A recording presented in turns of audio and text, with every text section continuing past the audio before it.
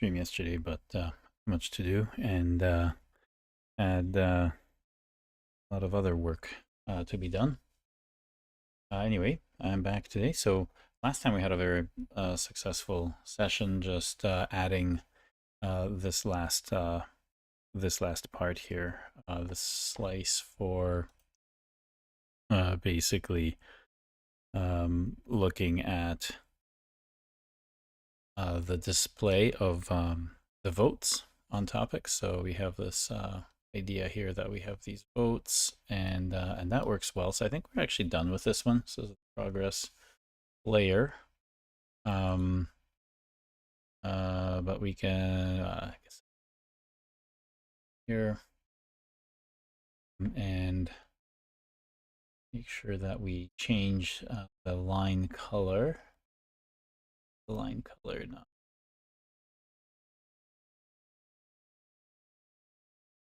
line color is that, but we want it to be green.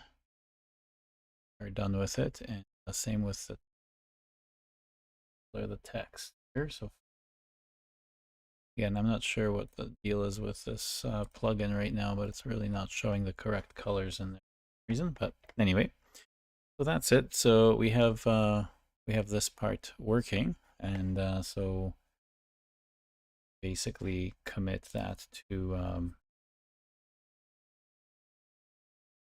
Git here, which we track the progress of our diagram in a separate branch in event sourcing. So we do open space. So that's kind of what we do. Good, really. I keep meaning to make a quick script for this. Not have to edit this like that, or at least a tab complete to go here. And again, I'm still looking at all the features that Fish Shell 4.0 is offering, but a little bit more later. So finished state view for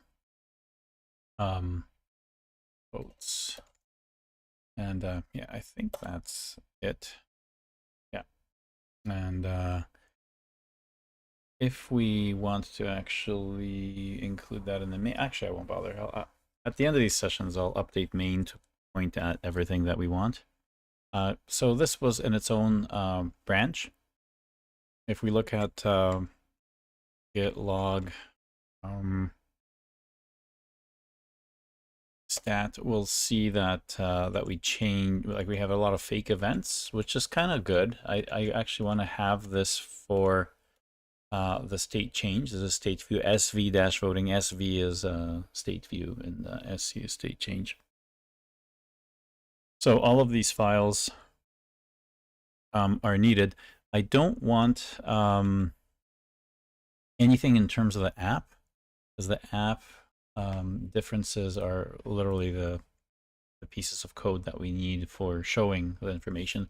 Now we're doing the state change. We won't need that. I can quickly show you that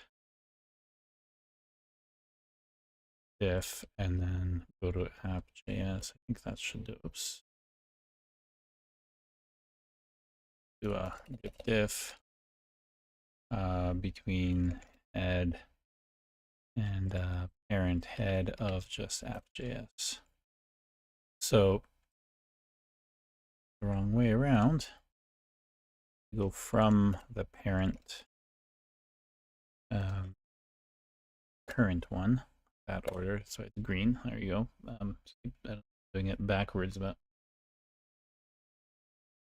anyway, in this Git workflow, we don't use any reverts ever. Really, haven't used it once. Everything's done via merge and reset. So here we see that have the path for voting, and it has all the business logic. We will probably need this to actually make things work with our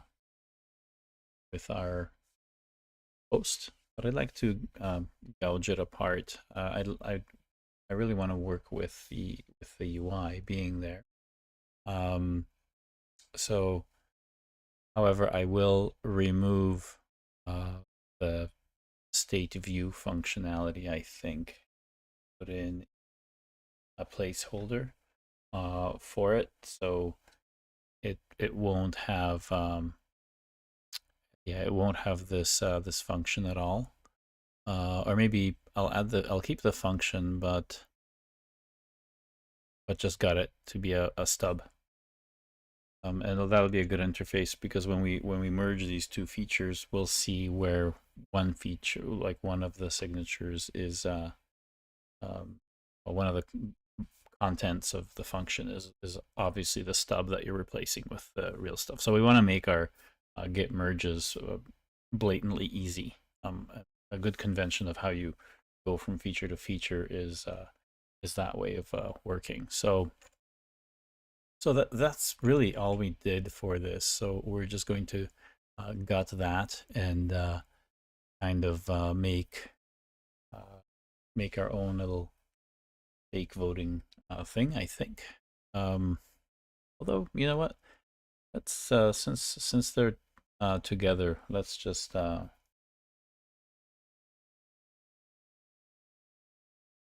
me see. What's a good way to do this? We do have, again, I don't like this. Well, some of this logic is interesting because we have this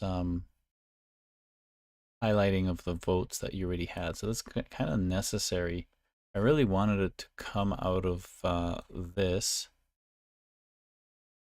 but it really doesn't belong there. I really don't want to have, I think we discussed this last time, I really don't want to have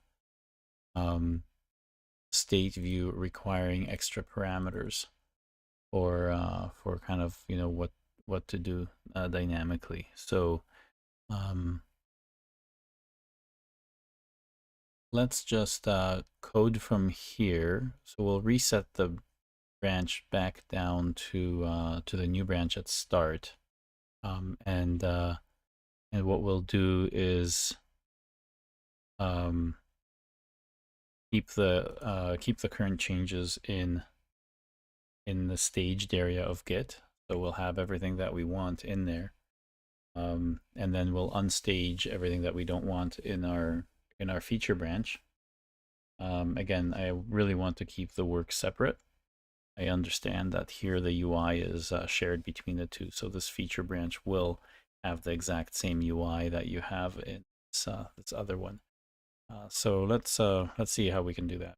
So we do a git log 2. We only had one commit here, so I know git log 2 will show that we did start here. There's a start tag, so that's where all our features start from. And so if we do a state change votes node, we want to do that from there. So let's do a git reset, not hard or anything, because we want to actually keep the working directory as is. So if I reset to our parent,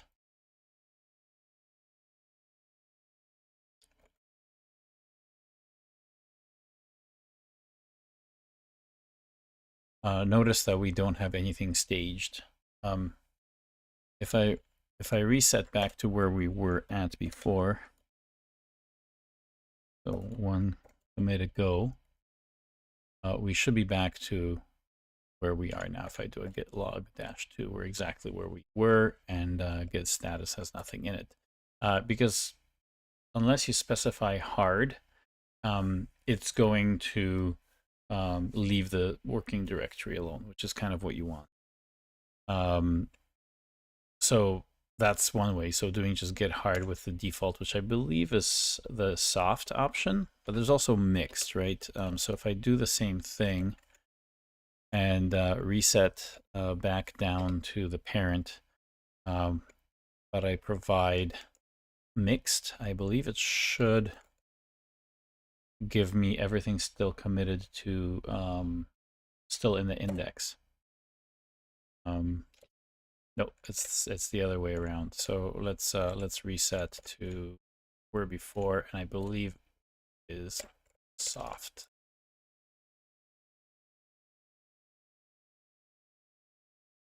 Yes, so this is a much better view. So it kind of gives you that everything is staged, and it's a good way. Just remember that if you do a soft reset, it's a good way to to keep your working folder the exact same way that it was in the previous commit you were at. But all the differences are in the staged area, meaning that the minute I add something to the code in app.js, let's say, that's one of our changes that we have in here.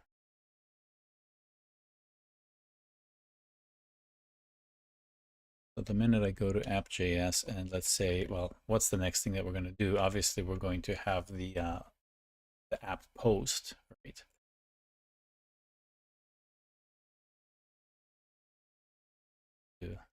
Well, app post.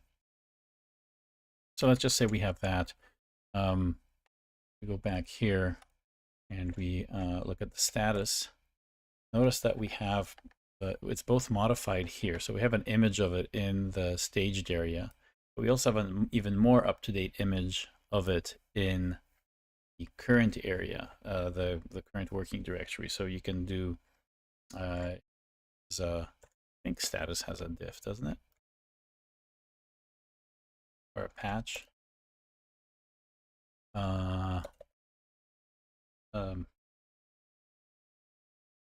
I forget the syntax now. It's ages since I've had to do this kind of stuff. Show diff working and state.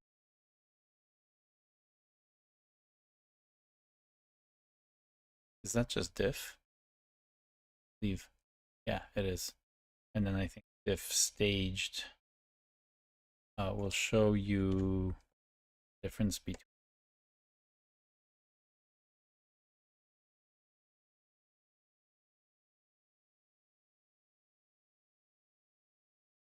Yeah, that'll just show you the difference between the staged area and the current. And diff will show you the difference staged area and your current working directory. Which is interesting because now sometimes you might want to see, the difference between, the current working directory and what the your current commit is. So here, diff and diff staged give you the incremental sort of differences between these areas and source control.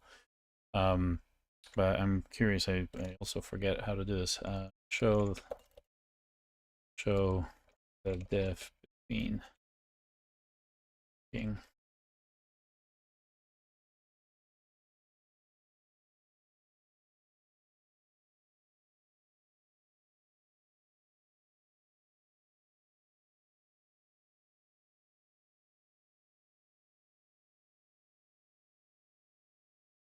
So this does show everything. And so the difference is, so diff staged, diff, and diff head. So if you specify the commit, head is replaced by whatever the commit is. That'll show you the difference between that commit and that. So really kind of weird syntax. Surprised there's no, I don't know if mixed has this. I don't know if that's allowed. No, it's not. I'm just curious why it doesn't have that as an option instead. But anyway, so remove that from history. But so staged, without staged, and specifying the current commit gives you the 3 different ways that you can compare your current directory, what's staged, and the current commit.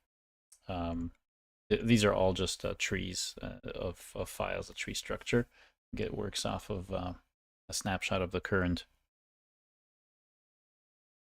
state of your entire work directory. So, okay, I'm wondering if my voice is clipping a little bit. I think my noise cancellation is a little too aggressive. I noticed that get a little bit of a reaction, delayed reaction when I start to speak. So let me know in the comments in the chat section above if you're seeing that as well on your end. So anyway, so what we really wanted to see is, yeah, so get status. We can see that we have that latest modification of adding our little change there. Now, the interesting thing is we kind of want to remove what we had before and actually just replace it with some stubs. So I'm not sure if it's any use to us to keep this this staged area as a separate commit, because I could add anything that I want to the staged area, so I could also do the inverse if I wanted to. It would require a commit though. Which I kind of don't want to litter this with unnecessary commits. I would then have to go edit things again. Maybe that's a good idea. But let's just go with this. At least right now we can see by doing you know, a get diff, kind of like what we're adding, to make sure that we're only adding the necessary things for this slice, and then using this we can sort of check what we want to edit. So I know that I want to, first of all, you know, keep all the fake stuff in here, keep my view, because the view is good the way it is. I will have some additional things. Obviously, there will be probably changes to the form, how I submit that form. So then, you know, we can reason about how that merge is going to happen when we integrate these two things. Oh, okay. Thanks, Jake. Yeah, wonderful that the mic is working. Sometimes, yeah, I haven't. I'm not too happy with some of the clipping that I get. I guess I raise my voice too much sometimes, and maybe there's a better distance and gain that I need to work on for this thing. Don't have enough time to play with it to really get it how I want it. Anyway, so that's kind of what we want here is, you know, the post. And it is assuming that we have a vote for sessions command handler already, which I'm not sure if that's the correct syntax that we want. Let's just go back to our code and see if this makes sense. So vote for sessions, and then we have the topics and the registration ID.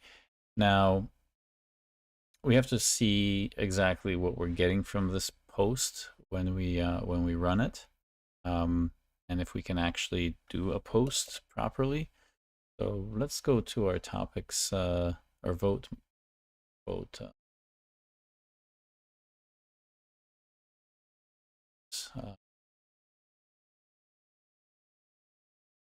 Now, I heard that JetBrains has released some version of their IDEs that are better than Cursor.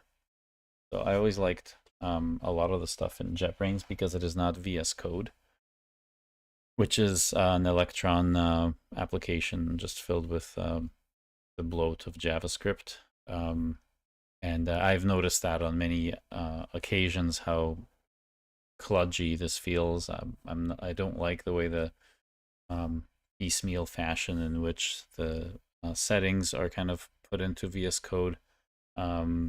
So I'd love to be able to switch back to JetBrains stuff, ASAP. So I might play with that a little bit offline to see how if I can get to the same workflow, and then and see if we have maybe even better draw.io extensions in IntelliJ stuff. So yeah, I was kind of missing that IDE because I've worked with JetBrains stuff for so many years. I mean, well over a decade, all the way back from the ReSharper plugin for VS for Visual Studio Code, not Code, but Visual Studio, like the full version on Windows years ago. And ReSharper was the thing that made working with code actually workable, especially if you're doing a lot of refactoring. Back then, I was totally drinking the TDD Kool-Aid, so a lot of refactoring, you know, extract method, rename stuff, you know, to make these changes to code. Your fluid code was made a lot more reasonable with JetBrains stuff. They had a proper abstract syntax tree in the back end that, you know, when you renamed something, you knew for sure that it was renamed properly everywhere else in your code base. So I'd like to see that. I'd like to give that a go. So I've seen some pretty good tweets about it recently. So I think I'll have to spin it up and see how it goes. There's a lot of other things that I like about it. Just the way that you can set up different environments and commands, and how it integrates with all the stuff in NPM and all these other things. So yeah, can't wait to give it a try. And also some of the configurations are just make so much more sense in than Visual Studio Code. So the customizations and all that is just amazing. So hopefully I'll be able to do that. And then of course so the shortcuts are really important. So right now Visual Studio Code steals my shortcuts for alt, left, and right for going back and forth between my latest directories on the terminal, which is really annoying. So I feel like I'm bending the other things I use so that they are usable in VS Code. I never had that feeling with JetBrains stuff. So very happy that we've done some good stuff on the AI front there. So we'll see how it goes. Now that I've been sort of working with Cursor AI for a while, and I've gotten used to kind of a level of integration between how it handles the code changes, but also how it integrates really well with the terminal. If JetBrains did that, is at par with VS Code at least, then I'm switching, because that would be, yeah, all the other headaches go away. So onto the actual code here. So let's take a look at our voting mustache thing here, and the button is a type submit. Update your choices. That's perfect. We have a checkbox with a session ID, so it's voted. Input type, and this is really bad. I don't have a session ID, which is maybe the first part that's going to be a problem, because right now we have strings as the name. So maybe what I'll do is I'll do a hash of the string. Oh yeah, Jake, yeah, so Control R for the refactoring. I used to know all the chords, you know, Control Alt M for extract method, and Control Shift B, I believe, for inline variable, and all those things were, you know, kind of like playing piano and remembering all your chords. I was definitely a fan of the chords, not the combination. There was two ways to do shortcuts, keyboard shortcuts in what's it called, in ReSharper or JetBrains Writer, or any of the other IDEs. So definitely there was people that came in from, I think, the Java side with the IntelliJ. They had the combinations, or maybe no, they didn't. I forget where the combinations came from. I think it was combinations came from the fact that Visual Studio, the full version for Windows, didn't really support chords. They had the combinations, and so then JetBrains was kind of forced to support both the styles. But the original JetBrains style of shortcuts was chords, where you would pull down Control Alt M to extract method. If you were on a method name, your cursor was on a method name, you press Control Alt M, and it'll extract a method. Or I guess if you had some highlighted text in that case, if you were on a variable, or yeah, if you're on a variable and press Control Shift B, it would inline the code for the variable. Especially if you had like you created a variable and then you notice that you're just using it once. That was a good time to just forget about making the variable, inline the code back in. That's kind of how it was done. But yeah, extract variable, or I think Control Alt V, I believe, and then extract parameter, introduce parameter or whatever it was, Alt P. I still remember all those things. So anyway, it was like playing a piano. So like you were going through your code and you could just hit those nice shortcuts and it would do what you wanted to do. And it was way less error prone than highlighting the stuff yourself and cutting and pasting it all over the place. That was always just fraught with errors and all sorts of ways you could hurt yourself. And the expansion of syntax, Control W, Control Shift W would expand across your syntax, your selection. So if you're on a variable and you press Control W, it would highlight the entire variable. But if you press Control W again, it would highlight the entire line, or at least the assignment part. Control W would then hit again, you would get the context of the next code block.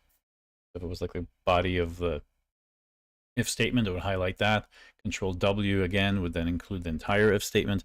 And if you went too far, you could press Control Shift W and go back to the context just above that you were in. So, those are, there are kind of equivalents in VS Code, but I don't think they're as robust. I don't think a lot of the, it could be wrong, but I think a lot of the languages don't have a fully active, robust AST, abstract syntax tree to walk the solution. A lot of them rely on just textual searches, interpreting them kind of on the fly, which I think might be hit and miss. I don't know. Maybe it's much better now. I mean, AI blew all that out of the water, where you just say, in this context, I want you to, change all these things and double check that my syntax is okay. And you could, that kind of remove the necessity to remember chords to do specific micro tasks like that.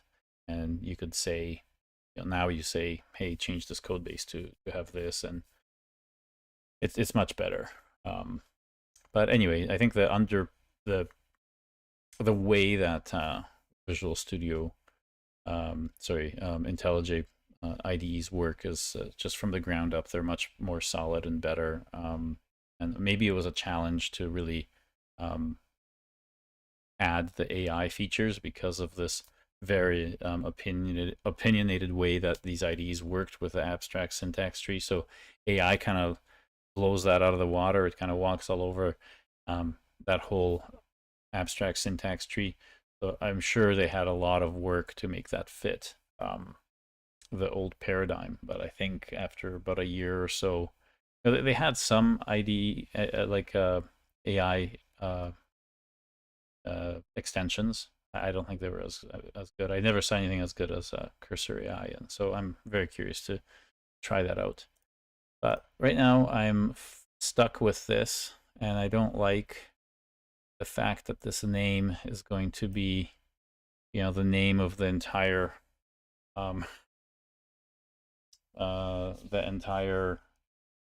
topic, whatever someone typed in, that's this box. So we do definitely have to have something that's better here, because we don't actually have an ID. Like if you look at this session underscore ID, we don't supply an ID.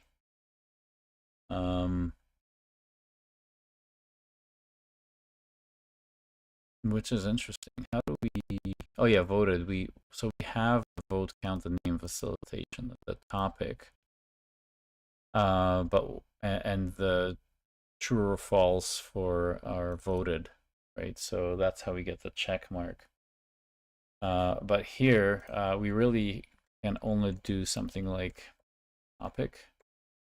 Only way to do it. So let's just see if that actually works. I mean, maybe the name it's just going to be really horrendous here. But let's give it a try. See if it actually works. So we do provide the topic here, obviously. And so now when we get the post, I'm kind of curious to see what we get for our fields. Oh, and we also need the one of the things that we need here is the Moulter none. Right, so I don't know why that changed that. Sure.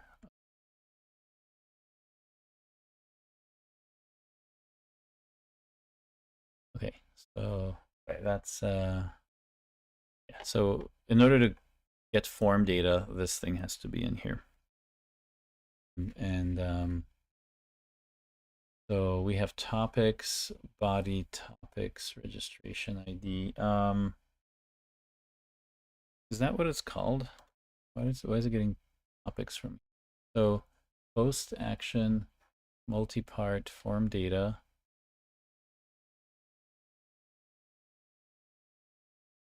Right, so we have a section, we have a table, we have vote count name, all of that. So our input type is this. And yeah, I don't know let's just see what happens when we post this thing, because I'm really curious what it'll send to the handler there. It's been a long time since I've done this. So I don't think this will work.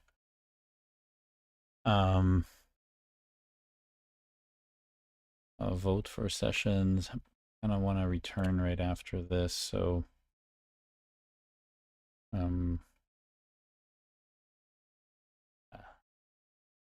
just do console log and votes form post, and now I just want to turn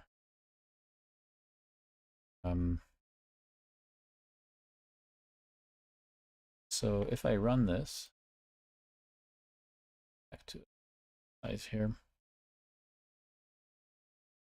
I do want to split the terminal because I kind of like looking at AV.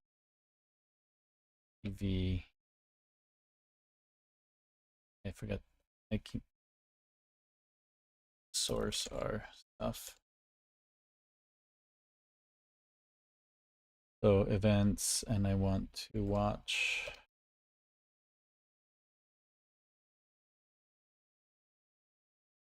Actually, not that I need it for this.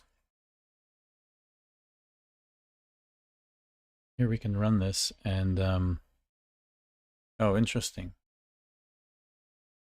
So voting is what we have, and we submit to vote.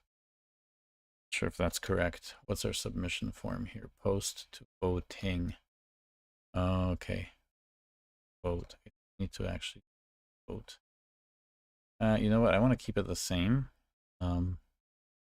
Same page, really. We'll keep it as voting. Restart the application. Do that again.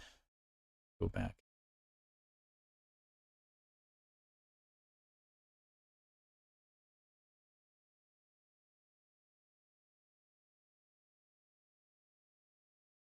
Clean that up. Tabs. So if I refresh this, it should still work. Okay, it's getting all of that. But now if I submit this, okay, so this is kind of neat. So it does kind of give me, it's okay. I guess the string stuff works, so there's no particular problem with the way that this is handled. So okay, well I can just include that in our prompt and remove this, then basically tell it to here and just add a so make voting post create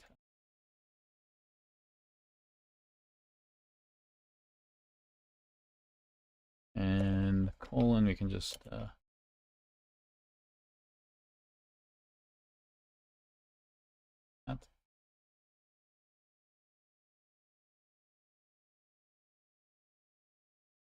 I do want it to look at the entire code base just in case I forgot to mention something. Find it on its own.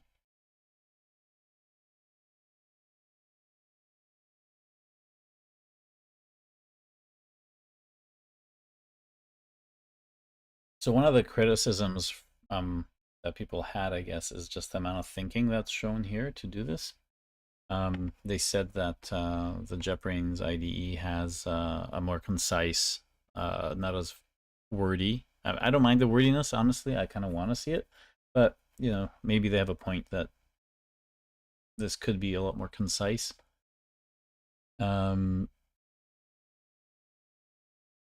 I don't like this object.keys body. There must be a nicer way to do it. Make sure the vote session array properly. Sure. Okay, let's try that. Apply this.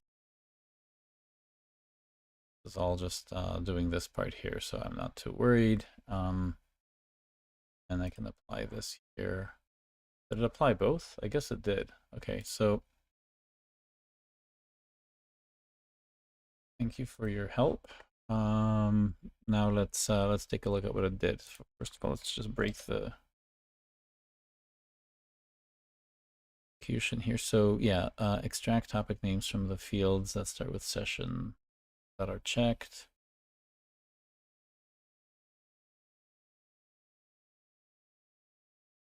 Where is it checking? Okay, starts with this, takes that out. How does it know that they are checked? Oh, selected topics. So topics, selected topics. I guess it's only giving the things that are checked. Okay, so that's good.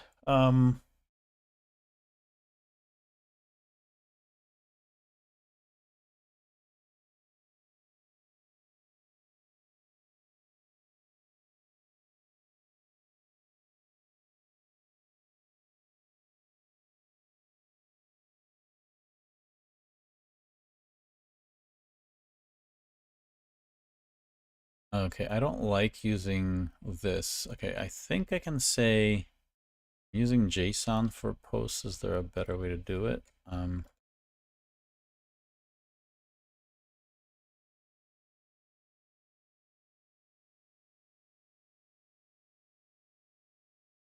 Void.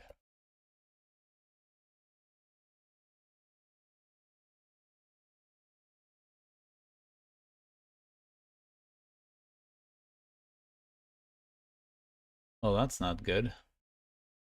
Iterate through entities.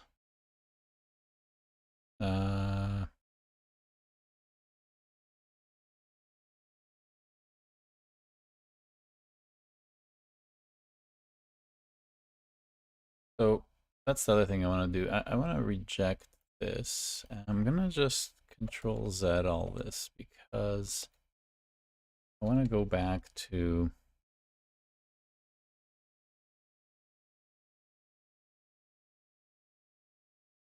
don't like that it has everything I typed in there.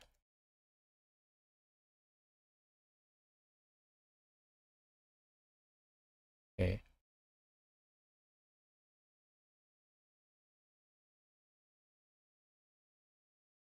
I want to see the raw thing here because I believe there's a way to use JSON to pass this in. Don't want that. Run this again. Back here. The choices. Okay, convert object.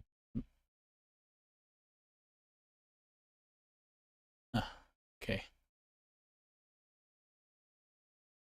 So that is an object here. I can't convert it. Oh.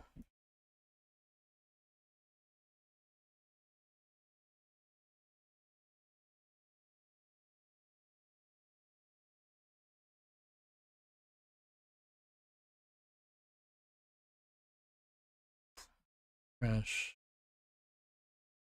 No, it's still an issue here. So this is JSON already, I guess. Is it?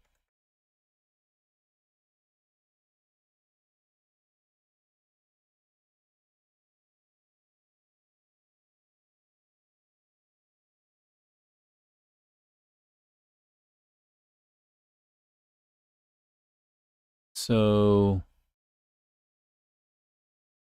yeah, so this is that type of thing.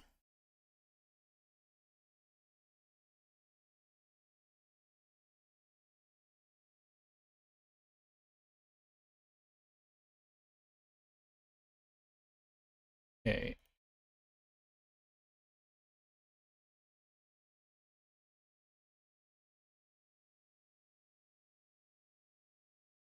So voting here, we know that that's this shape here.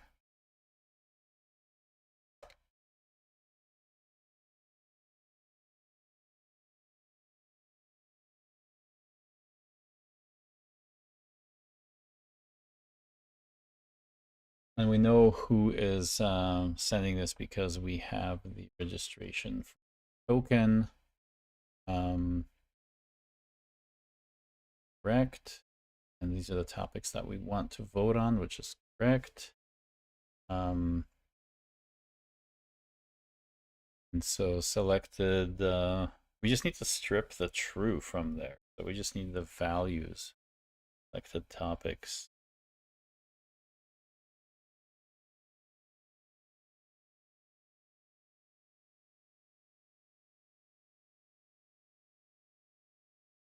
So if we just do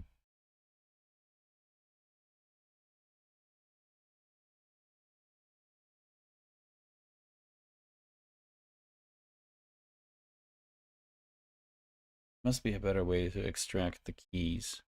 I think the things that are things that we're not voting on, they just don't. They're not. They don't show up. They're not posted. And there's no other field here that we're really putting through, so we can just grab every single one of these.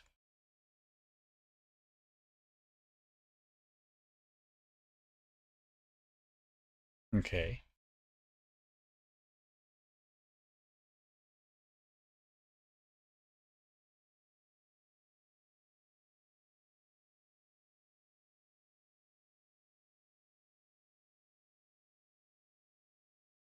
If or blah blah blah. If, then what? Definitely want that. Can we just change this to a map? Picked in.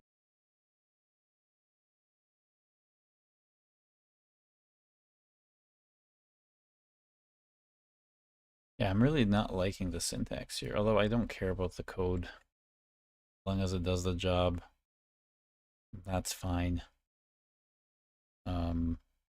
Yeah, so that's the command. Okay, meta is that. We always put the meta at the end.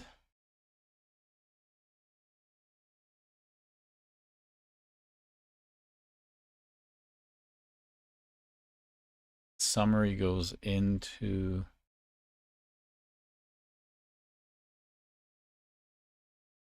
registration. That comma topics.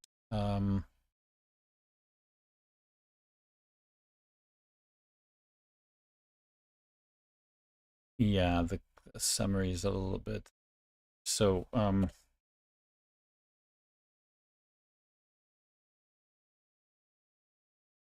there's really nothing that we have to check here, because whatever they saw on the screen, that is their votes, what they intended to do. If an admin has removed session or merged it with something else, that's none of their concern. So this will be quite easy to do because there really isn't anything to check in the history. It's one of those things that this command is literally accepting whatever you want, because even if someone spoofs this to be a whole bunch of other topics, they'll just get ignored when we make the views, because the views require the lookup for the current topics that exist for counts to actually work. I may be wrong, but we'll definitely double check. I mean, we could, just to be complete, let's just say that they can't. They'll get an error if there's a topic they're trying to vote on that no longer exists because someone pulled it. Although we don't support the the removal of topics right now. Topics act as keys, which is a problem if someone's going to want to rename something that made a typo. For now, we'll leave it. Just show how easy it is to change functionality or fix bugs or deficiencies in an event source system that has an event model with it, because we can trace those effects through the system very easily. It's not ad hoc code that we have to decipher to get through that. I think that's the problem with debugging and troubleshooting traditional applications, is that you're going to have to walk through so many approaches and so many different patterns that it's easy to kind of get lost in your own cognitive load of just how things get propagated. In this case, we only have two patterns, always just pushing punting the ball along one step at a time.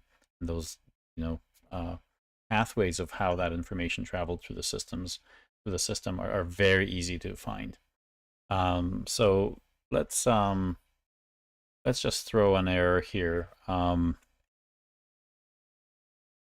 Const error. Well, we do have a voting closed. That's true. We do need voting closed. But we also want error not already voted, but what we want is error topic not found. It knows what it really knows what to do, and it knows to do a reducer. I really can start to extract some of these things into a pre-prompt, so that when I do the next solution, this stuff will just naturally pop up, especially if I maybe name the sections of the app.js. I'd rather not have a giant app.js file, though. I think really having a set of separate files, even really bringing in separate routes, like routing, having these in there. I don't know. Maybe all that's left in the app.js file are the routes. I don't know if it's a good idea to break them out into their own files, but who knows? I'm not an expert in Node Express here, so if you have ideas of how this could work, then let me know. So, and again, I do want to abstract all this redirection stuff. We could have something like self, but I would rather have kind of like some sort of a navigation map where we have some navigation rules that we can define. And I want it to be event sourced as well. I kind of want to have the map of how the navigation works in our application, but then have a projection to say it looks like this person has been in these different parts and filled out whatever they need. So your next page to show is this. And that would be kind of a read model that the navigation system would use. I think that would be a really interesting way of doing things, because you could link your business facing events. You could link them with the user experience part, that, okay, given this person's activity history, the page you should put them on when they log in next is this. And maybe you could even say that, here is maybe a little toast notification, or some sort of notification on that screen. It's like, hey, last time you were here, you named your conference, you added dates, you've only got these few things left to do, or something like that. And of course, that could be done differently for different domains, but it would be kind of one of the biggest benefits of event modeling is really having this UX UI piece built in to how you specify a system. I feel it's very important to always be conscious of the fact that systems are built for humans to use, and so that UX UI part is important. And I think we can start to experiment with some the next chapters of event modeling to really have really like good guidance, and reduce some of that complexity that we see out there when it comes down to navigating an application as to where you end up on the next page. And so this kind of irks me to have these redirect voting registration just baked in here in that in this custom code from Node.js. I'd like this to be a higher level abstraction that is more business focused. I know that it's implied in like how we have the event model, which is good, but I think some people have concerns that they want to have that potential navigation be testable, and I think it is a projection of the state as to what you're going to see next. So we'll see how far we can get with that idea, and maybe something good will evolve within the community on how to do that. So not claiming that I'm going to have the answer. Certainly going to give it attention and bring focus to this and attempt it a few times. But like with many other things that people have brought up, we've adopted those things into event modeling on the way. So all right, let's see if this works. I don't know. Selected topics is an array. That looks good. Replaces the session. Yeah. So hopefully no one has. Actually, that'll be fine because it's not doing a replace global. So I think this should only catch the first thing, which is guaranteed to be at the beginning of these. Anyway, we could do some testing afterward to see if this would actually work. So let's just get it to do what it's supposed to do. Registered. We need case. Conference ID generated. Yeah. Session submitted, registered. So yeah, we have these sessions to see that they're there. Default state. Where's our default state? Default state should be here. We have registrations and topics, so that do we really need registrations? We're not going to be looking up anything by name, so I don't think we need registrations. We know already the fact that we have a token, we're in, so we don't need to do that. I don't think we need that, and therefore we don't need registrations here. We do need the current topics, but we need to also say whether it's closed or not. Actually, we don't really need to check for, oh no, for voting, if voting is closed.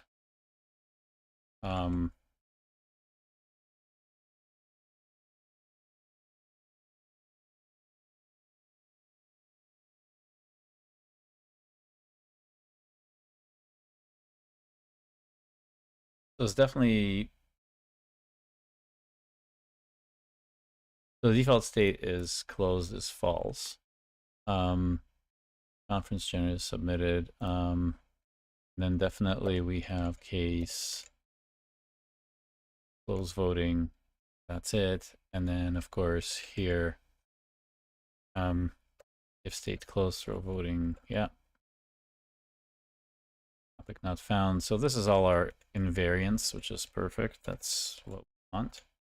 I can throw, I mean, we can see how quickly we can throw a unit test at this after, because we kind of want to exercise this a little bit.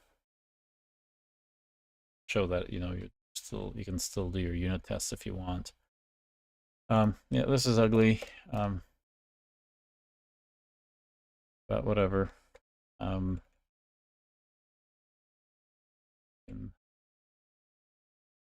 Get rid of some of these extra braces and make this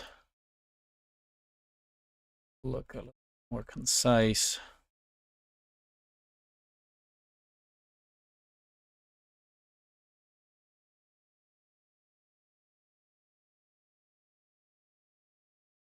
Yeah, it's very verbose here. I don't need the if statement actually, because we know all of them have that. So that'll make it a little better.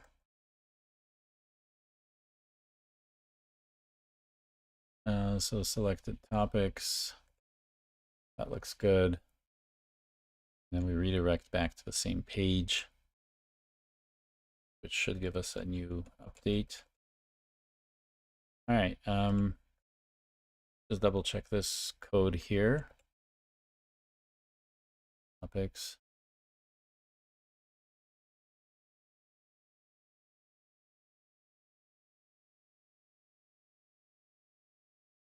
Oh, right. That command topics includes topic.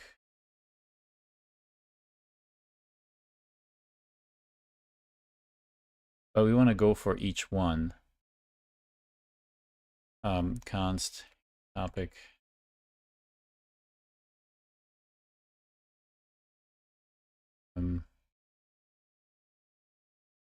all topics.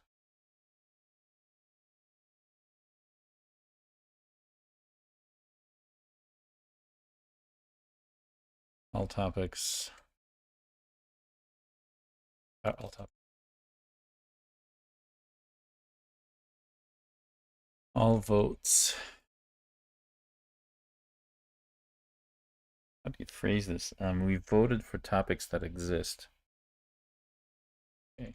Voted for topics that exist. Okay. So let's see what it does that. So we don't want filter. We want topics.reduce.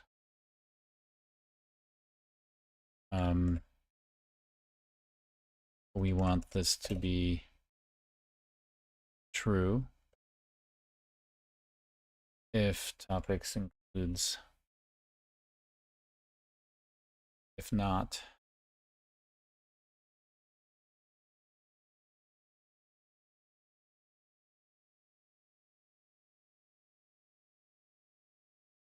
so state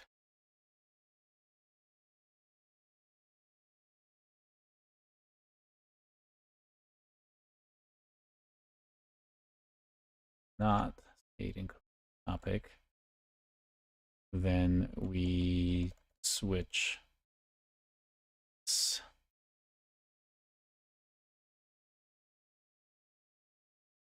then return false.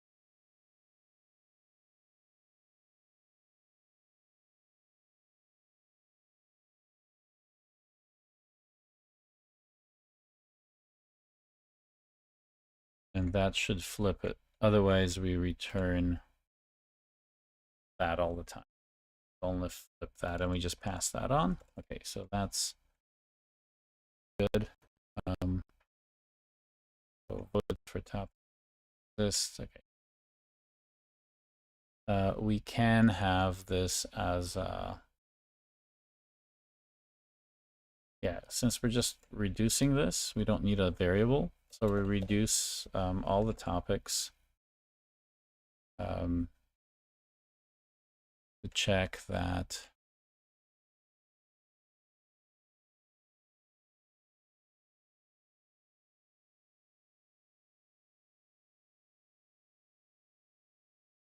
so we're going through every single topic here, and we have to go through the command.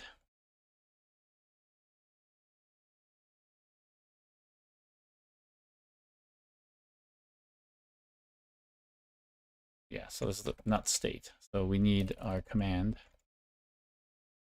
So go through every topic in the command, and check that state topics, find that topic.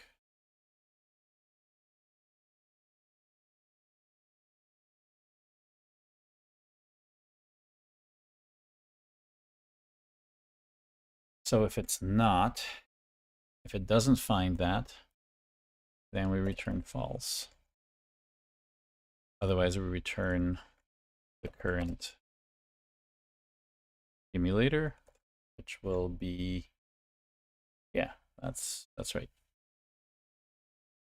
And so that is the if statement.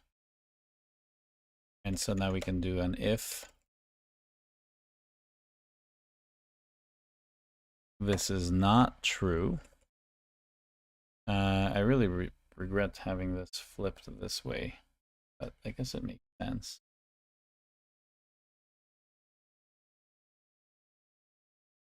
Okay. So again, if we don't have, this is the clause here, if we don't have every topic in, if we're picking a topic that doesn't exist or in what we have registered, then we throw this.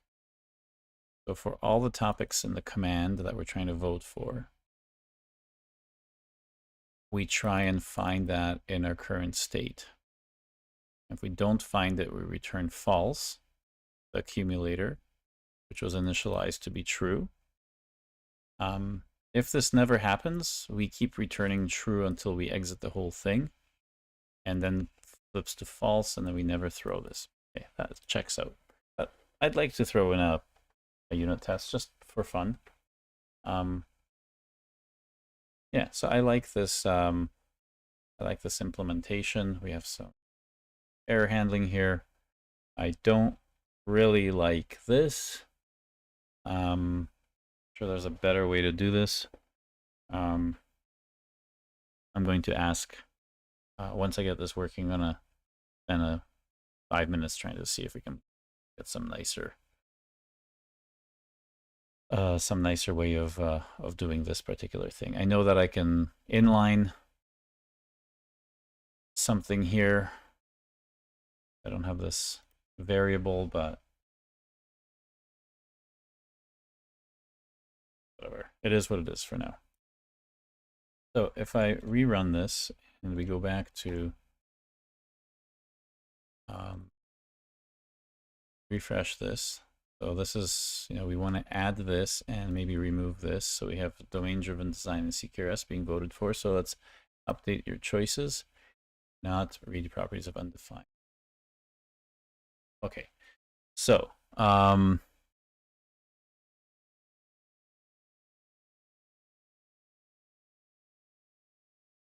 where is that exactly?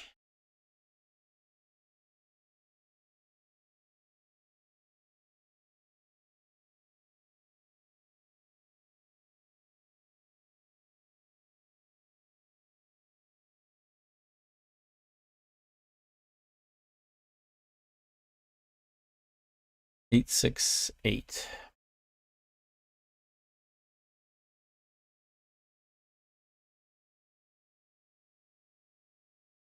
So the change state wrapper vote for sessions.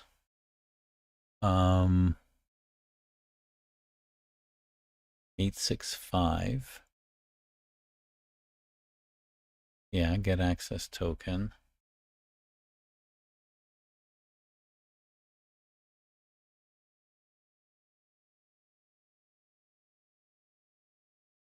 Because it's an error 422, we have an issue within our actual command handler. Because anything that's thrown here is is here. So this is another reason why I wanted to make a custom reducer for any time that we have a history reduce. For the purpose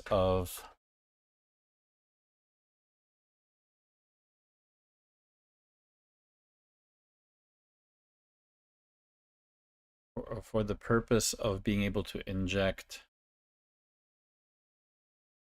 kind of where we failed at here. So, I'm looking for something that a line number between 878 and 884 to see where this failure happened.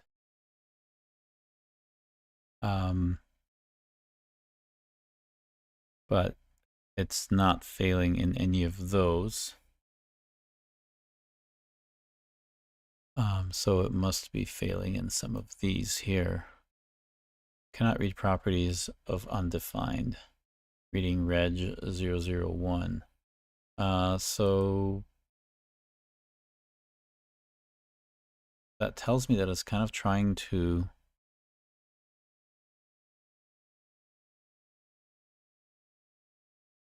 look up a registration. Voted for sessions, so we don't have any of these. So this would not even get run because we don't have any previous votes.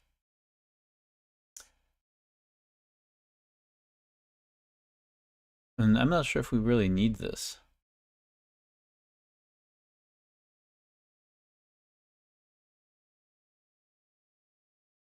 We have sessions submitted, but we don't really need to see what the previous votes are. We just kind of reset what we vote for here. So let's just try this again. We don't think we need that. We just want to, we really, yeah, I don't care that I voted for it before.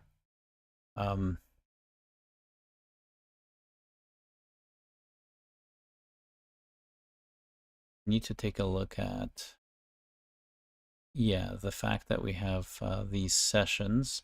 I don't care about the vote count either. We just need, so we don't care about that at all either. It's trying to this is where it's hallucinating. It's trying to, assuming that we need the exact same state for processing the command, but we don't. We can ignore what anyone else voted for, and we can ignore what we personally voted ourselves. It's kind of like, here's our new state of what we want to vote for. We don't care what we voted for before. We're just updating that. So we really don't need that. All we care about is that, whether we have closed the voting already. And of course, this resets everything because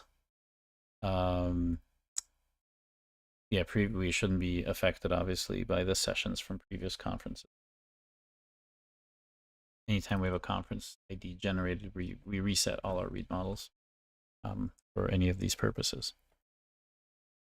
So let's see if that gets it a little bit. Yeah, if that makes a difference, because it definitely didn't need those things there. And so let's refresh and resubmit. We still have this cannot read properties of undefined reg 001. And this is, so that's interesting. Events for state view. So why is it hitting the state view? we're just doing a post.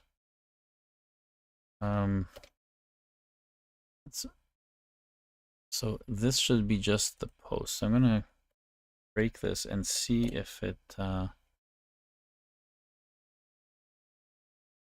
can just update this to have event modeling basics as one thing and event sourcing best practices. For reg 002, it shouldn't even be it shouldn't be caring about reg 001. So the fact that that's coming up in our, yeah, something's up. Let's see how far we got there. So count for state view. Okay, so it's going to oh,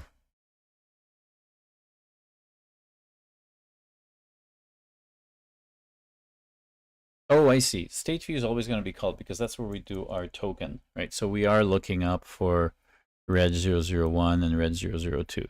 Now we have the state change.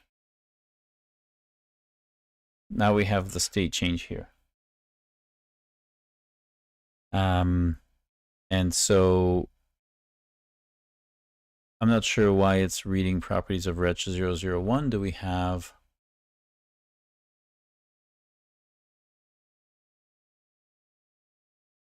And that is on 868. So it's in here. Registration ID is the registration ID from the token, which is correct.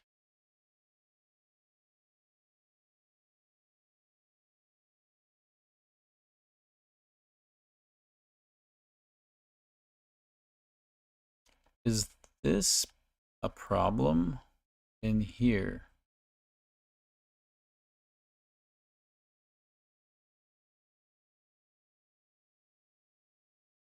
How do we do the previous topics get topic suggestion? We did that. Registration ID. Add these. Topic.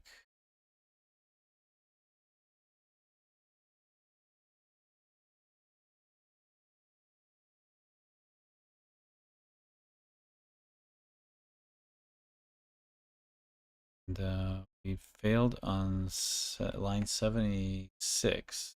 So it's something that's happened well in the actual wrapper. Well, that's the success action. Calling the success. Oh, so it's actually going through. So it's failing after we ran it. So it actually has all of this.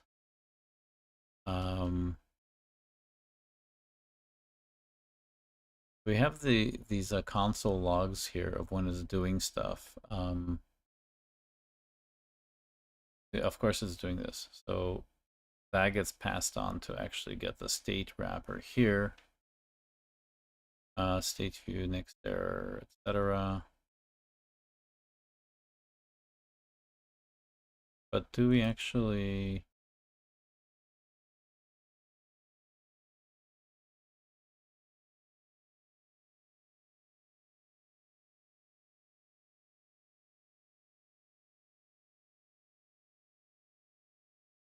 Okay, so we're already in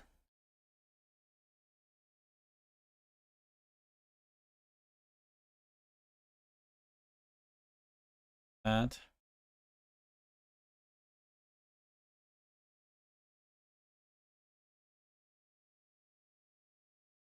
Because this is in its success. Are we not passing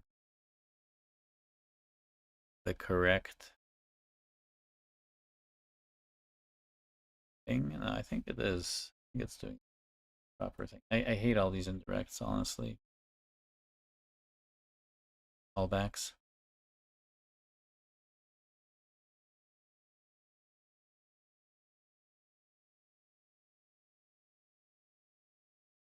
Okay, that is correct. We want that to go through. Um,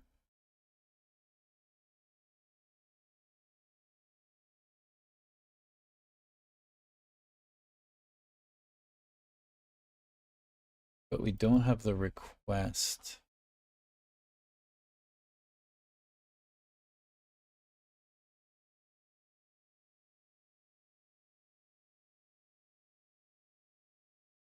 Let's just see if this add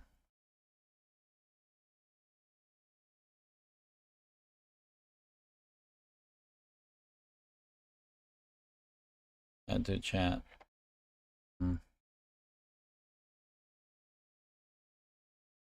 Fix. Let's see if it's smart enough to fix it.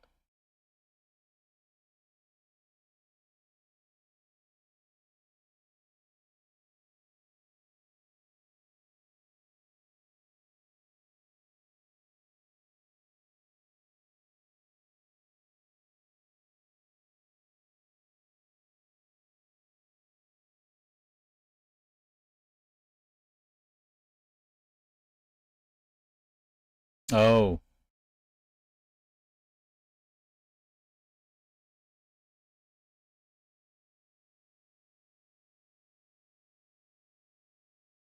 yeah, of course. It's this. It's not a function. I don't know why it generated that. Yeah, it's not gonna work because this the default state is really just return.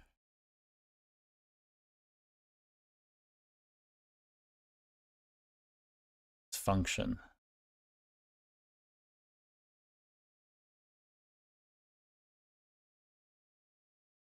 Did we do it like that in the other one? Do we really need to do that?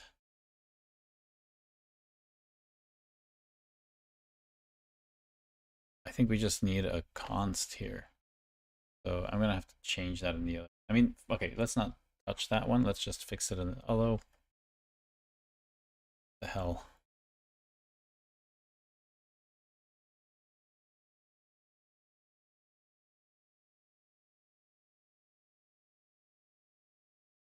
Check here. Const alt state, and then just I want it to be. I forget why I wanted it to be a function. I thought it was for the purpose of doing some more functionality in there, but that is not necessary. And that should be enough. Maybe there's a problem with scope or something that we needed to call a function.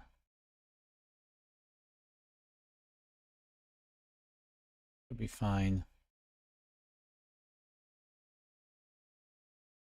Didn't know this was so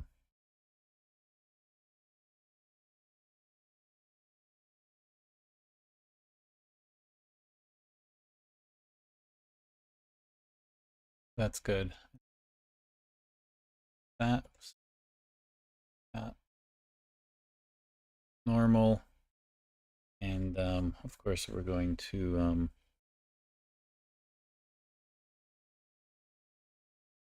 get that one change for this up here.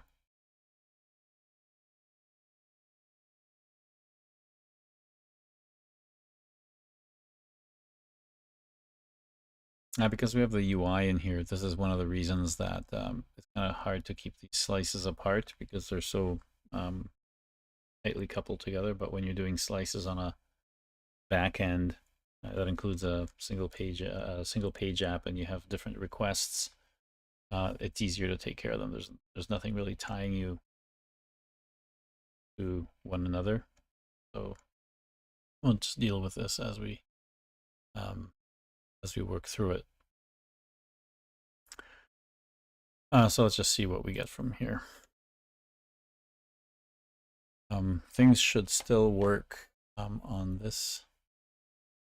Refresh that. That still works. So we haven't broken that with that initial state thing. And now if we change this and we vote things, we still get the same issue.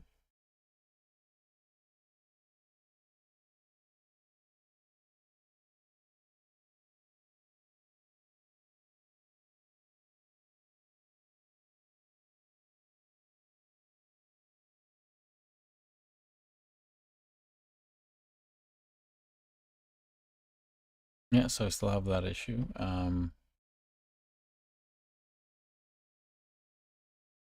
Let's just add that to the new chat.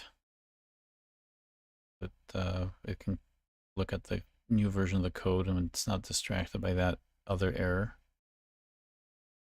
Let's give it the output from here to here.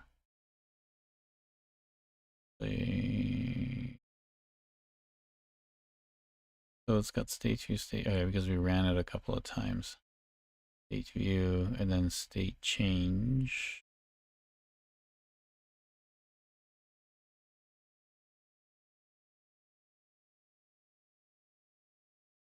Oh, interesting.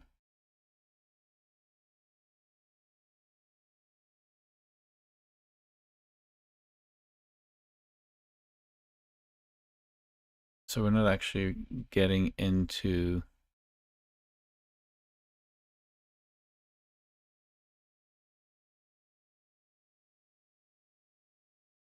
get state, get access token.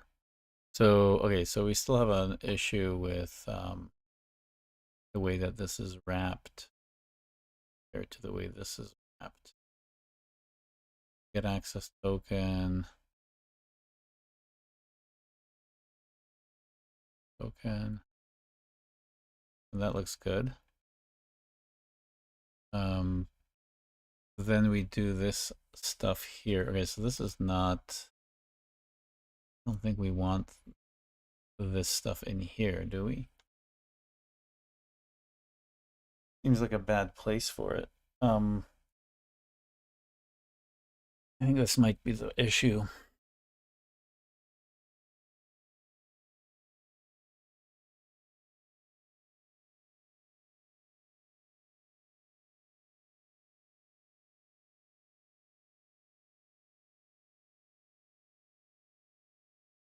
Yeah, because what's the signature for that? We just have our command handler, but we not passing in the request. Should be okay. I think we can see it from the outside. So this is why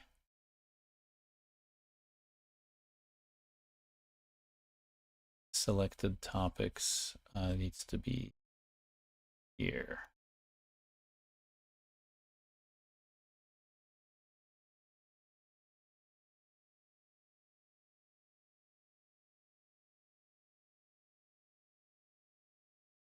There's a whole bunch of scope issues here. So we take this out as a function.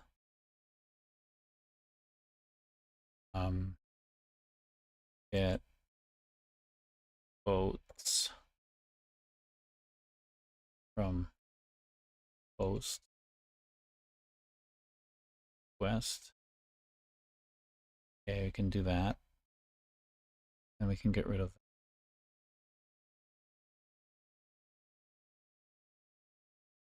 And then we can do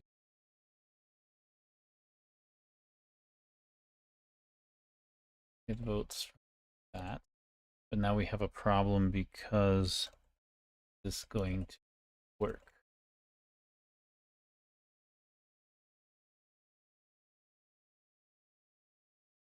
And we don't need that. Or do we? Gonna give a problem again, isn't it?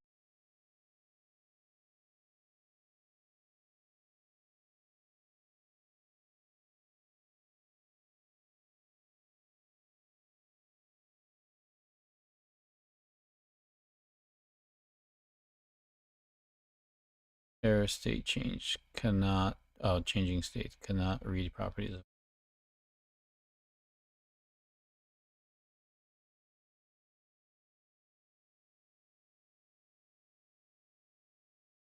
See what happens when this is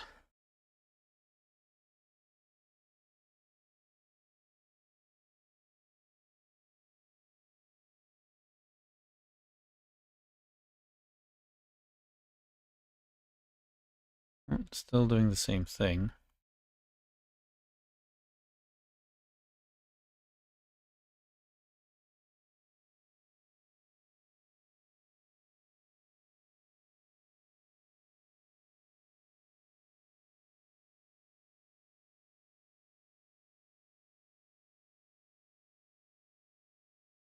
So that's at 49 now.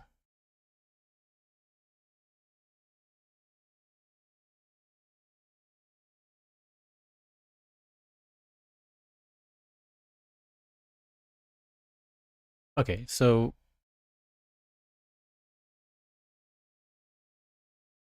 we're running the command here and it's giving us, it's failing in the command handler. So our issue is in the command handler.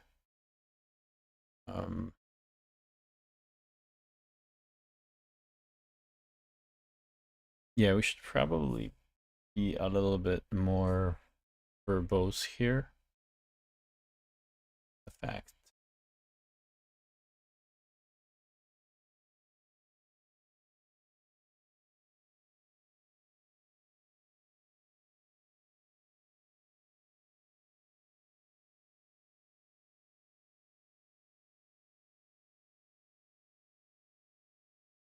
I don't want to do that. I want to do the command, just the name of the command handler.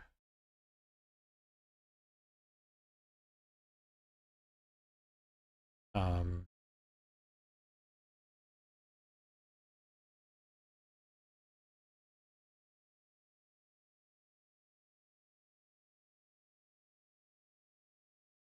I think it's constructor name, right? Should at least get that.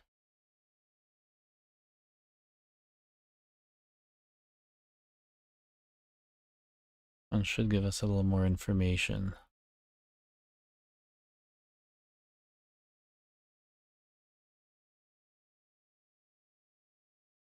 Oh, it's just this function. Okay,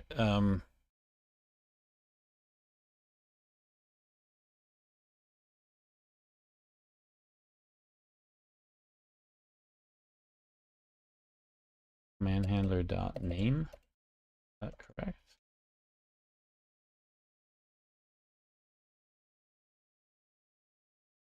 Just curious to see whether it's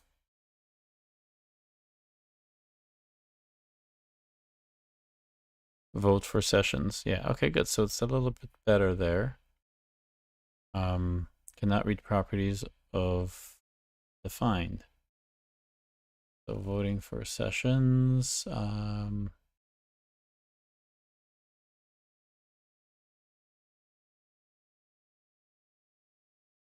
I guess we could put out the command we're getting. Not. That's a log result event. Error.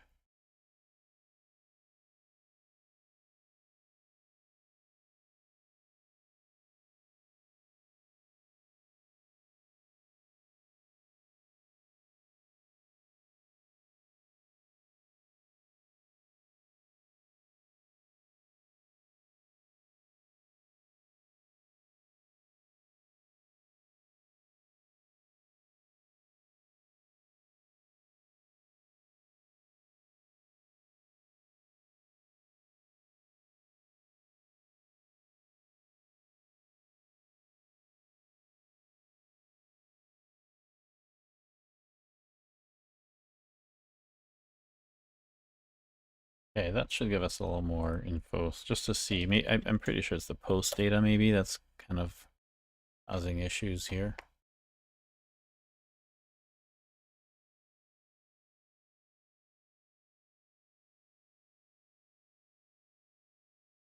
Okay, so we have an empty thing of topics, which is fine. Registration reg 002. Okay, that makes sense. I'm voting for nothing. Good.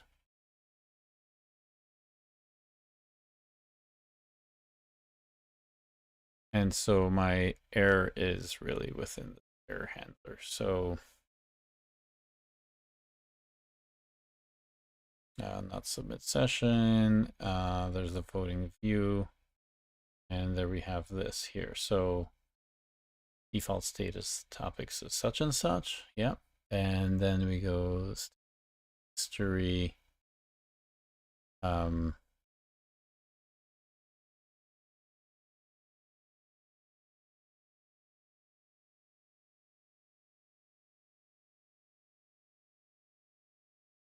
Oh, we don't need these registrations here. We don't need the name. That's probably what it is. It's a lookup.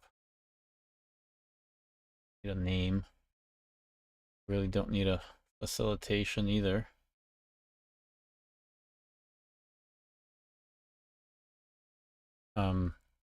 Session submitted. We just need the. Oh no.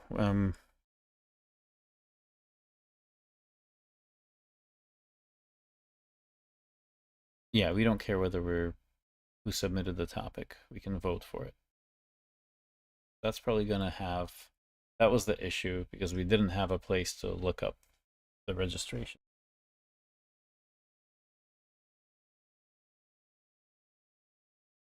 So now we should at least get a better error. Yeah. So we have a better error now. We're at 841.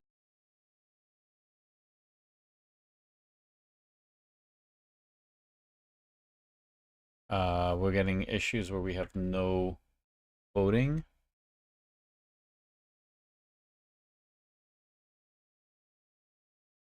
That's an interesting one.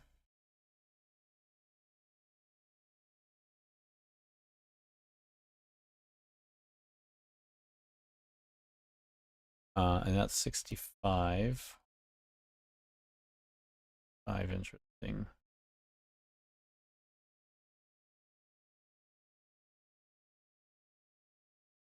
Where's the for each?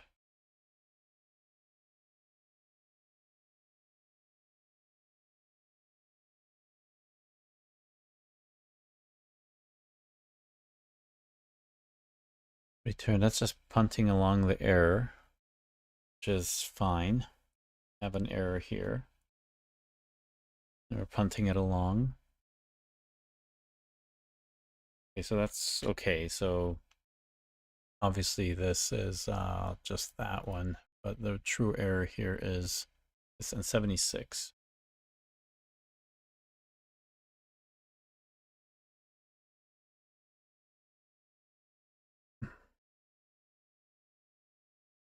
So we're getting a problem with the token,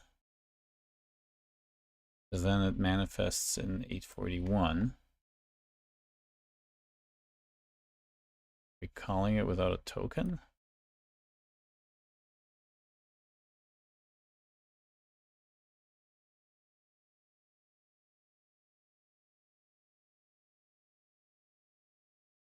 And this is just the getting of the page, which is, I'm not sure why we're getting this error.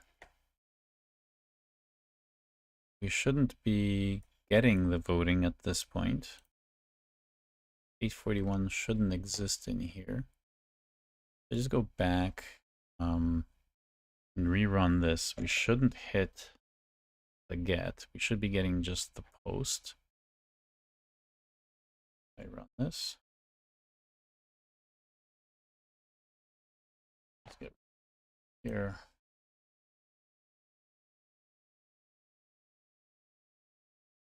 So now we can just get the post and see where we go. Okay, so we got all the events. Error getting state, cannot read properties. Abundant. Reading for each. 841.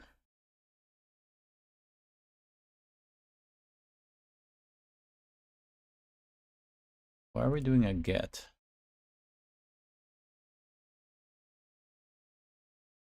So we have a state view, correct? And then state change, and then a state view. Oh, so we actually made it through here.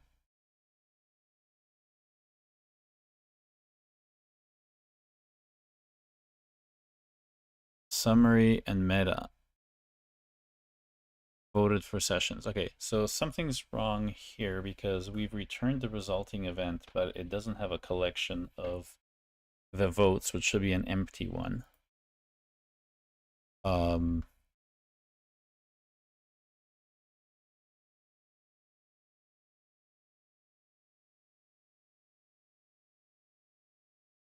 That's the state view. Default state topics is blah, blah, blah, return. Oh, we need topics in here. Come.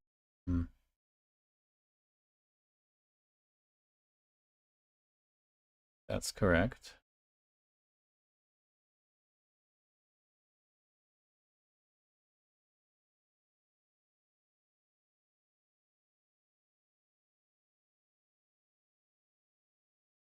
Maybe that's the fact that it can't find the topics property. Trying to, yeah, I think it's the state view here. That is correct because it's actually going to the next page. Because we already processed the redirect here. That's what happened. Okay, so we actually made it through successfully. But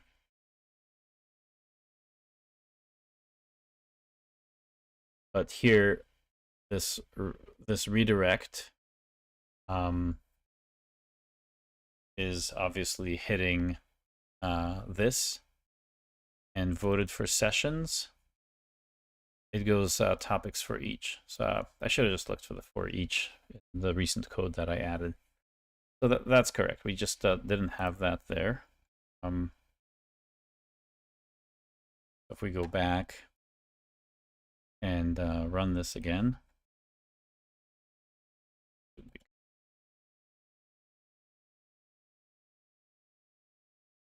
that still got an error, undefined, properties of undefined. 841. So now we get this topics thing.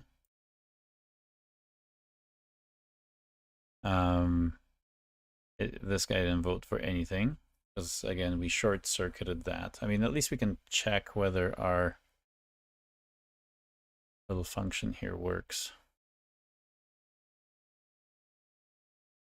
Uncover some more issues. Back here. Take this. Do we at least get the votes properly? So,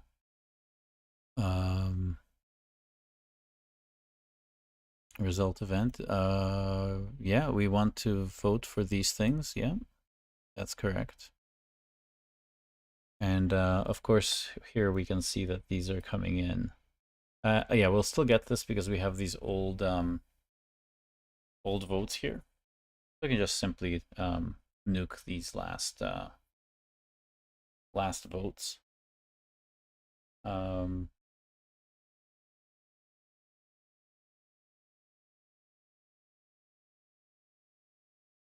There's some votes here. Those are the ones that we have for setup. So this one here, the 11th one, is the one that doesn't have the topics, right? And here we also don't have the registration ID. So yeah, we have a couple of problems here. So this is the nice thing. So debugging stuff with event sourcing is a lot easier. I should have just looked here. I thought that was something more fundamental at our HTTP handling logic. I just kind of cared about that there.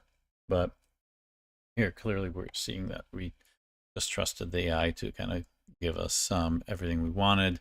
And of course, when you're voting, you need your topics, but then you also need your registration ID as to who is voting for this, right? So we do have, I think, I didn't see it because obviously that's in the summary, which we don't use. We strip that. So registration ID is there. And maybe I took it out by accident, thinking it was too too much, but yeah, this should be a lot better, but we still need to get rid of this in our history because it's bad data that currently, that's interesting.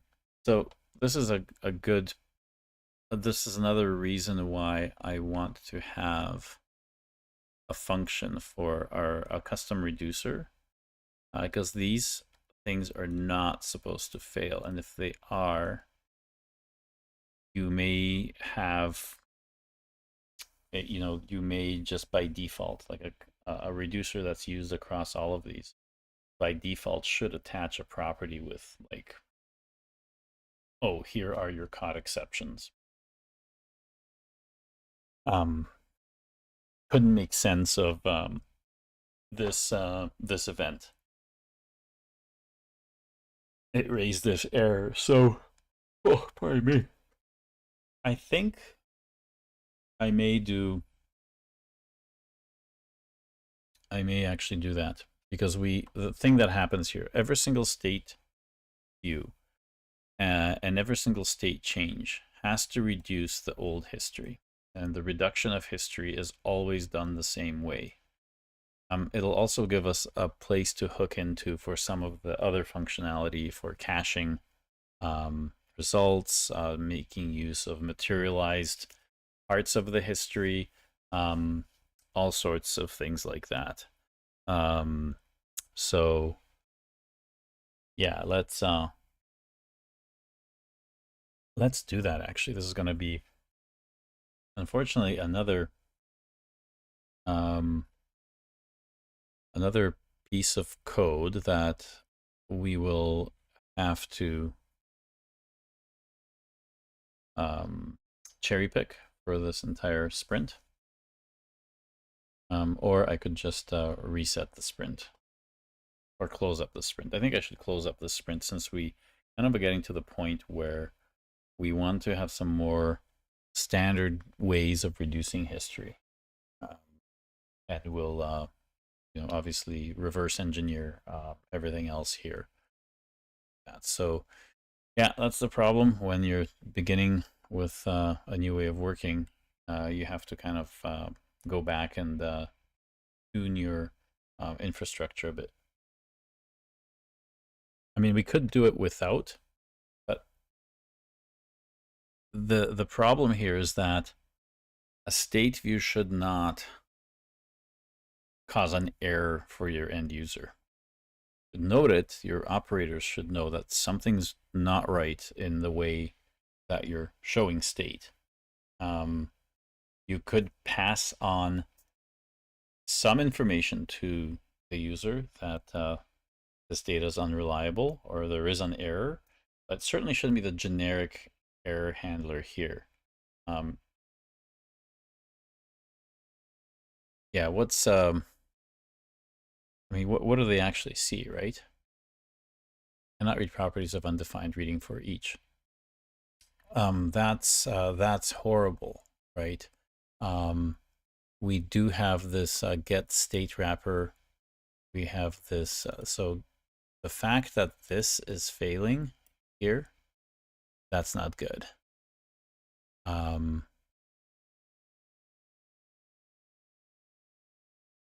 We got it at 27, sorry, at 65 and 66, right?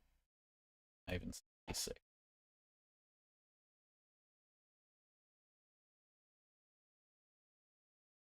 Right, that's the error here.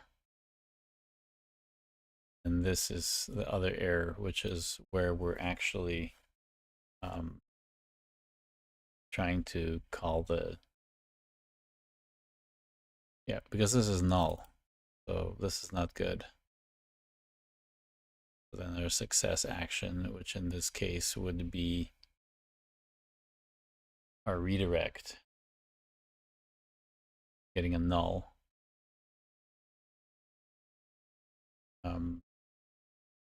Here,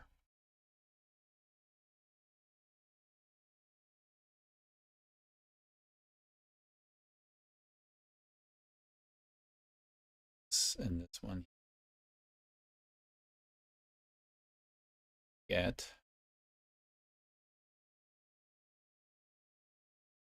And so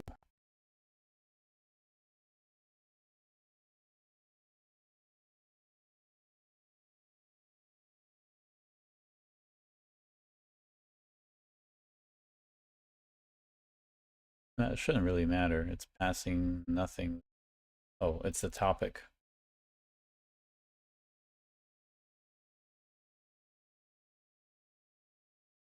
Here it's getting the state. Putting session state.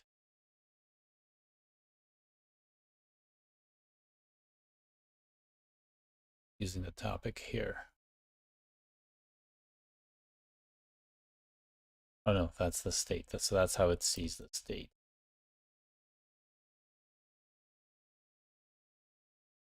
That's fine.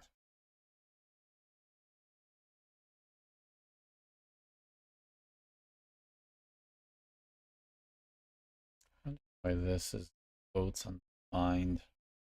Oh, I see.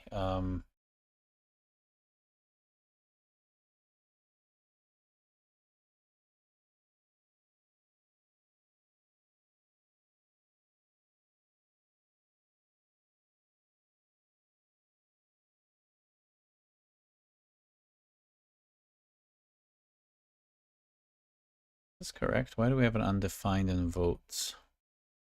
Getting this for the first time.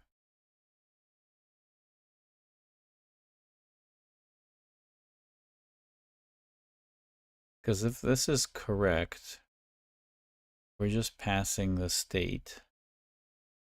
Oh.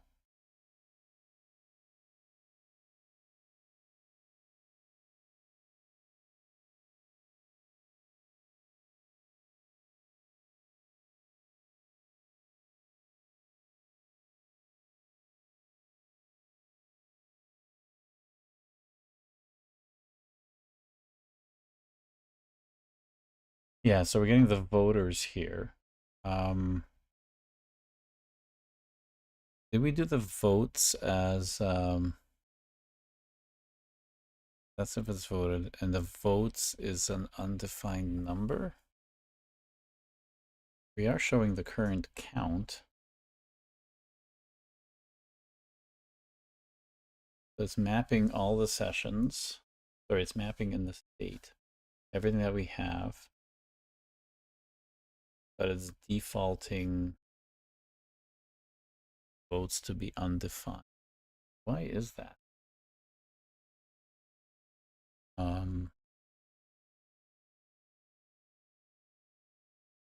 Doesn't sound right.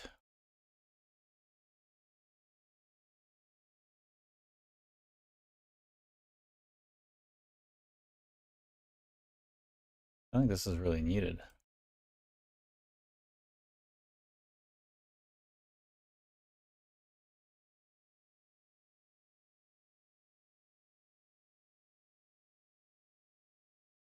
Nope, it's needed.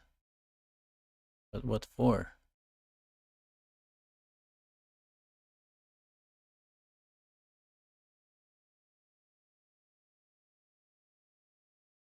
Yeah, that's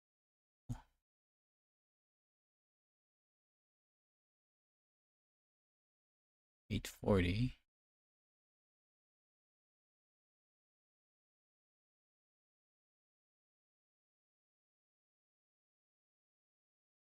All that. 576. 82. 840, 841.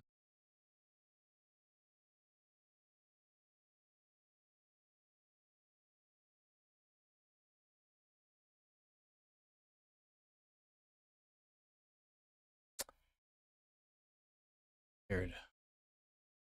Still dealing with token thing. Why would that cause that issue? Or is that another problem? Let's control Z then. 40.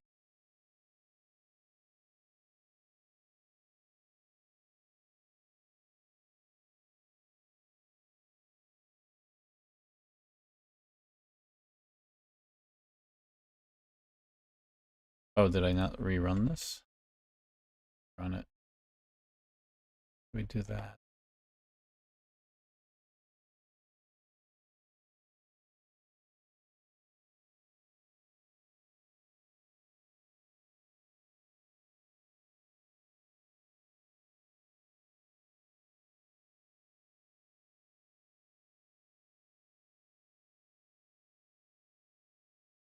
That was a red herring. So that thing probably doesn't need to exist. Because do we even have a votes thing here? So votes is undefined. There's a voted. We have everything from topic, voted, and votes. And that is just to render the voting. Get.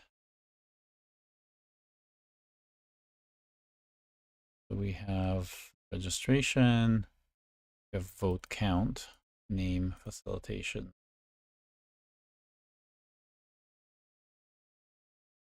I don't see votes in here. So this is the red herring.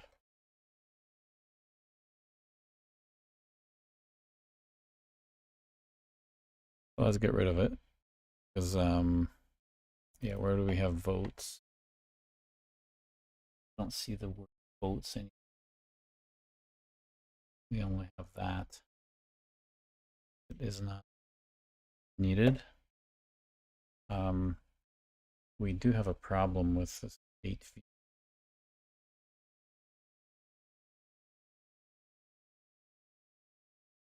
Not read for each. So we have a for each problem on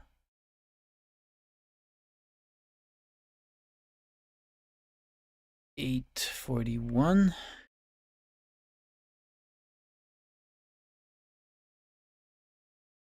And so that's in the get. That would be on the voting state view. It's weird that it doesn't actually go into, you know, where it's failing on this for each here. So topics is missing essentially again.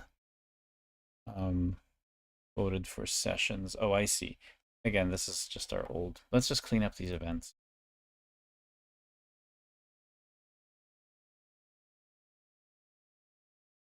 I got distracted with other stuff and forgot to clean this up because the topics piece is missing. Registration piece is missing from these events. And so, okay, I really didn't want this whole thing to fail here. That's how I got distracted. Okay, these, even though we have events that we can't handle, it shouldn't affect the running of the application. So, okay, let's do that. Let's make a custom reducer. Okay, so function history reducer. Okay, and what do we want to pass to our history reducer? We need to get our events or history.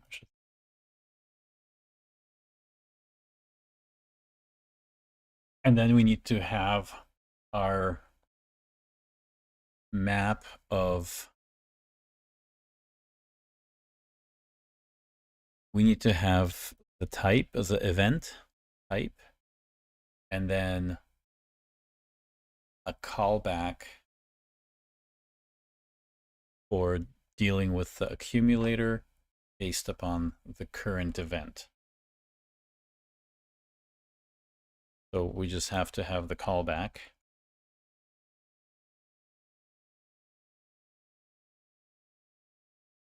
See what it gives us. Okay, history reduce, blah, blah, blah, that.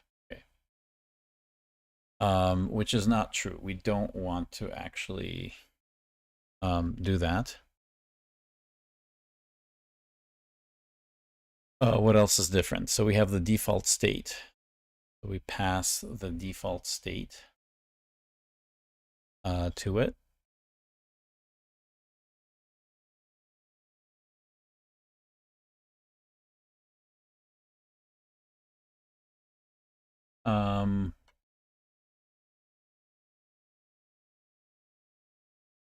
I guess this could be pretty easy because we can say log try.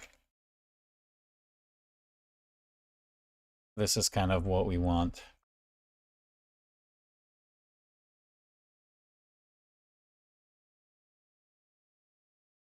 Let me just At the door here. Delivery. So 1 second, I'll be right back.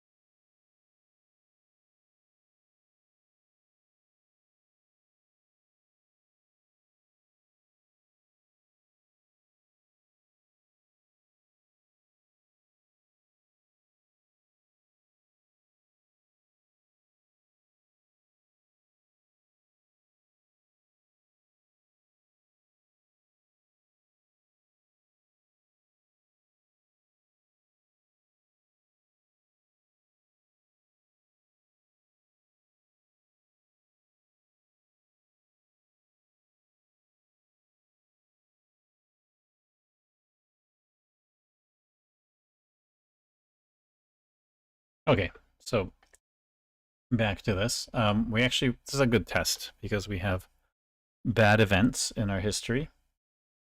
And this is something that will happen in systems, not just during development, but might actually have some reason why you have a bad event.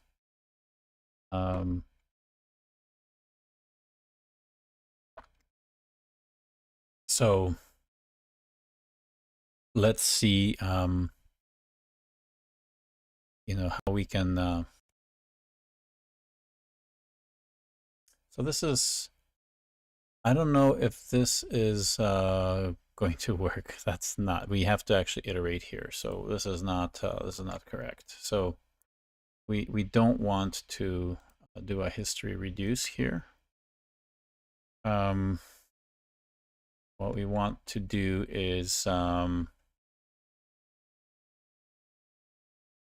do const state equals default state. And then we want to do history for each event goes to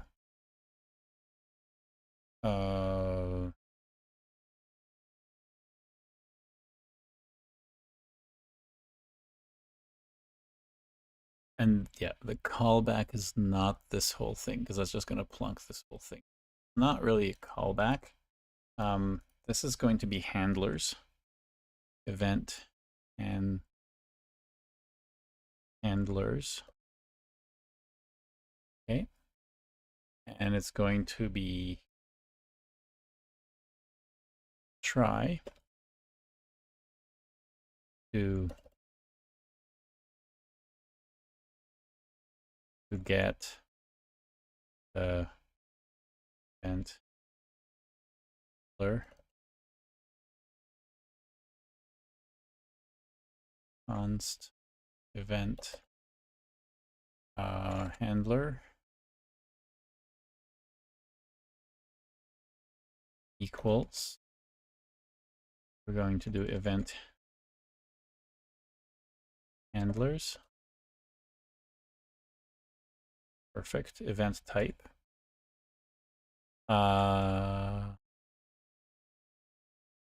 Yes, that's correct.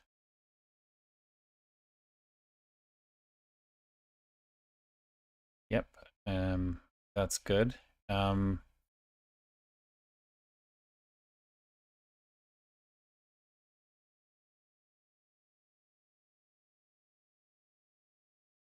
I kind of want to know which. I guess we do know which function we're going through because our HTTP wrapper is going through the right view.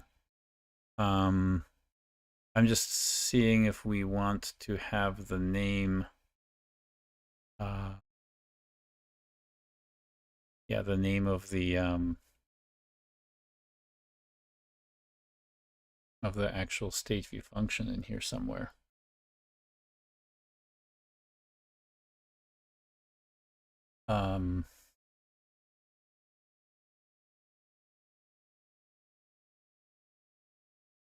Yeah, we want to throw this.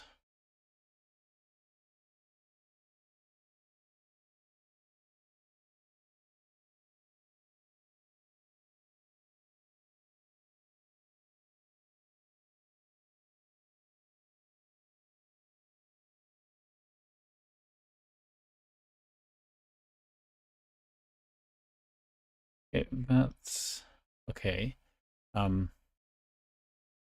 We want const.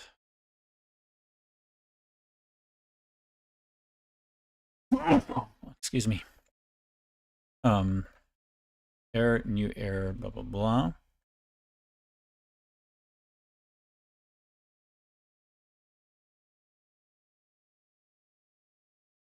Can we get the current stack? I guess the throw is going to do that. We're not going to catch anything else. So this is actually throwing the proper thing. It'll have this at. The call stack will get shown. I'm hoping. Well, we'll see. The error status is not going to be... it's interesting. That's going to be a user-facing error. Let's just leave it at that. If I move the... we don't do any checking for the error status in our HTTP wrappers.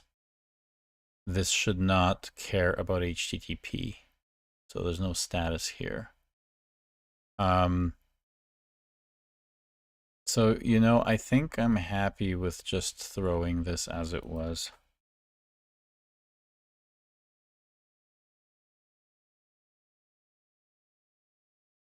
Oh yeah, we won't see it. Sorry, right.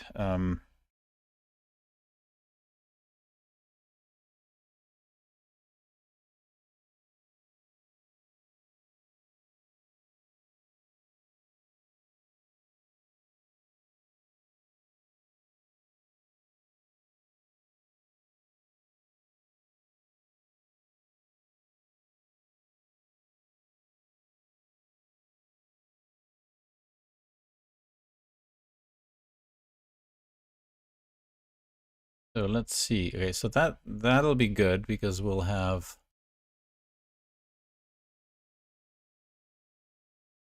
where do we have our oh yeah. Event handler no, event handler should be here. For each event, let event handler I want null defined.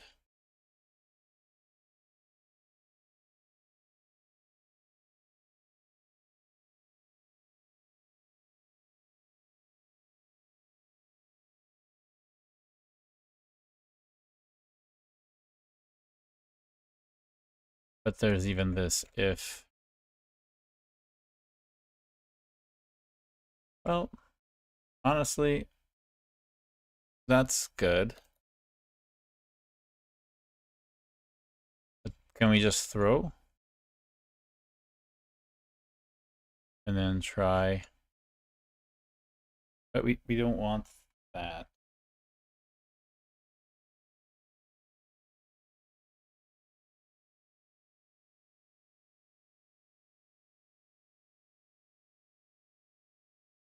We don't rethrow. We just want to for each. Does there continue, I guess?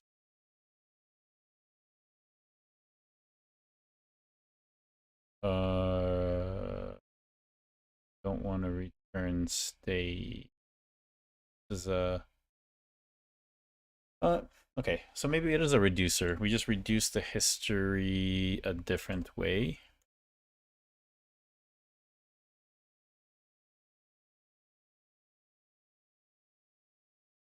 And we will just have errors.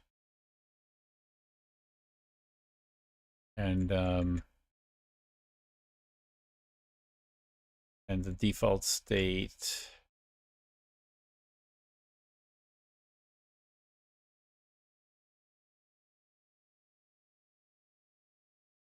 So kind of don't want to, yeah, default state's there.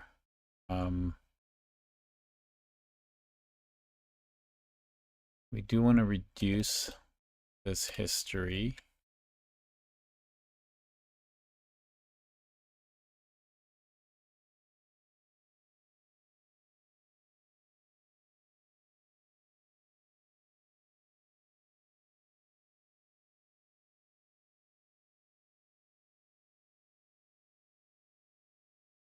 Here we want to have an object.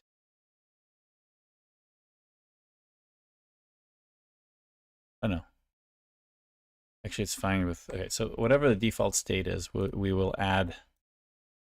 This might, okay, so this is why I don't want to just go off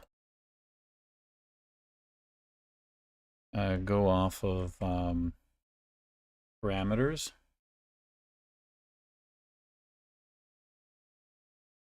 Sorry, like key values in properties, because I'm going to throw in,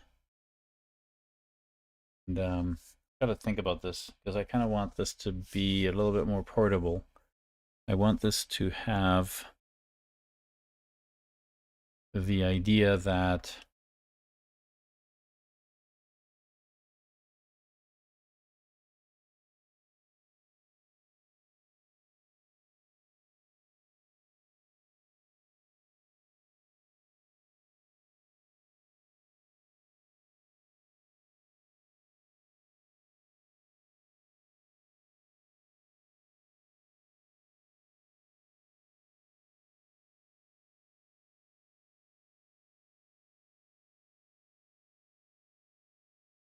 so we're not reducing.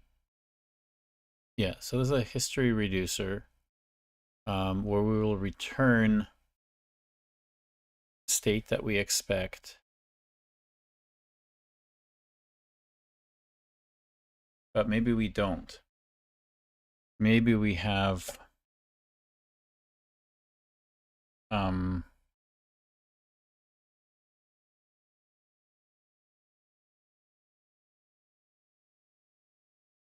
const state which equals state, which is default state, but errors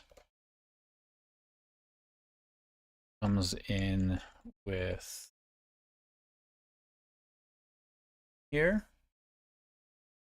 And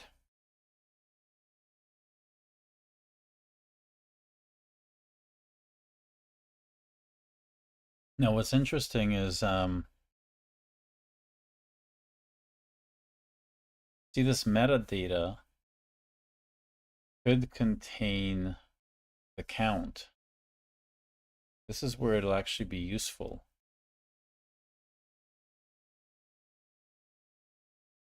I'm glad we went down this rabbit hole, because it's not a rabbit hole. This is going to enable us to do much better handling of right now. So up to this point, we're just saying like, hey, if we get an error of some sort when we're doing our state views, let's let the application blow up. But that's not what you really want in the long run. So when we're pushing the events, actually when we're getting the events,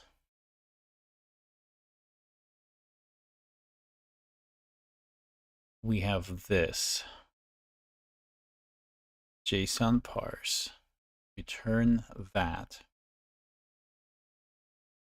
But we want to add the file name, the file number into the data. Let's see if this thing is smart enough to do it.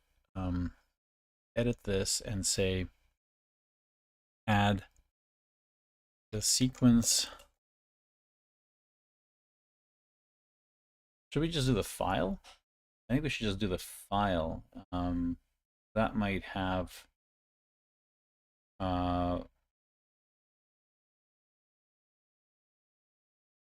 more info, right?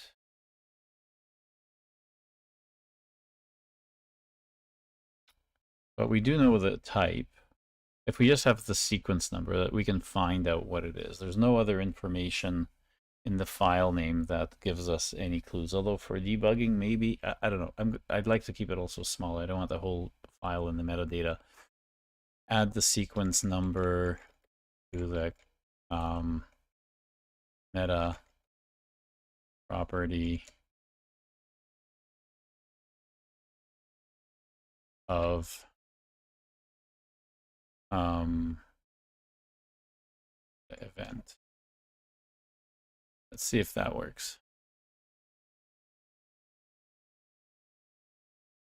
Okay, so it did that. It shouldn't have the index there. Don't use index. Index the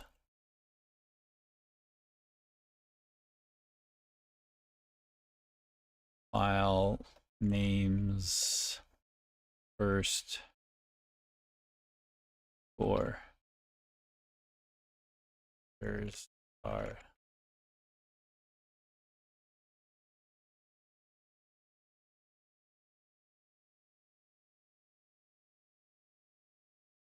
so that is good.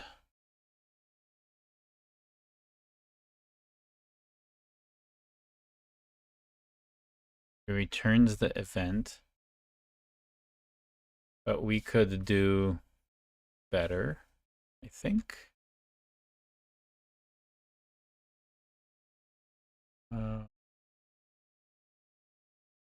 We can do one.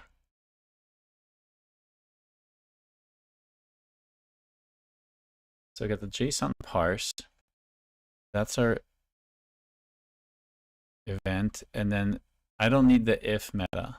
I actually want this to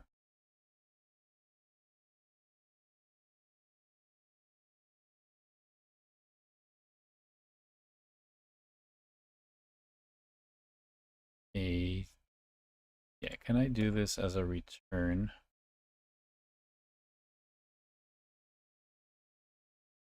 Just want to return JSON parse data. Have that. And I want to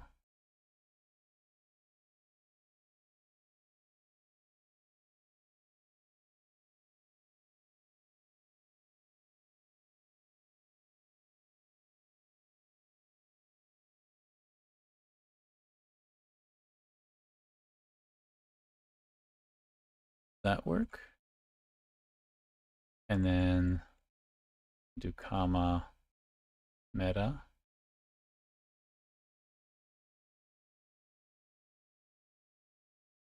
That doesn't really work. Okay, so it gets everything from there, including the meta.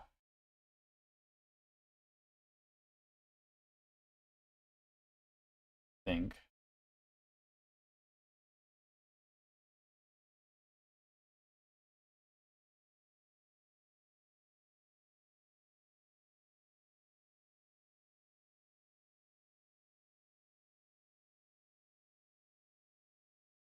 Yeah, it's got to be multiple lines. So yeah, we'll do const. That's fine. Then return the event. If it has meta, no. If it doesn't have meta for whatever reason, add that the meta sequence file substring. Okay.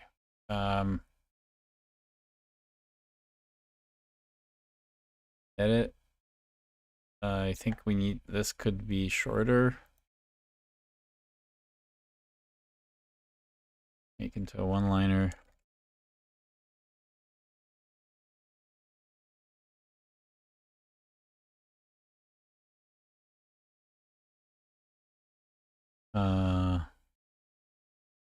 Yeah, not really.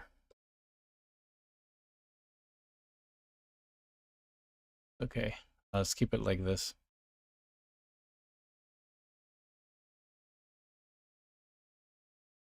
So it creates the meta if it's not there, and then just adds the sequence to be that, and parse int file substring. That's good. We got greater problems if we have events that are in here that are the different format. So, okay. At least now we got to the other part where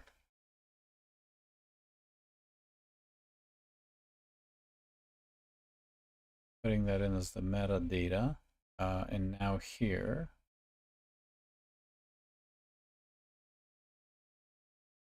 where do we have our, okay, this is our history reducer. So event handler is that.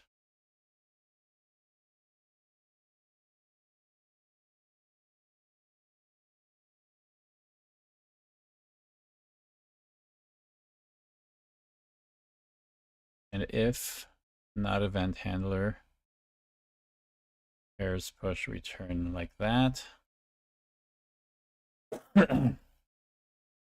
don't know if we need the catch here. I mean,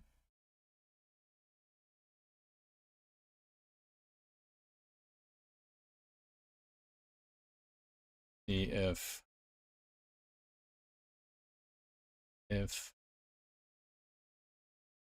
that all we need.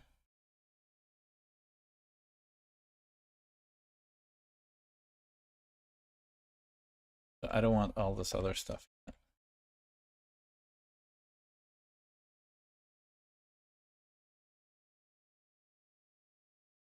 So if not, we don't have an event for what we're getting.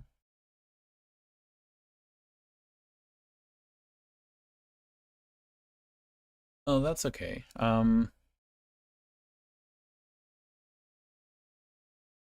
That means we just don't process it.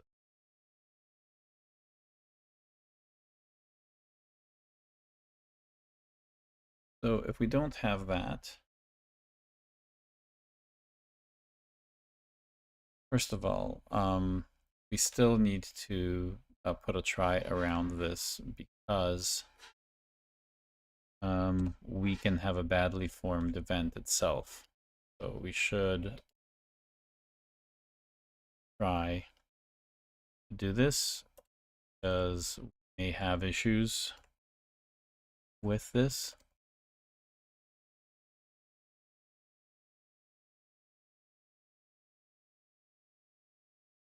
We don't want to, here we just want to skip it because we don't have one for it.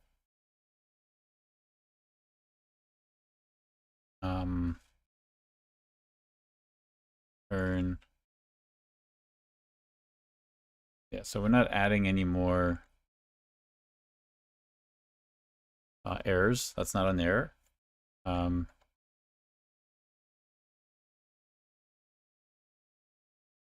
Skipping event,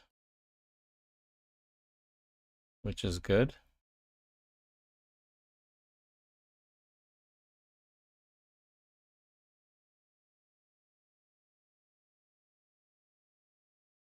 Now that we checked it, we have an event handler. However,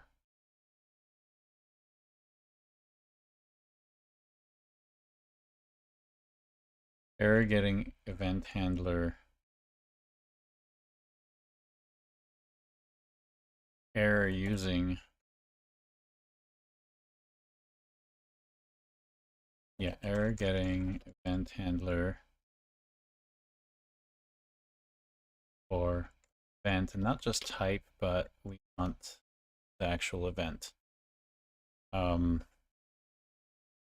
want the error to be pushed to the errors, yep.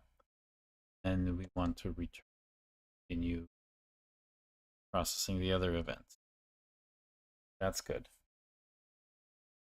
And so now we have the event handler. We returned. Otherwise, now we try. We basically call the event handler. And in this case, we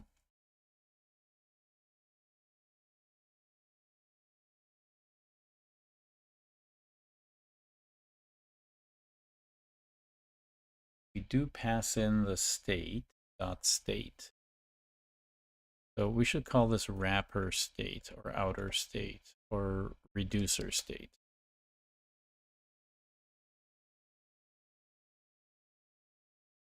Okay. And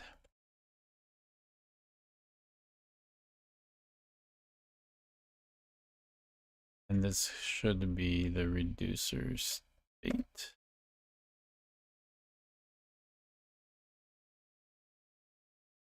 Yes, that's state.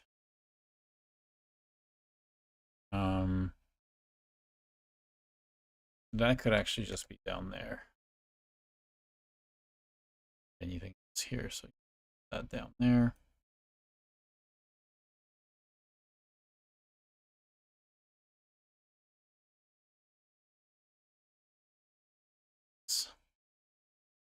Okay.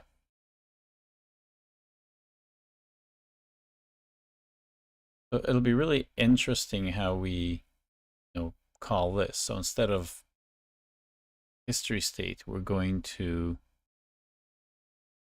have history reducer, and we're going to have everything that we had here exactly right. State event. Yeah. Default state is coming in from the outside.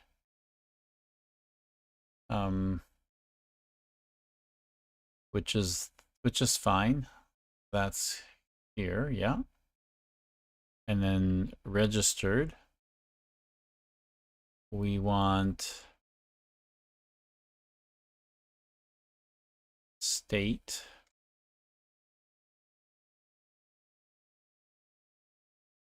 that, and this is 8 of that.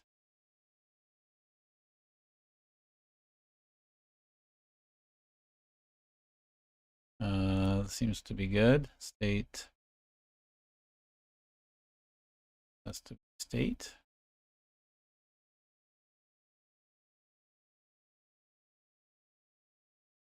Yeah.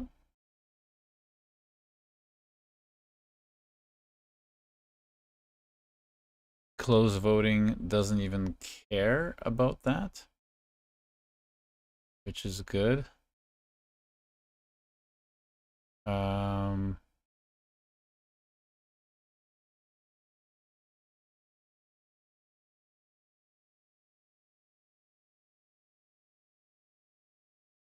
That looks good. Get rid of that. that.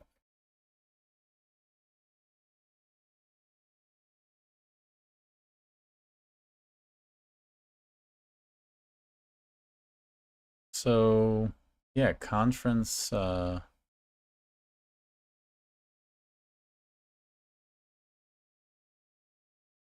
this is state. And it's ignoring the event because each of these handlers has state and event. And here we can say that we had an issue. Okay, good. 1 second here.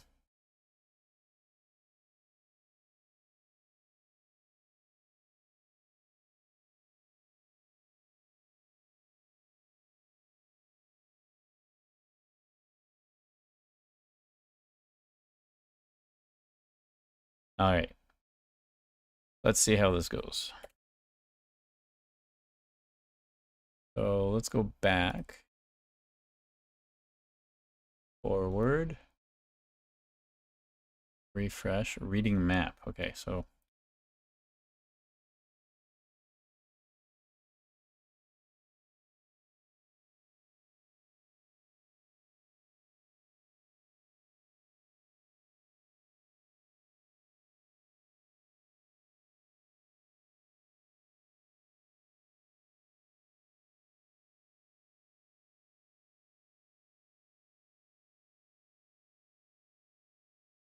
I'm good.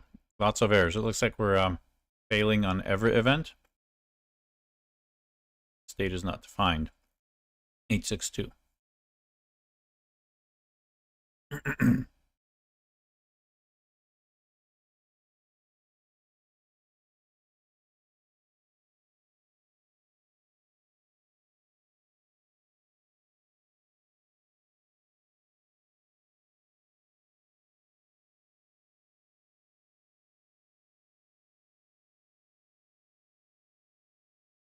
Mm-hmm.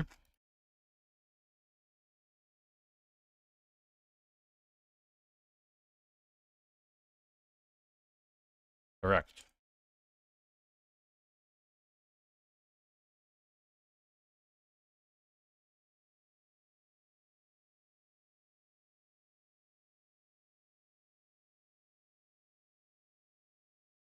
H45. Okay.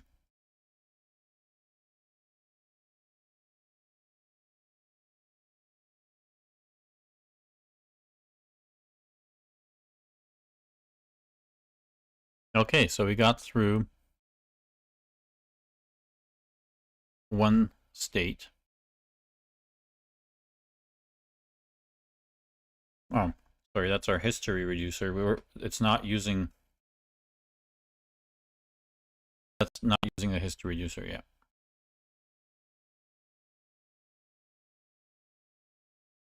And now we're doing sequence number 11.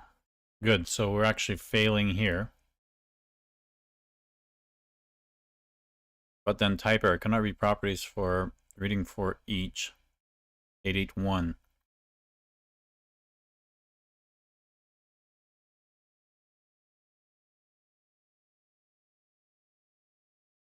Oh,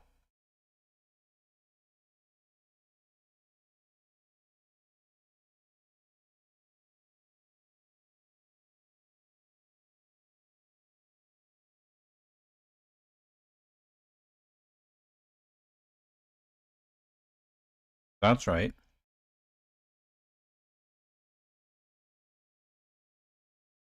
It has no topics, so it should fail there.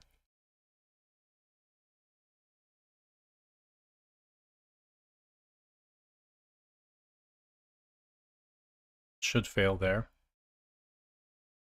But this is the problem. Cannot read properties of undefined reading map. Where do we have map in this stuff?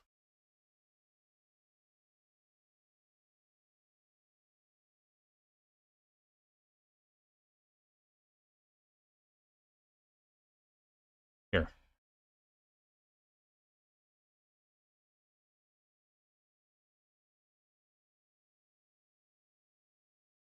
Okay. So all this is wrapped so it doesn't fail.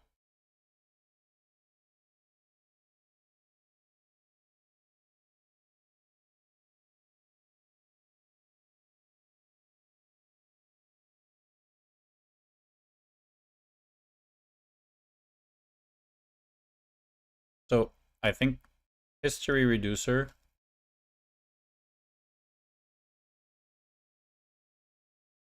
should always return the state.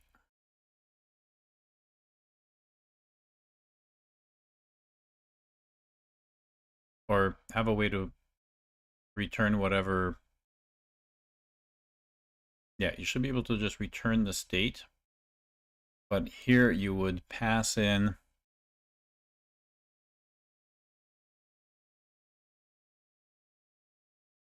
one last transformation because this can't fail either. So I want this history reducer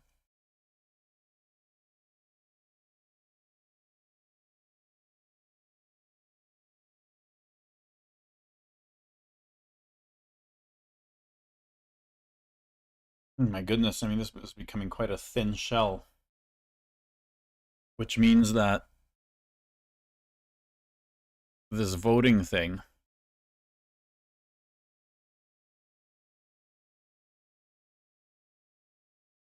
is actually going to, we can inline this.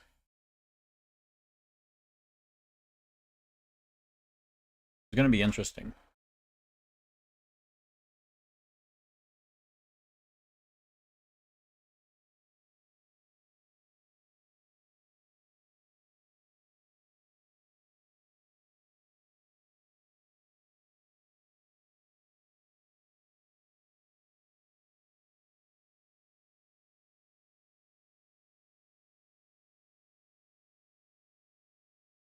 Because here we pass in the default state, which means, you know, we can just inline that right there.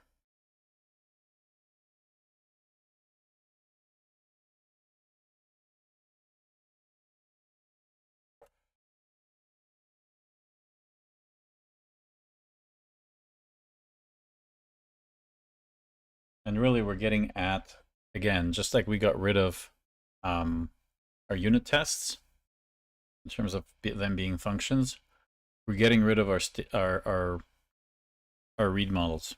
We're saying our read models are always going to have this structure of these bits of code that always have the same interface.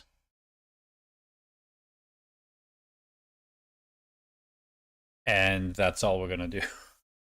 So yes, there will be code, but it's going to be inserted right into here because this is now a vestigial organ. Like this voting state view is, I mean, it's really just a bag of stuff. So perhaps we're not going to inline it. I mean, we may, but we can call it a constant here where, you know, we really just have, yeah, it's interesting.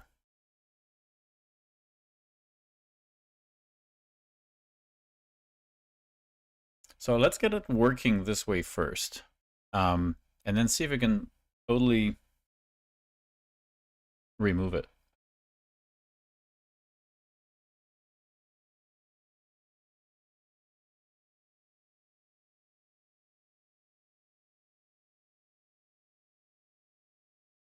So in here we have all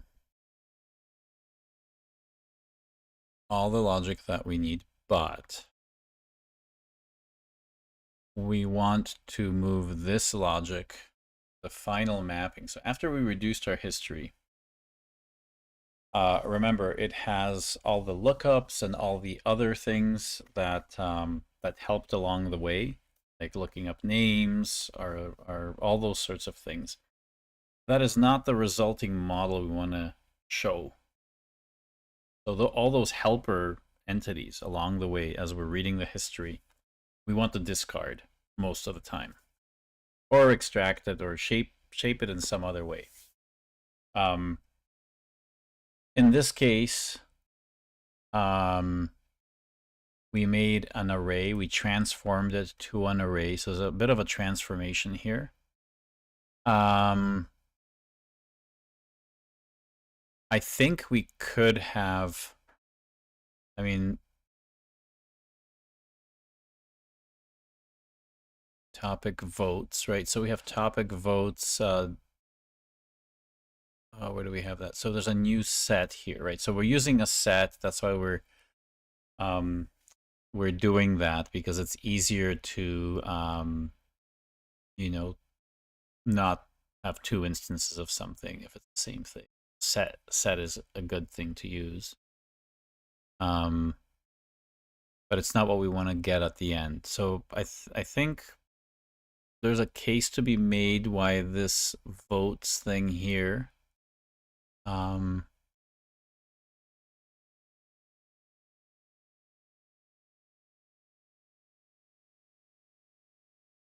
could be something else. And we could transform it back to a set and then do the operation and transform it back to a array. And that way we would not need this. This count,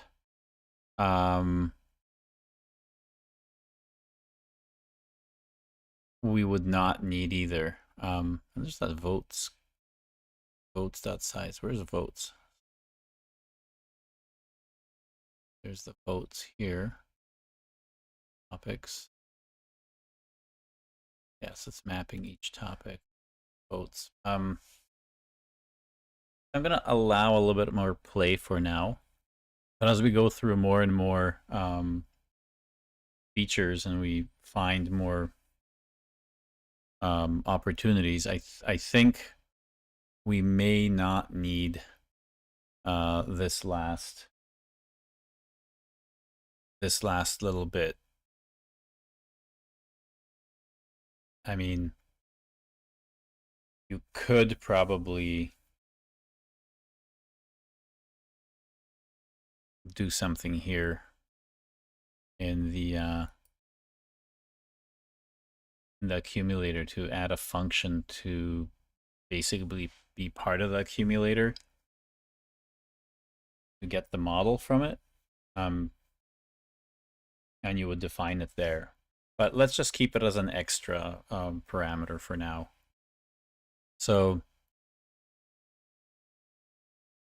we can have a default state, and then here we could have the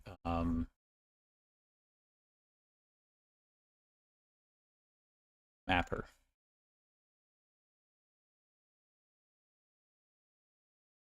Okay. Put the mapper function in here. And return the mapper function to the reduced state. Reducer state dot state.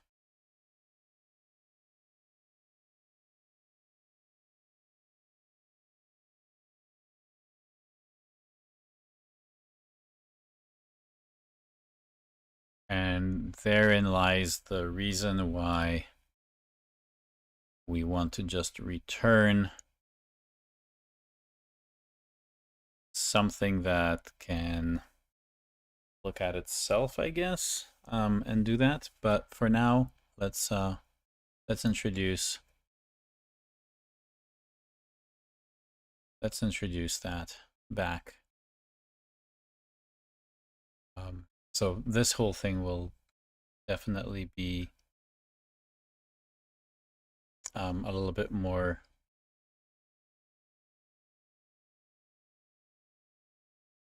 compact. So we'll redesign it.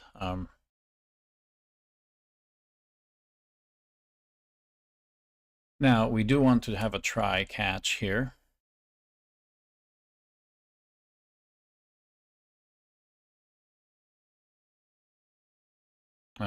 Nope. We want to not have a return. Say const model.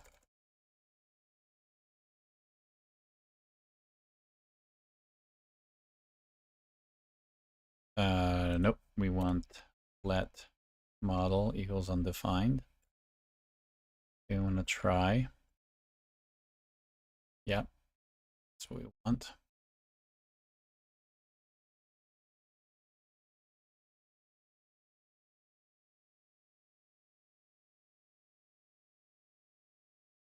And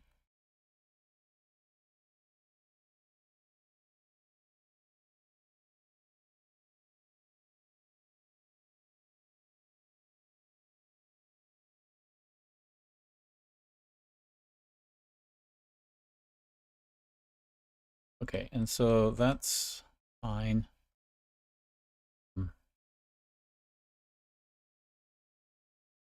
I don't want that.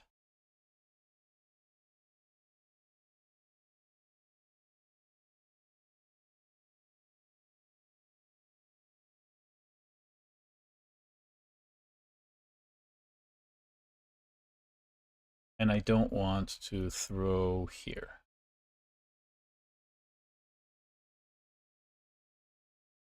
Now, this is an interesting question. You know, right now we're not allowing the wrapped state that has the error collection to be returned. We're just using, like, if we expect, my thinking is this: if we expect an error here from a business perspective, maybe we're inheriting some bad history, and we actually want to show it in the UI. I would expect that I would add a try catch here, and in my own default state, to have an errors collection here, which would be user facing, or at least operator facing. And I could look at those maybe in somewhere in the in hidden fields or something that's returned even to the client for whatever reason. But it gives me two levels. You know, I can see my stupid errors that I did here just at the console as I'm developing, as a developer level bug. That's why we don't allow the application to fail, but we do this. So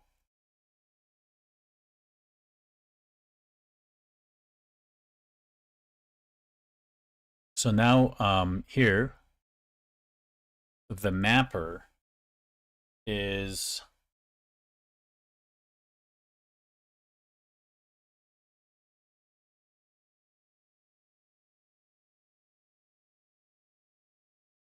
that last function, that whatever the return statement.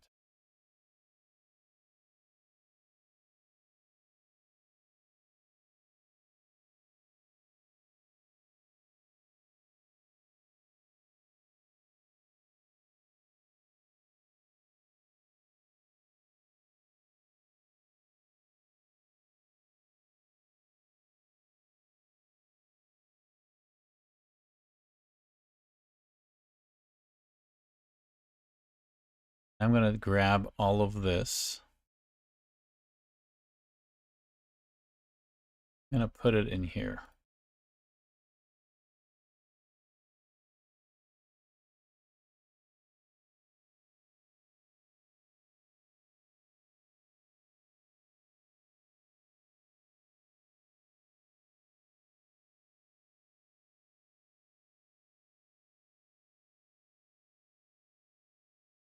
So that is what that is, but I need to return the state.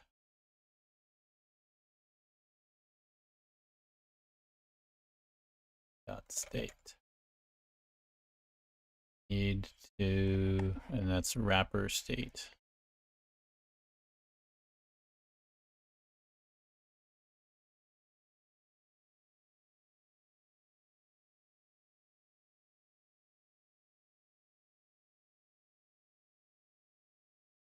Nope, that's just state.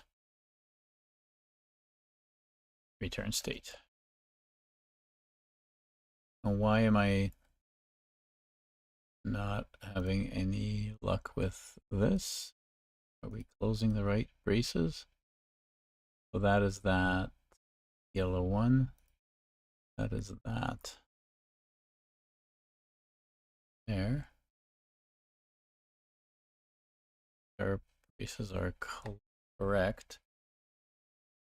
Why does this want to be gone from here?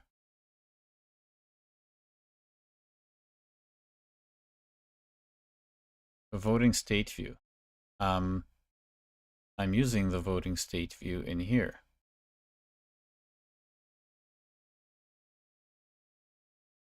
I need it to pass on to here. So why you're not returning this? I mean, I can just return, yes.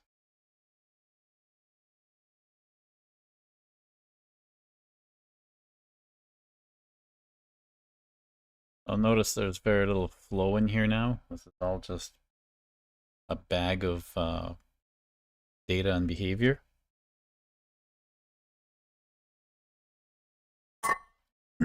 So I can repackage that into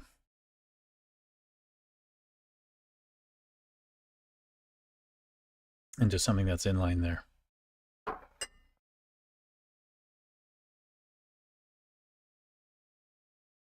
But this hopefully should work unless we've done way too much here.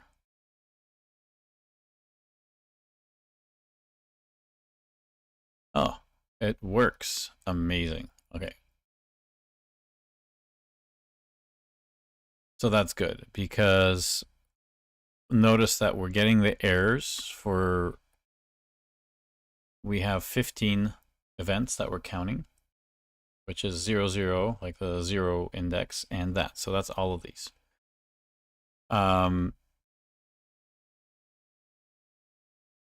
We have an error handling the first one, which is bad. Default state is not defined. Okay, that's a bad 879. We shouldn't be getting that.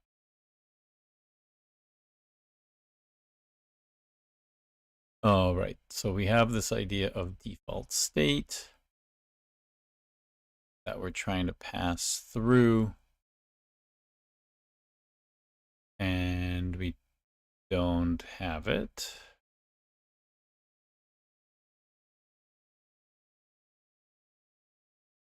Because we have it here. So maybe there is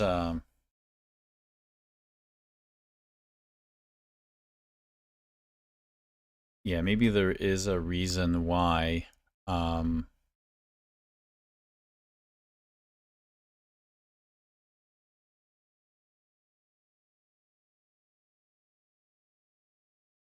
that's how we wanted the default state. Yeah. I'm really pushing for this not existing at all, but being in here. But how do we then, I guess we would repeat this.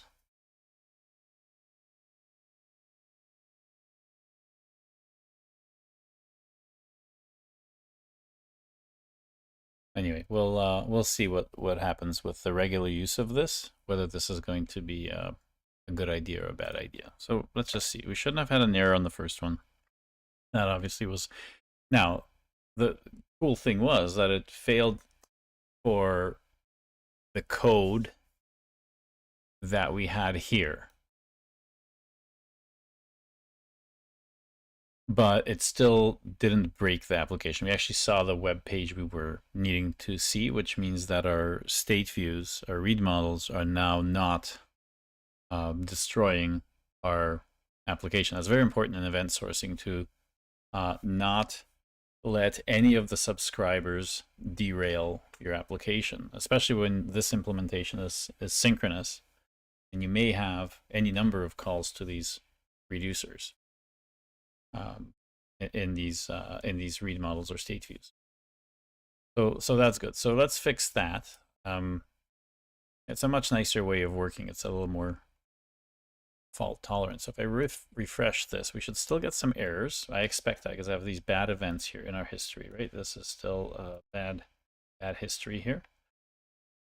So yes, I expect all the way up to sequence 11, going back from, we didn't even get to 13 and 14, so that's very odd. But we have some other issues. We have another for each read problem. But we did get to this. Oh, I think I know why, because I think we have the event type there. I don't think we have the event type here. So 11 and 12 get kind of handled a weird way. I forget why it's failing here. Yeah, for each on 885, let's just double check whether that's, yeah, so that's the voted for. So it's actually getting to the right place. So, but 13 isn't. Why is it stopping before it gets to 13? You know, in the history reducer, we could have,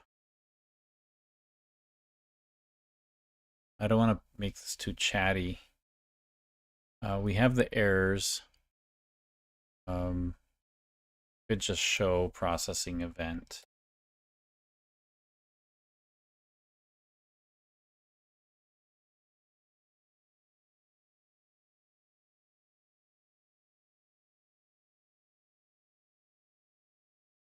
And do that. It'll give us a clue as to like exactly what we're dealing with.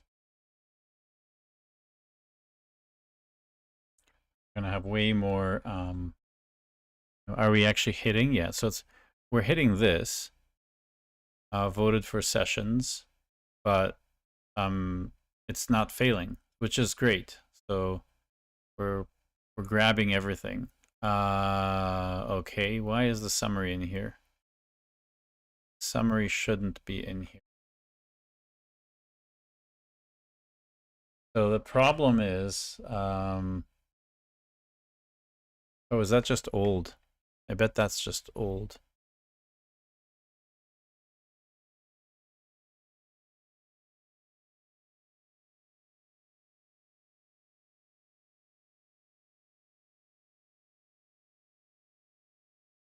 Yeah, because I thought we were stripping strip summary, right?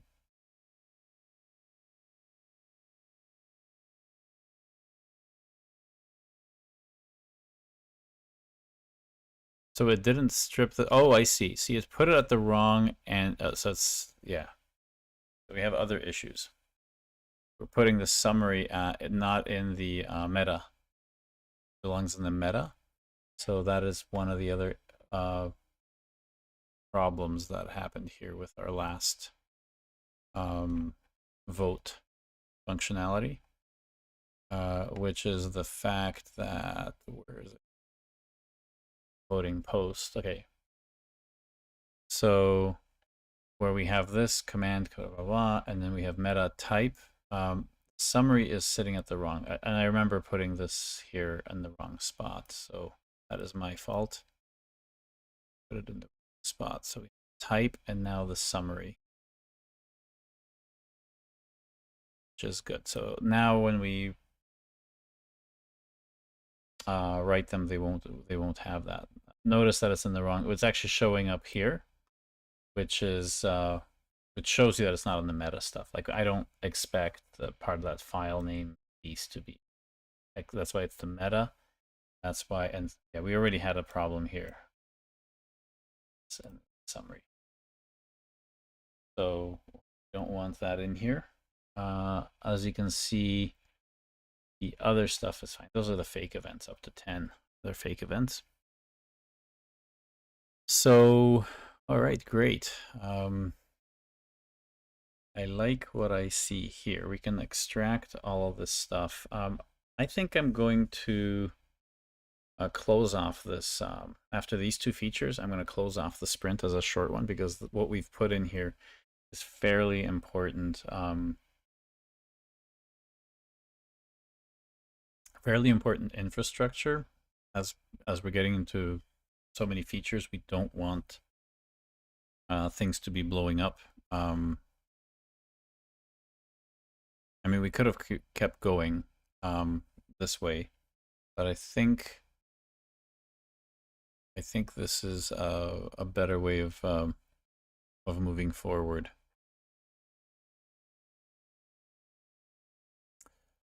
So, okay, that's all our error handling stuff. Right, so we have our vote for sessions.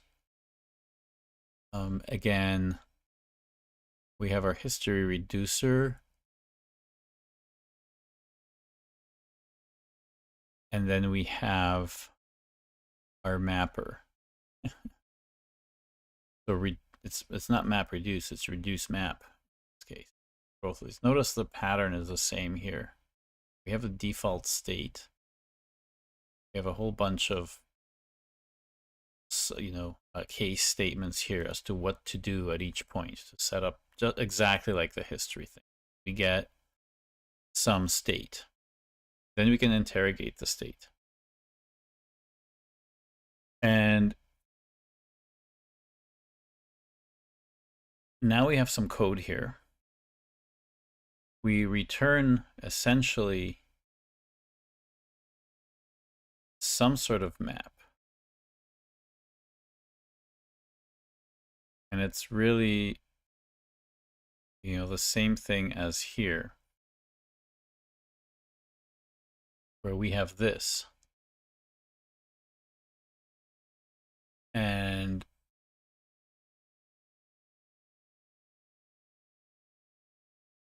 I bet you we could do the same thing.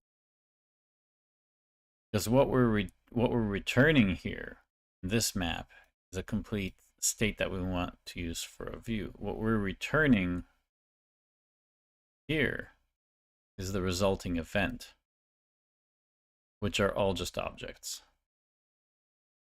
Here we have simple logic most of the time.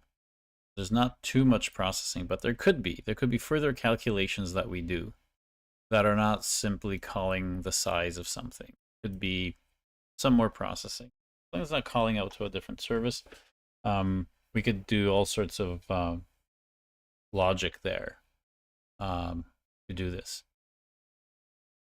In here, however, we do catch the error and we return the model and we just output the error to the console.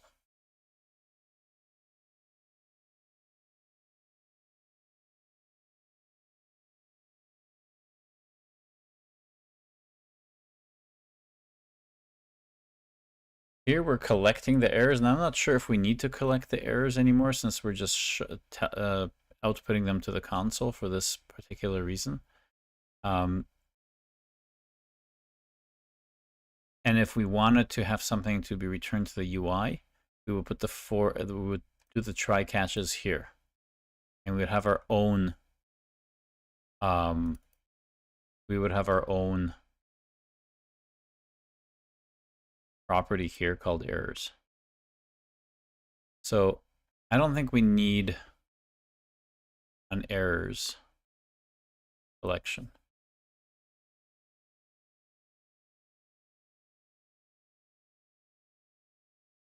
And in this case, I don't think we even need a state default state. We don't need this property then.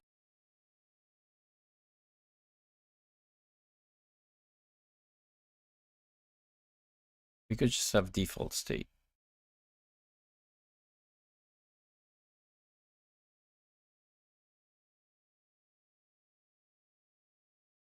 And here we can just have reducer state. So really there's no need to do that.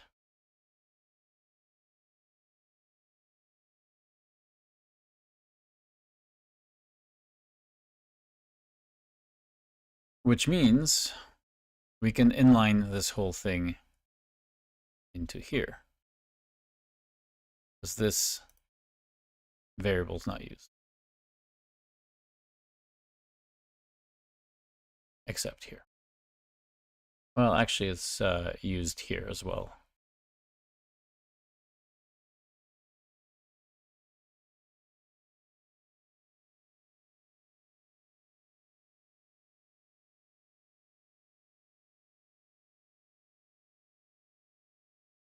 And maybe we'll keep it like that for now.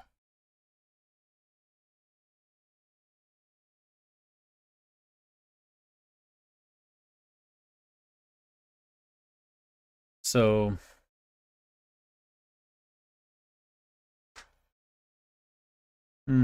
I think this is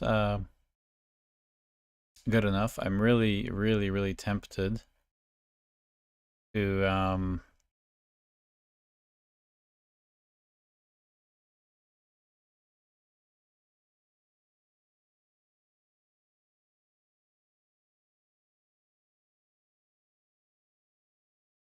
there's a history reducer and a mapper. So if we have a function history reducer, function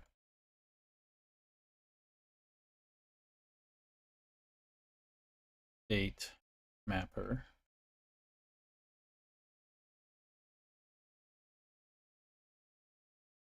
and a function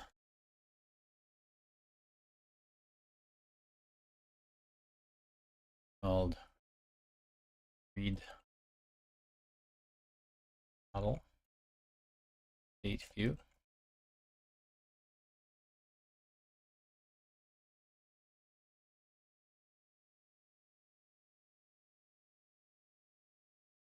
And a function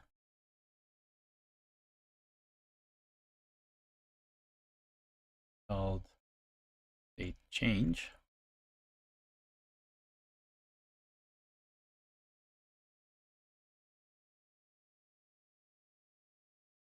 History command.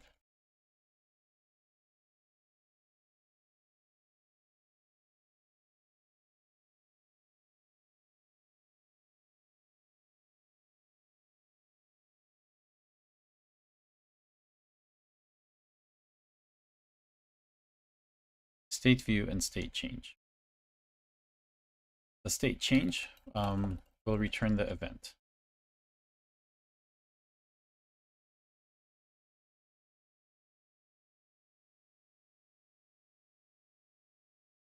We will have a on state, and it's going to be history reducer.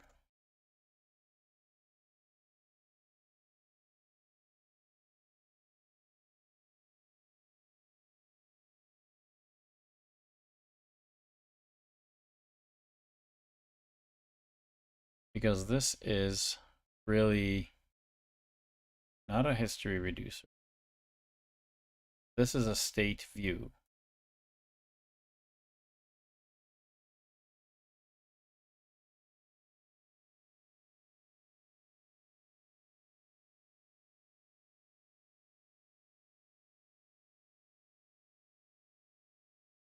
And this is the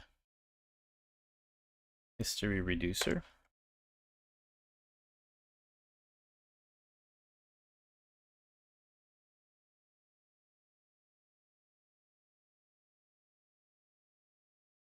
In a state change, we just do that.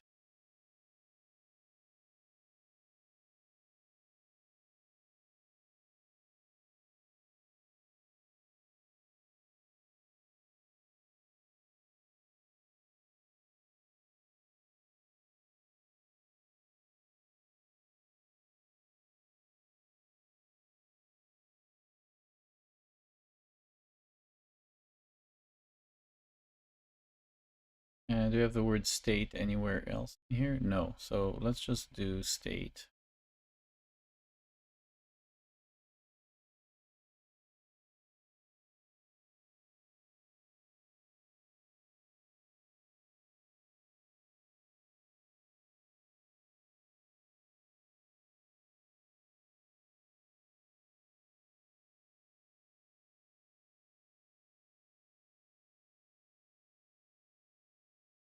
And all of this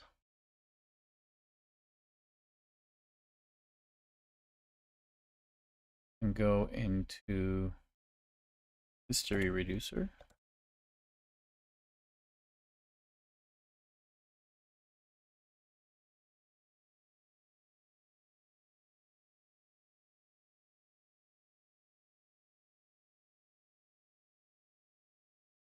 And here,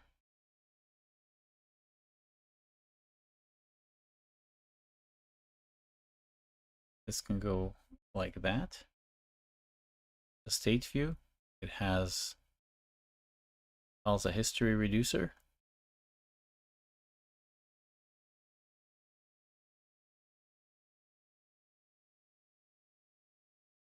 A state change also has a history reducer. It doesn't have event handlers. It does have a default state. It does not need a mapper because it does actually.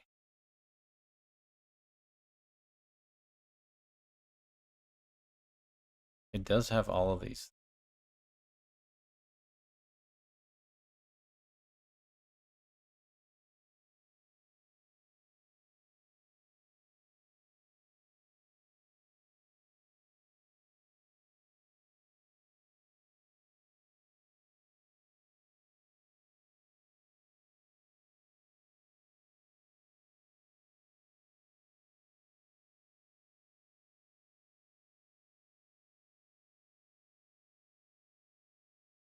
State change has one big difference, is that it can throw the exception. Whereas a state view guarantees no exception. That's the only difference between.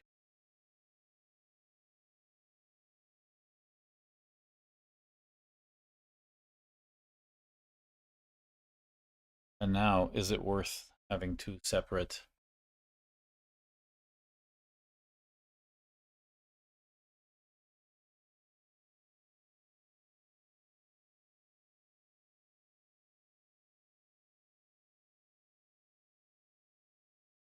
Identical.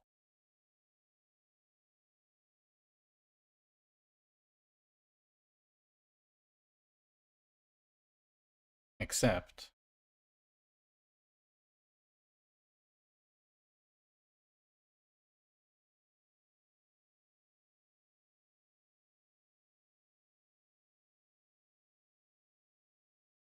this.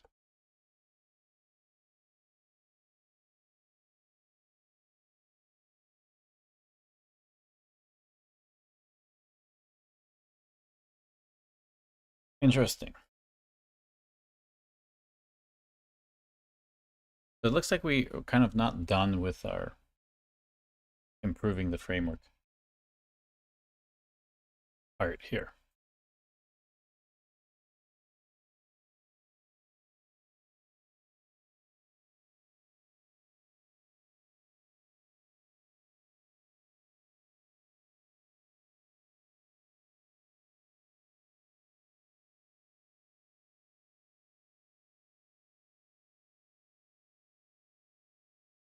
Don't need the state mapper. We have a mapper function that we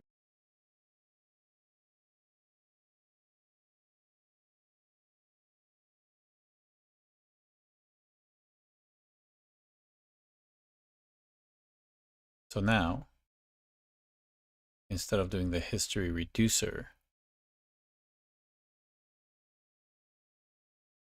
we can call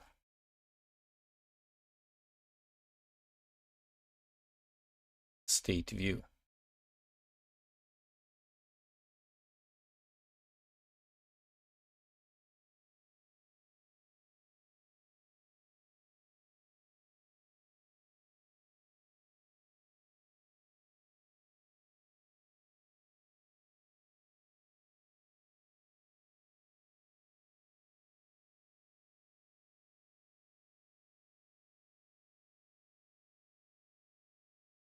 With all of this in them.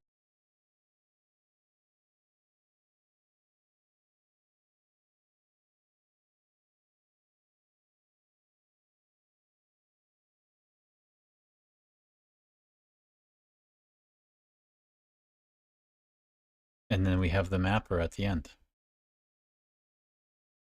Let's give that a go.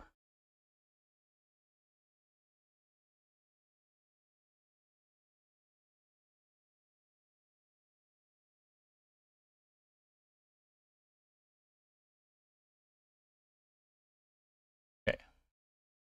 Got ahead of ourselves a little bit too much there.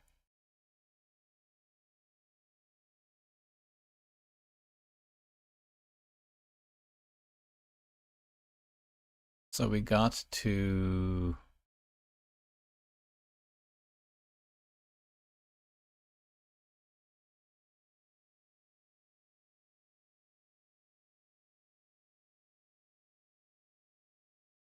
$891.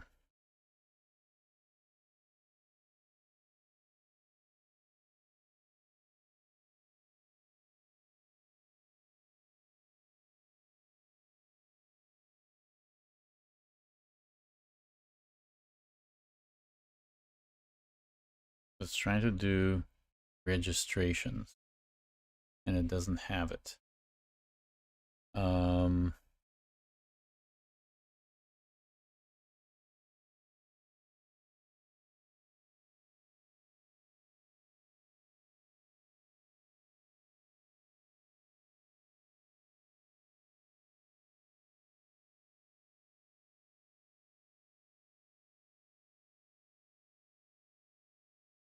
863.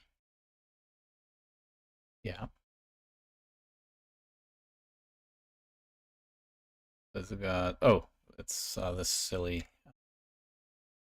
thing here. No longer wrap that around. So that's that makes sense.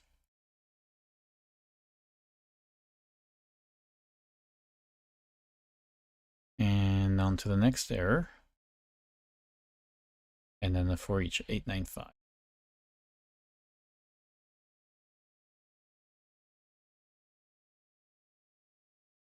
So here we have, yeah, the topics is not defined.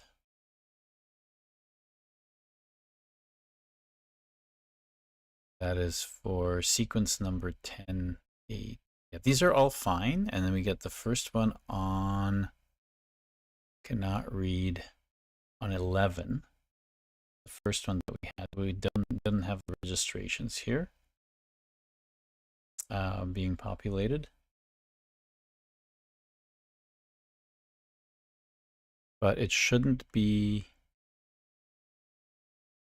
There's this push, reading push, which is the real error.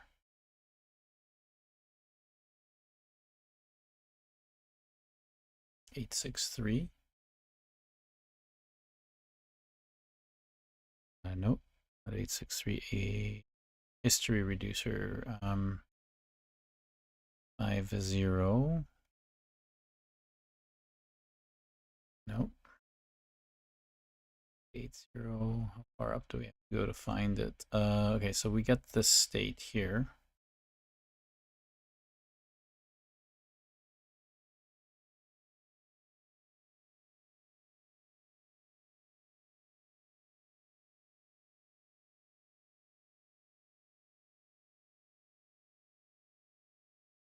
Where do we have the push here? We have this errors push. Oh, right. Yes. we no longer care about making a collection of errors. That's something that we'll do sort of by custom. Yeah, we're not doing anything. All we're doing is showing that an error happened, but allowing the user to continue. Sense. Okay, so as long as their infrastructure is, this is good because we want to fail when their infrastructure is failing so badly. Great, we're back to normal of actually doing this as a working. See, it's ignoring these things.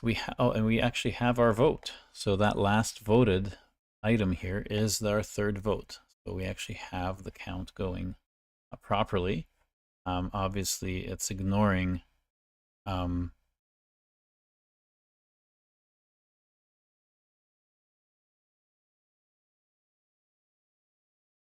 Oh, is it just one that it's ignoring? Processing event. Here we have one error. Here we have another error. This was error handling event 2, voted for sessions. Oh, sorry, 11. So cannot, yeah, it's got issues without having those things, and it was processing this event. So notice there's a summary that's at the wrong place, and we are missing we're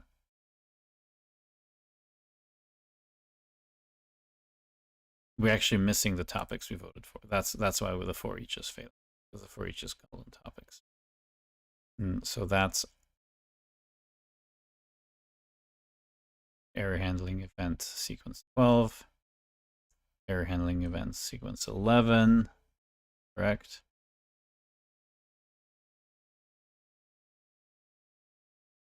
Processing event 13, processing event 14. So it processed these correctly, which is interesting because they don't have a registration. So it's just going into the ether. But yeah, we have the vote counts in here. So okay, that's good enough. Once I clear the bad events, we should be good to go. But while we have the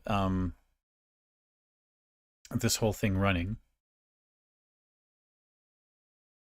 we can add the, so big difference here. State view and state change. They have the history reduction. They have the mapper function that are both, bad name for a mapper because it actually can do a lot, but it's basically saying that, oh, we're missing something for state change. We don't only need state, but we need the command, right?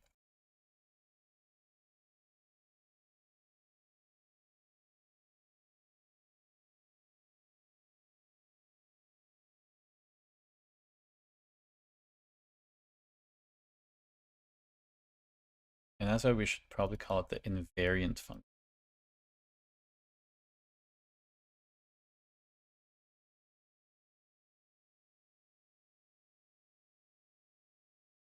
Okay. And the invariant function needs the state and the command.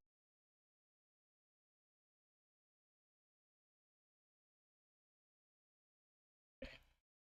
And no, I don't want to test just the invariant.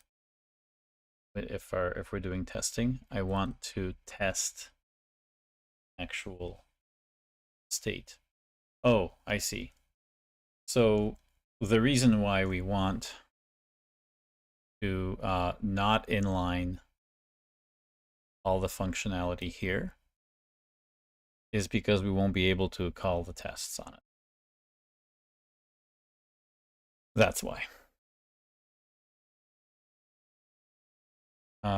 I guess we could evolve this to also support state-based testing, which I don't suggest.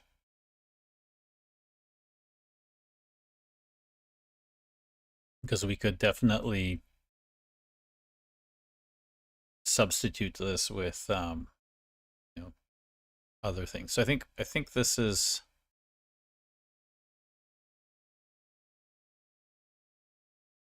good, where we have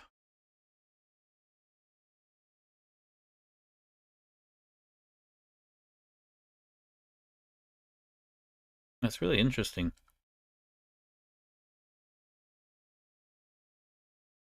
There's so much more we can do here. Because we have all of this here. The only reason we have this is because we want to reset stuff to the same thing as we start the mapper. There's no way to, oh, actually, interesting.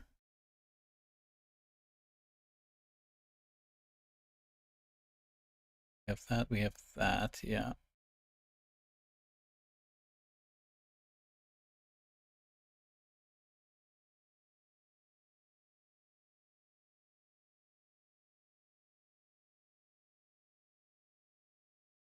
Voting state view is this, yeah. That.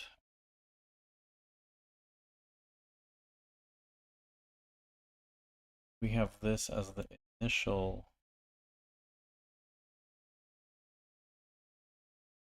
default state, but if that was a function, dead, is that why we did it as a function? To call default state.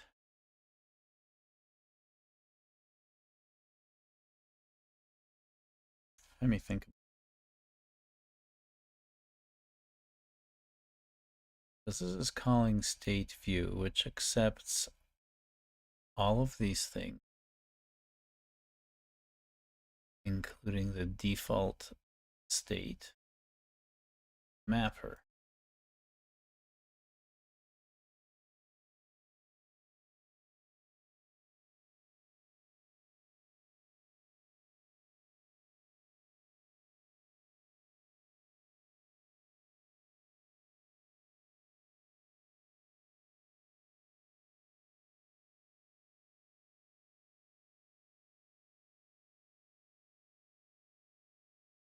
Be interesting if we passed another parameter here, initial state, current state, and then event. If we could always reference defaults, because we do that sometimes. And we could also be picky. For example, if you have part of the graph being picked from the initial state, we could very quickly reset a part of the graph. It was interesting. Or are we complicating this too much?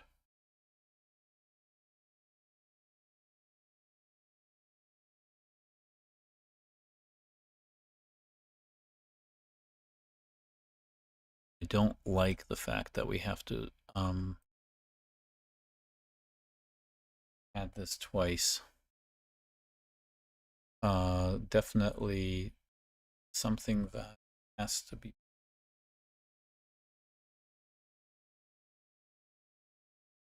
I mean, we already are passing it as a parameter. So our state view has the default state.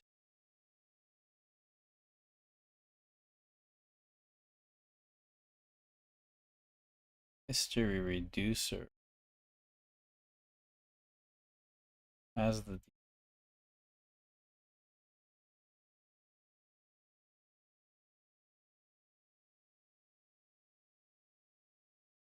and the event handler could be passed the default state. Now our event handlers have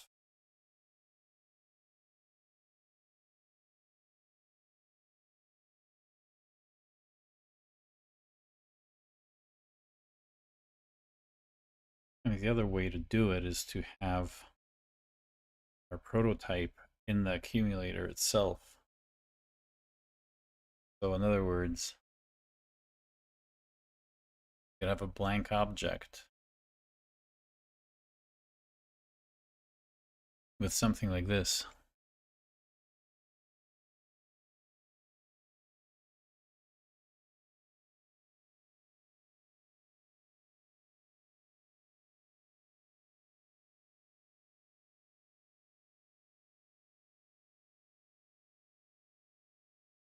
Now, we would expect a conference ID generated to instantiate this because we can't think of registering without any of those things there. So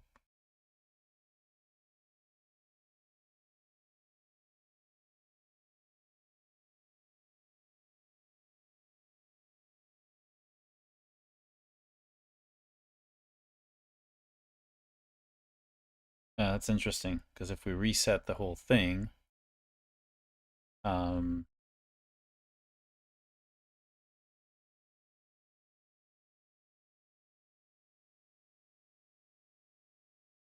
would that work? Default state and state?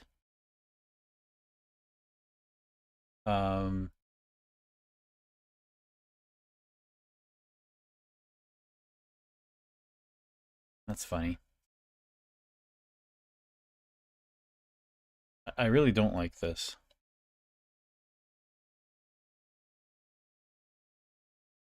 Right. I have default state here. It's just the accumulator, right?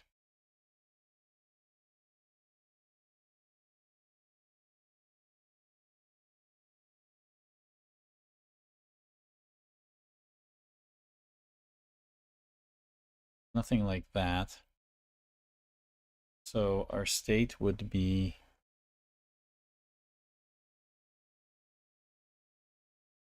it's kind of like a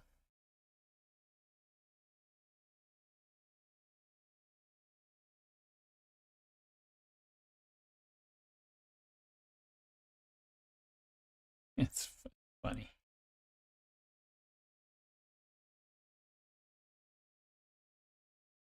Default state.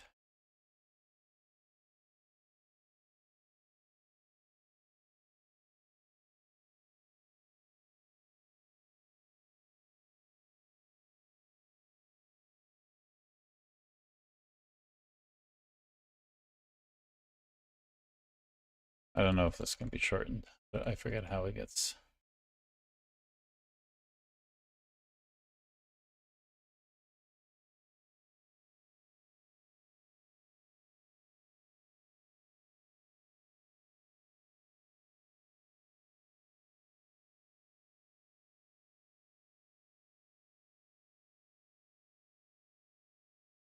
Now state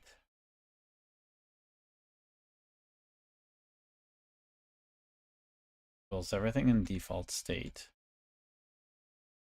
Default state.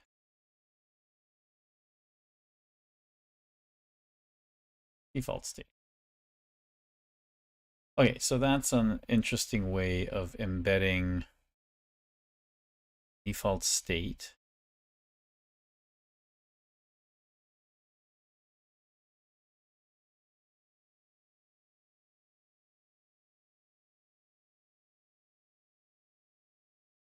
Well, maybe just take the first, what we expect the first handler to be the default state. So before I get any registrations or submitted events or voted sessions or closing voting, I expect a conference ID to be generated. Okay, and so this is what's going to reset everything to, well, this is the first one that's going to be hit. In other words, we can say that our default state is what's in there right now. And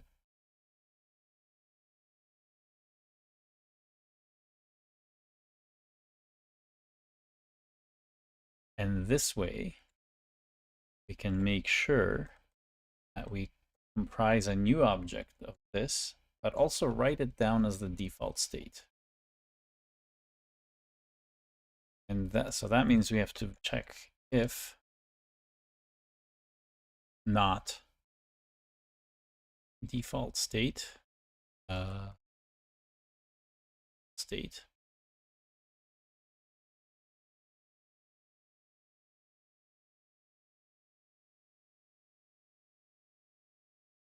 But if default state is undefined.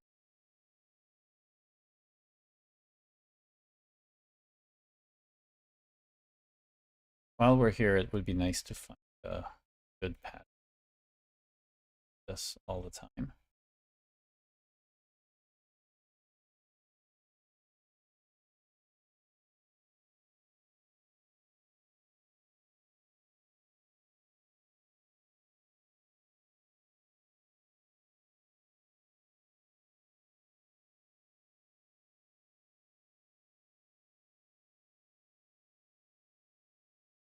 Yeah, that's good. Because now when we go to do the other things, do that.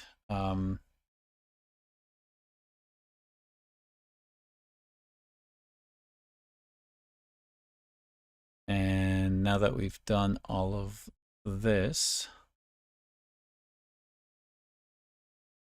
else, meaning we do have it, state is whatever we have in default state. And that's it.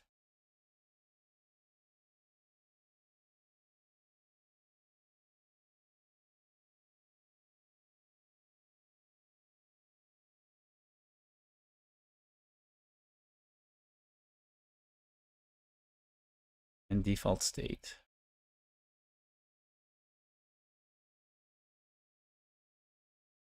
State. Default state. Okay.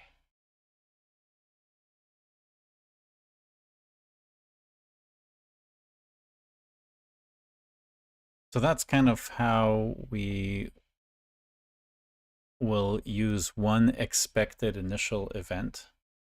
Now, what happens if we somehow have a registered event and we don't have, what we expect?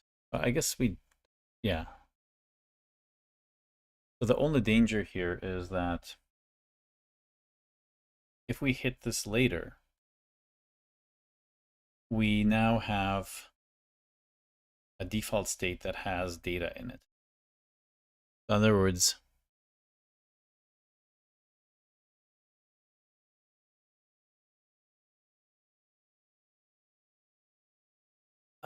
the state view should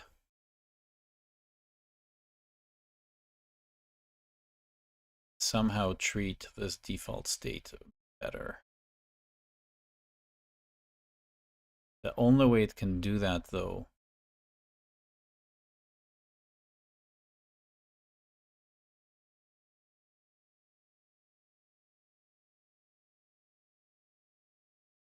yeah, it's actually in the history reducer, where we make an option for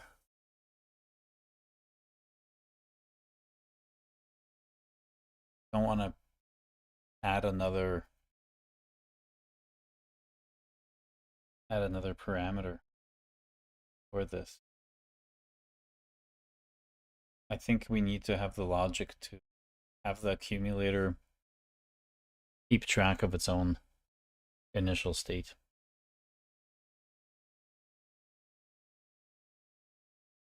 Which is going to be this funky stuff.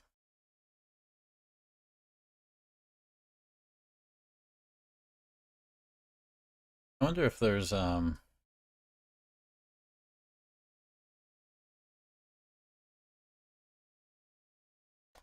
yeah, the resetting of this.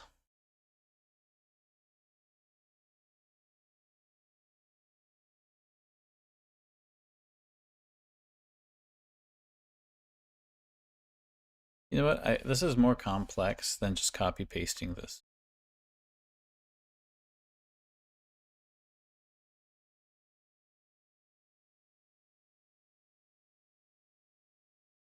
And we don't need the word state in here.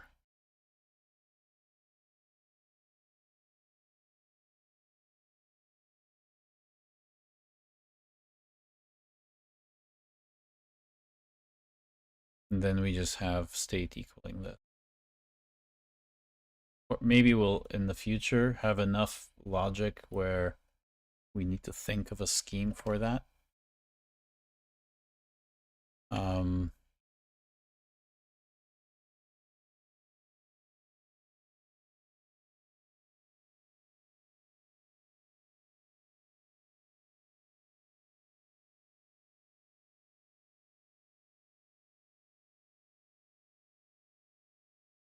I think that's it. We're not going to bother with that. So next question is, right, so we differentiated state view and between state change and state view by having the errors not destroy the application. And yeah, so now let's apply vote for sessions to be change state.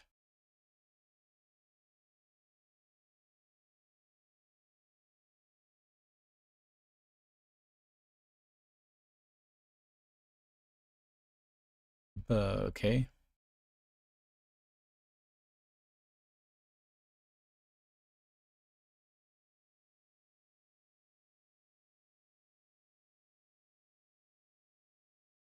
I don't know if this will work.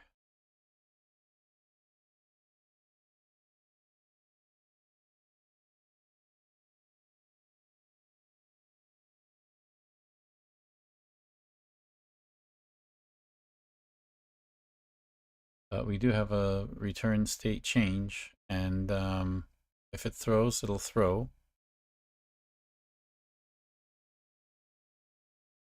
State command, this is our variant. Can we call these what they are?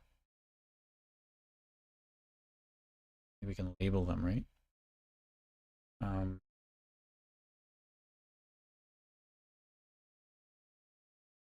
So return the state change. The state change operates on the history and all the ways that we can interpret the history based on an initial state. So then we can process the command based upon that state in this function and return the event upon success or throw the error. Okay, so now we have it a little bit more easily usable.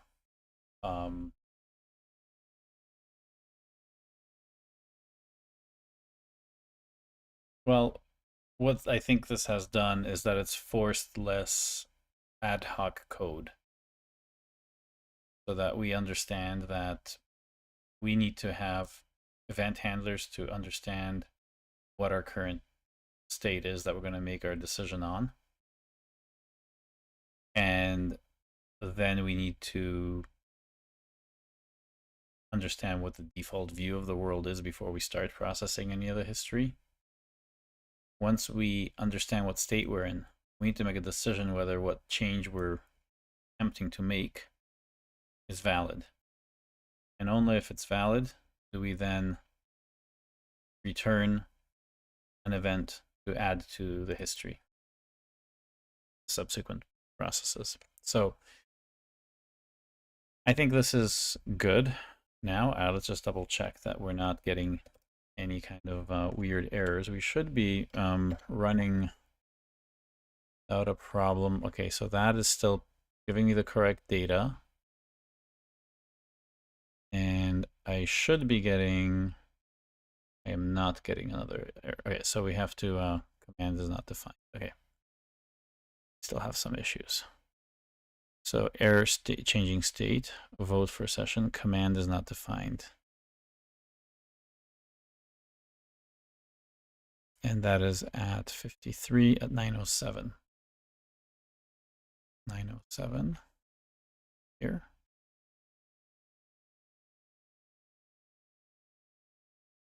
And command is not defined. So where do we have the word command? Okay, we have the word command here.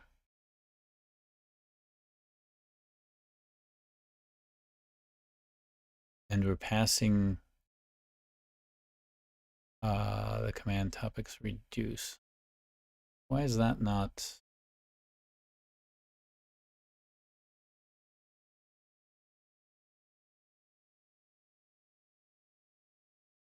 Because this is, okay, I see.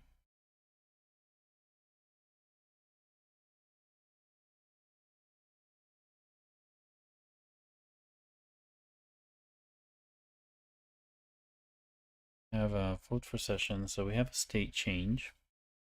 We call the history. Oh, we're returning the history. We don't want to return that.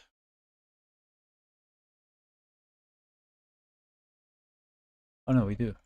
But let's just see if we did the state change correctly. State change, yes. So we do the history reducer, event handlers. Oh, we don't have the command. That's right. State change.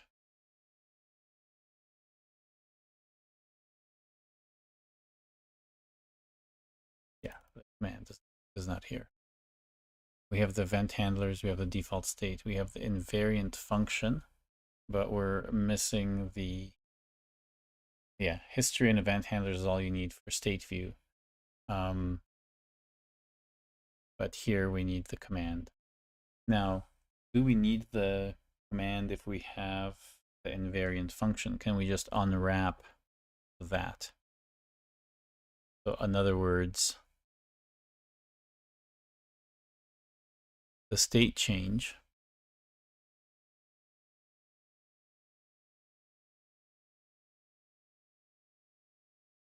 vote for sessions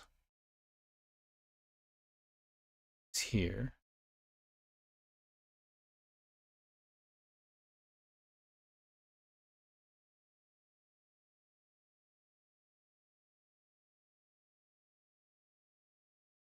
And it's passing in this command.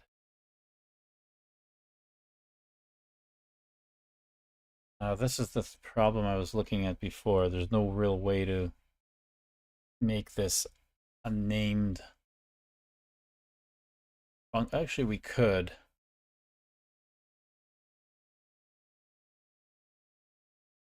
This change state HTTP wrapper is it's kind of bleeding into what we're doing here. So it's just below the HTTP layer what we're doing. And we could squeeze the command handler and the command into one anonymous function. So well, that'll require a lot more work.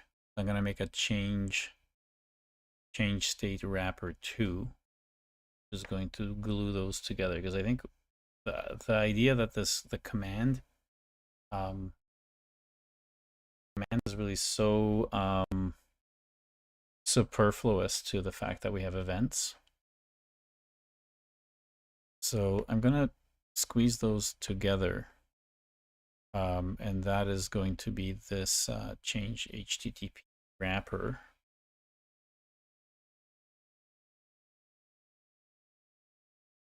I'm going to just copy the entire thing. And I'm going to paste in this. And in here, we're just going to make it v2. Because I don't want the rest of the functionality to fail. I'm going to remove the command. Because the only place that command is being passed is here. We have command here, and the only other place that we're doing anything is saying that the error is, this is the command that we're doing it. So we can just get rid of this part of the feedback here because we don't need it.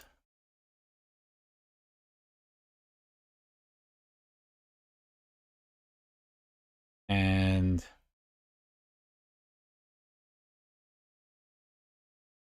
if the command handler is called with, if all of this is just called with nothing, because we're passing an anonymous function,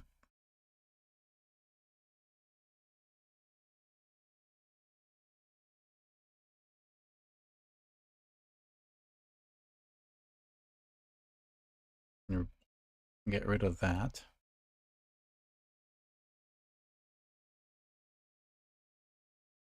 That's going to get rid of us this gluing problem that we have from one to the next. So passing from the history reducer to the mapper, passing in the command between the two, we're not going to need that. So this is where we're going to do switch.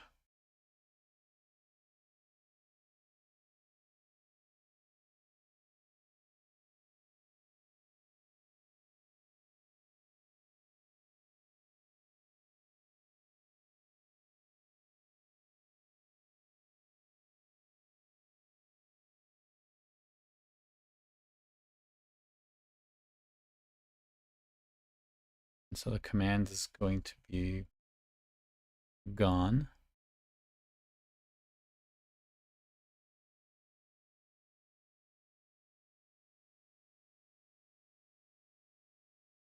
Because now we can do vote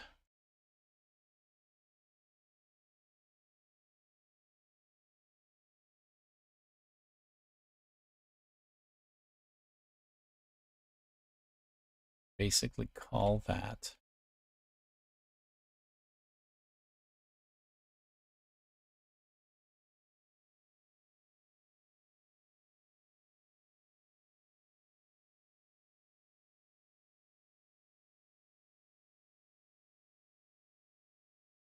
No, I think I did this before, and we didn't like the call to get events everywhere.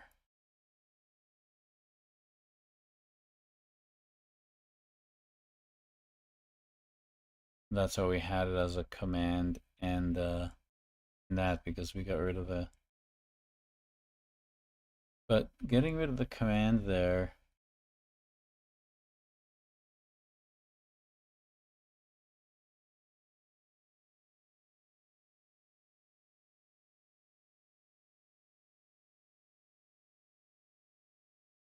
why is this not? Okay, change history. So we don't have that. Vote for session.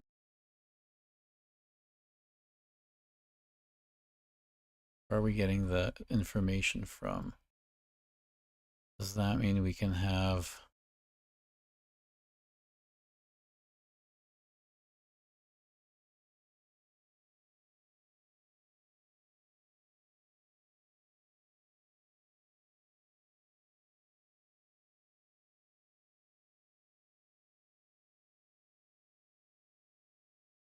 because really what we have is this whole thing as the package of data that is the,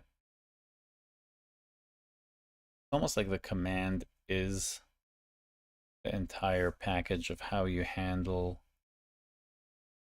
history. So again, I think we're unwinding all of the aggregate ideas. Because what if the command had how you see the past and had the logic for how you interpret the state you're in?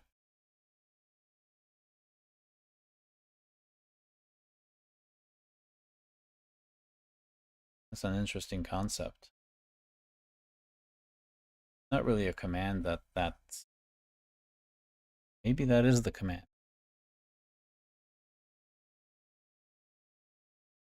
Maybe this gets passed in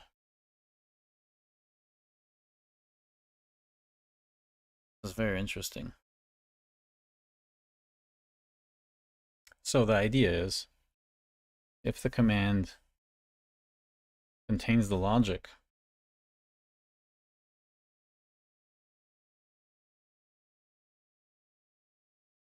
in other words, maybe it's not even the command in the traditional sense. I mean, what do we do now about passing commands around? I don't want to be passing business logic in.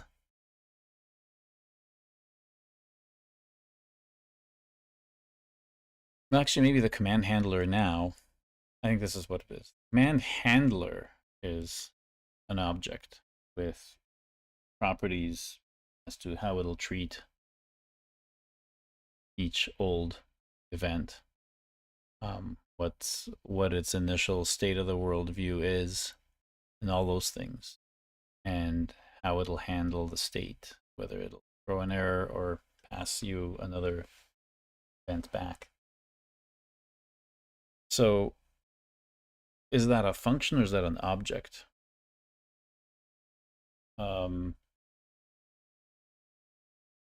Which is interesting because I mean it does have an impact to how we're doing our our testing. Right now our testing is kind of complicated, and what if we have a result object which has you know um a name like an error or an event, and at that point we can get rid of this mess of checkpoint exception. We can still keep our JSON structure the same in terms of the tests, how we specify the tests. But we could simply remove this entire thing because we'll be not doing checkpoint exception and run with expected error. Would have this wrapped up in something else. And even this, all of this can go away by really having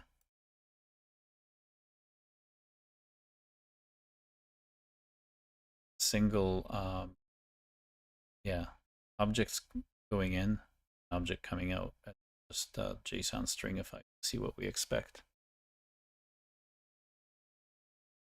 Yeah, it's pretty heavy material for a Friday, but I think we can do something here. That's quite interesting. I don't know if I like this because of this unraveling of having to get events up here. I think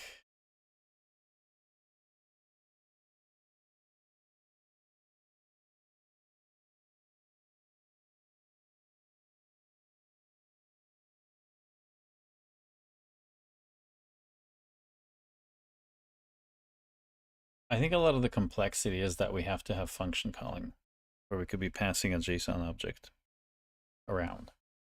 Some of it has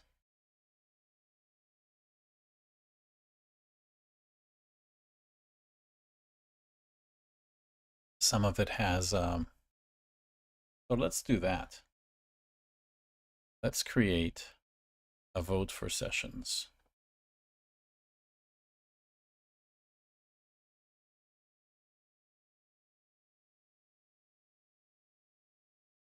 In fact, let's get rid of this and just include it as something that's part of the command.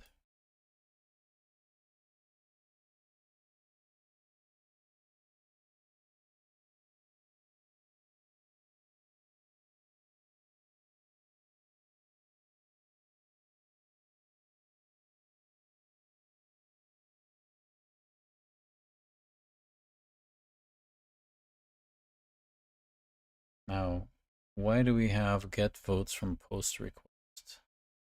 Oh, that's this little helper value here. crazy. I think there's something.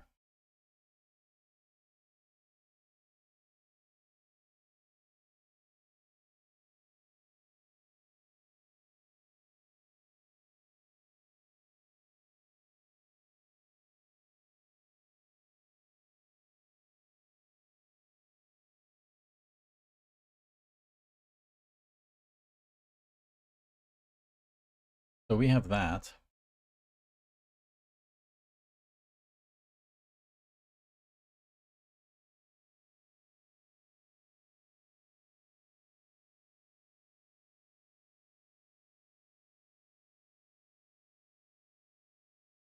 And in this case, you know what? We can strip this property off if we ever have to have a.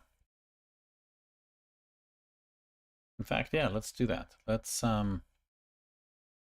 pass this in as the metadata. Why not? Metadata can exist on ends. So let's just say that there's a handler here. Let's vote for sessions.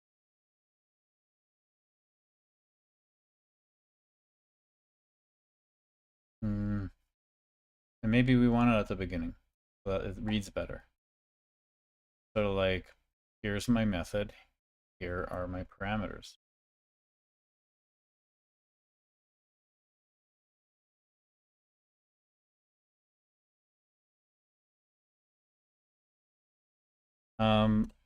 My only worry with this is, you know, if we use this as a way to learn this stuff, how much of this code is going to translate easily to other languages where people are just not used to passing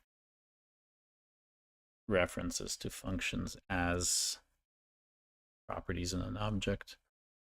I think there's going to be a mapping of this to another solution, but I think this solves an important problem.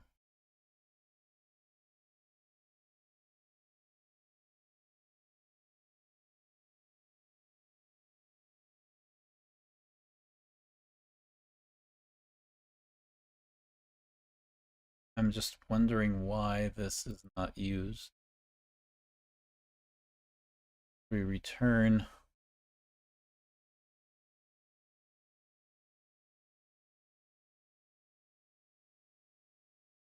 so we pass in the history, goes to history. Okay. And we have these functions, collection of these functions here. We have the initial state. We have this state and the command. What do we do for our invariant? So our invariant, it doesn't need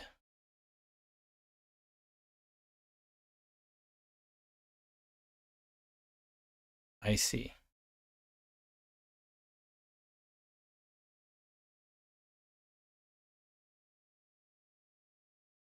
What we need to do is call this function here. No state change, no. To have this command being.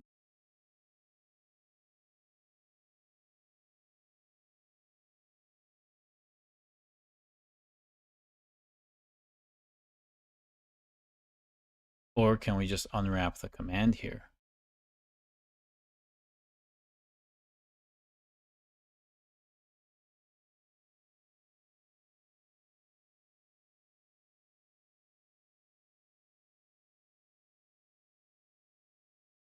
We just have the state being passed.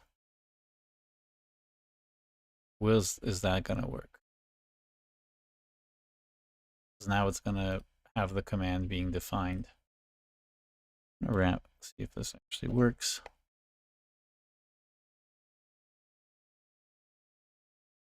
Command handler is not a function. Right.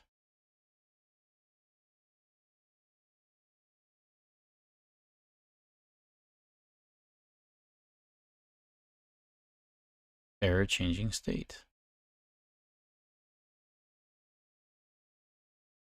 Yes, because now we have this wrapper v2 that has to handle that.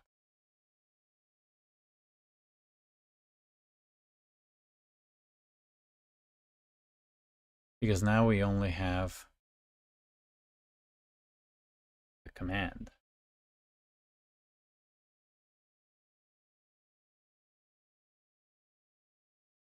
So now we don't have a command handler. We have a command .meta .handler.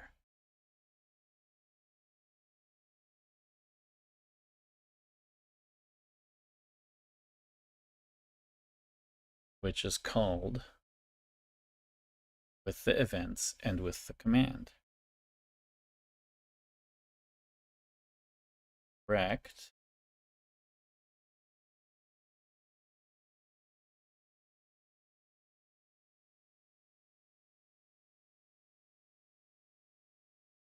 Sounds like we need classes here all of a sudden.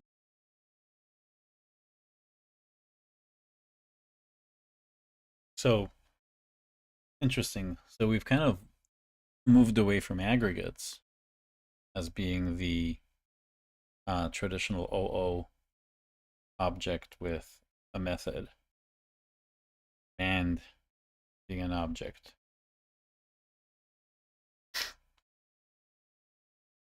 Which kind of makes sense.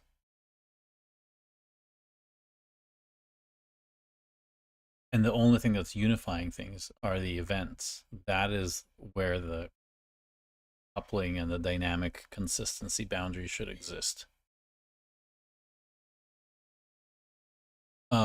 This is not going to work yet. What is it trying to do? Oh yeah, the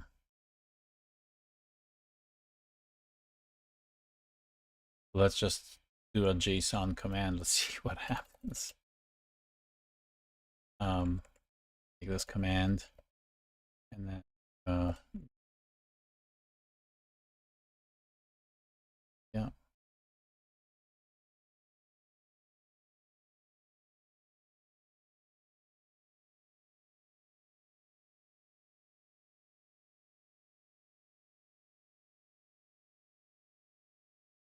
Still command is not defined. 922.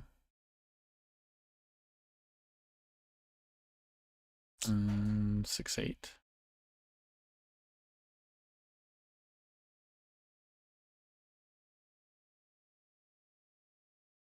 Command is not defined. What else? Wait a second. What are we passing to this to? Just the command and the error next and the success next.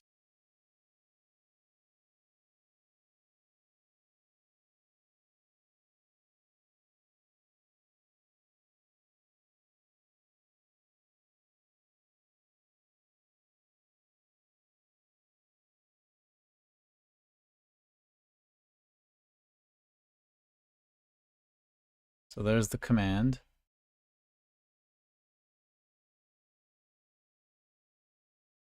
Error next and error success.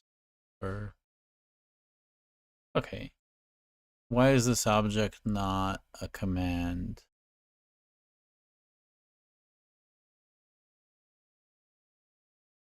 Change state wrapper 2.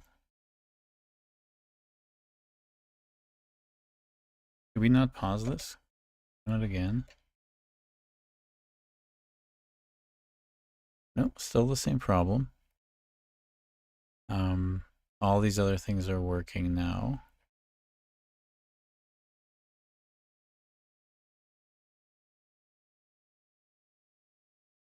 HV, all that, yeah.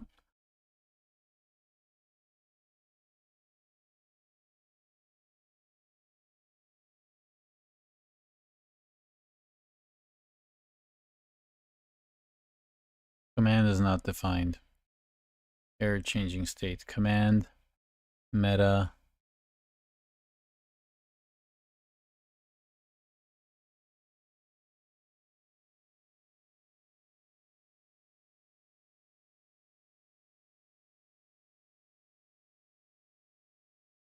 I like how that, oh, I see. Command colon equals meta. Oh, there's nothing in the meta.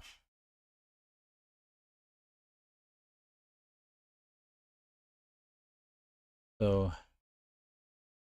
handler, why is that not?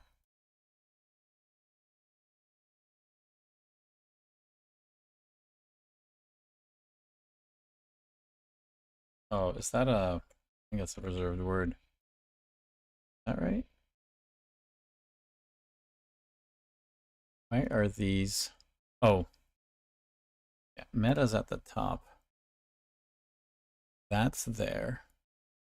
Right now, that's right. So this,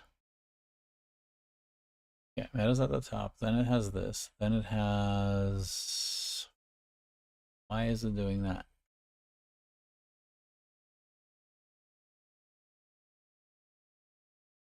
This is fine. Why is this meta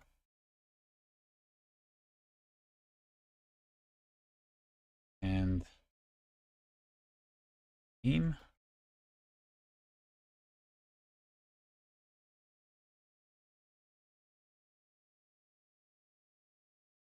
Is it just because it's pointing to a function?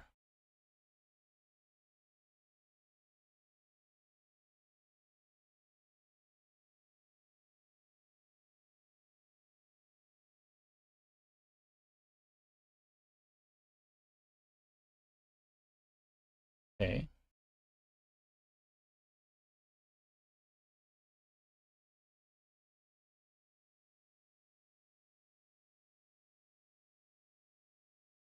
So we pass that in command meta command handler.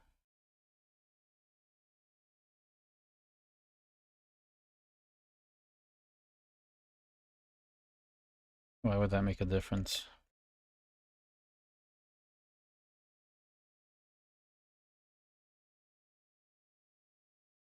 Command is still not defined at 6.8.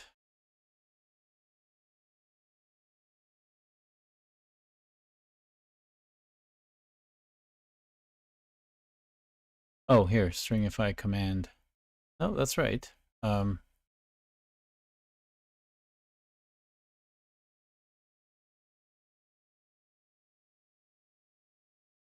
Error changing state command.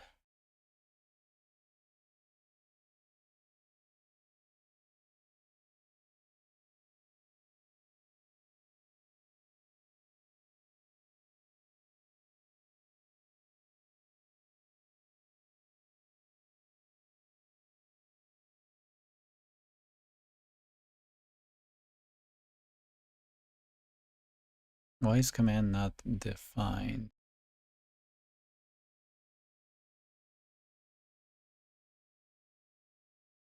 Command handlers. Sure.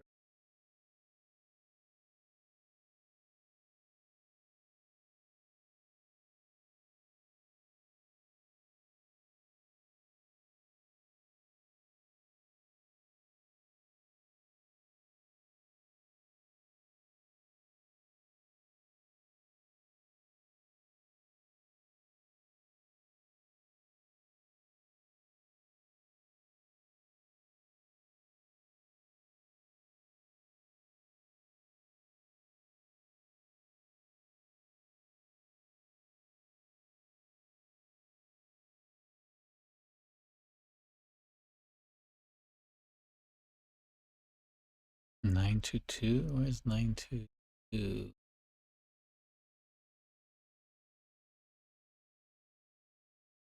That is the command. Oh, I see. That is the command. We have the command handlers vote for sessions.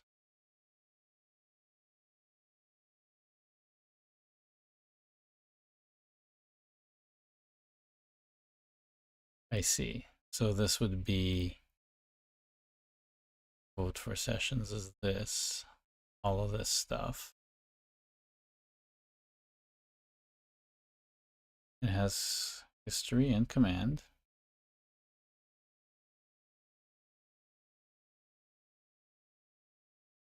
921.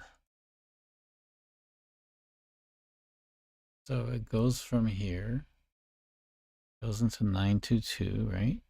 922, yeah. That gets called. Then 68 gets called and fails. 8 fails.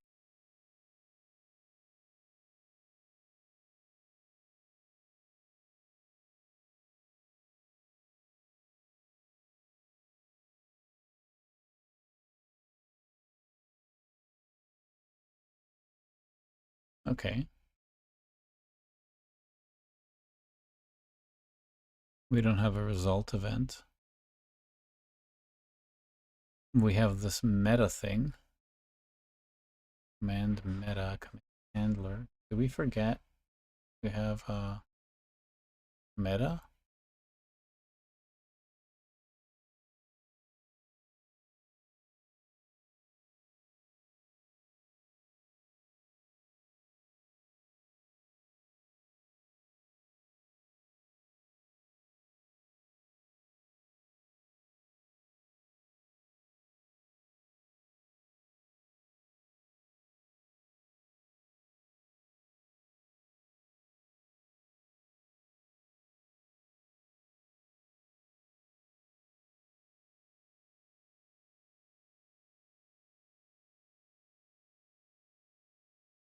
Oh, event handlers and default state. That's state view though.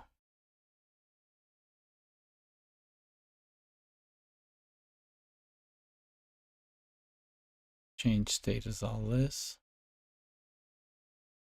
Oh, state change and change state.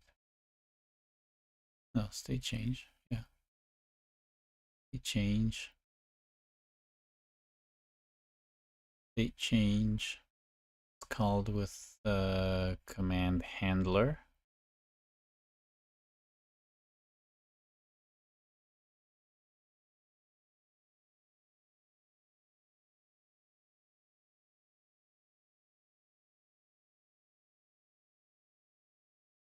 Ah,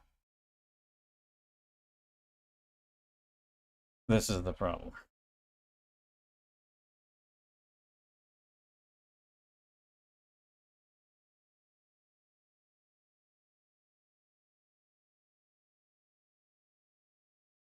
State change.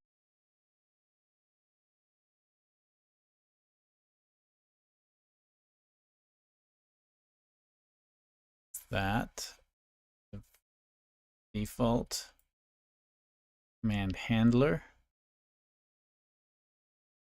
Instead, we have command.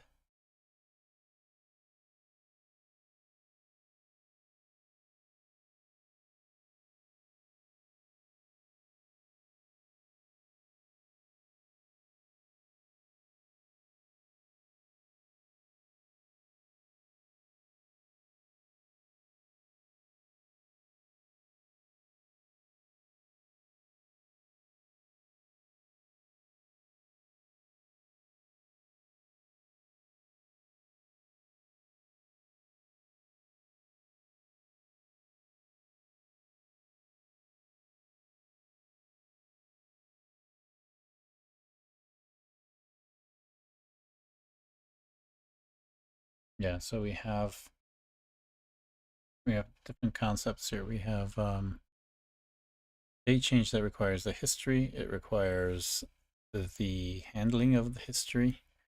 It requires the initial state that we're going to start with. It requires so how we change. It also requires how we do the invariant, which is fine. So that as a state. We call all these things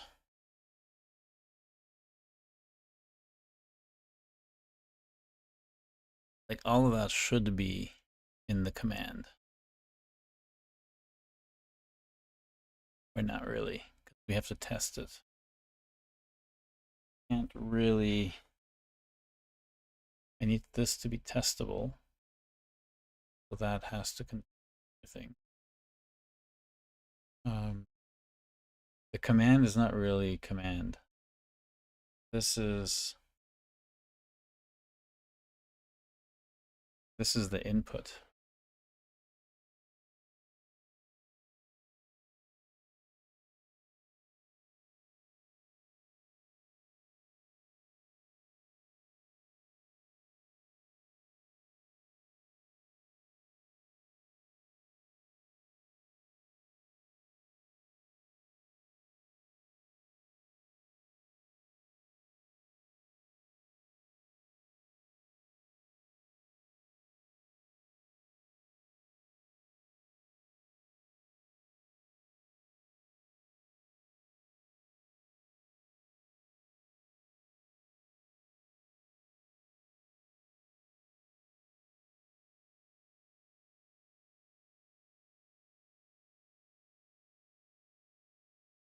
Since the command's going to have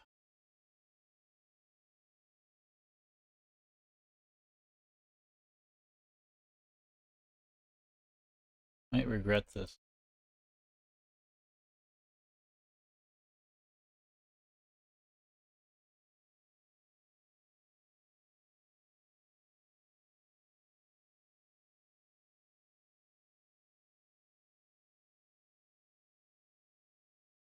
Don't really need this.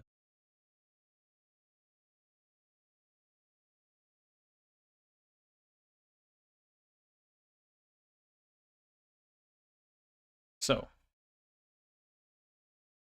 there's some meta information, such as command handler that we're going to call, the data, the input, which we're going to give it, error that we're going to call after. Okay, we have it. So let's go back up to 2. And actually, I want to move it down.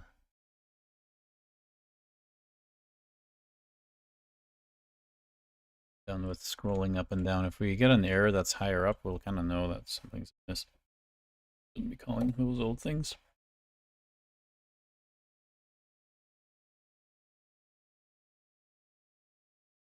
So now,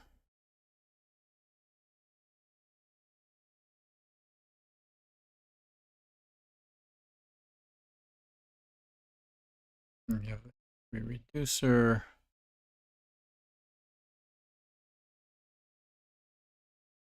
I'm going to put this up here just for now.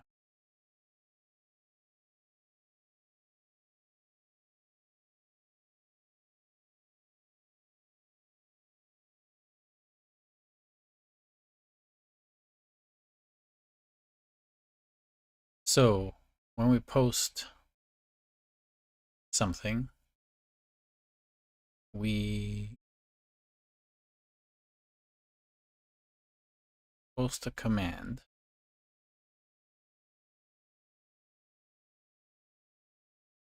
Actually, I want to move that lower to where all that now.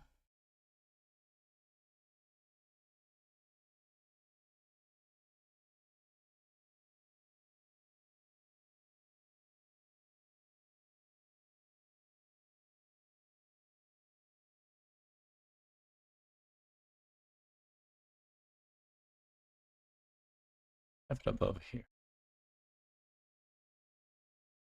This is the first time we're calling this new method, this new way of working.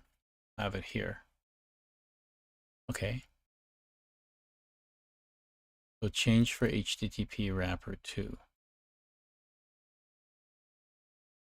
It gets the command. It gets, which is all of this.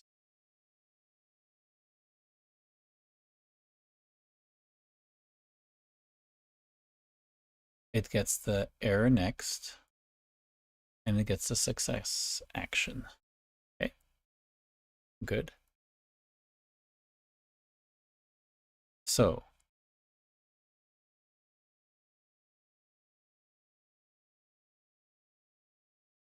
gets the events, no problem. Now from the command, it gets the meta, and it gets the command handler and it calls it vote for sessions.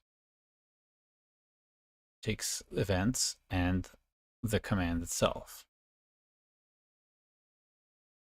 minus the command handler at this point. Do something like this.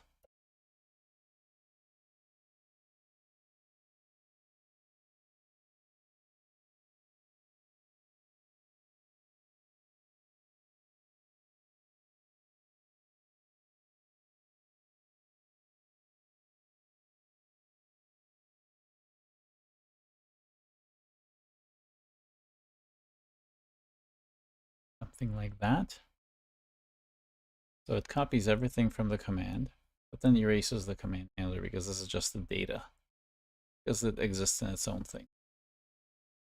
Not sure how that'll work, but it is a new object with things cloned. Sure.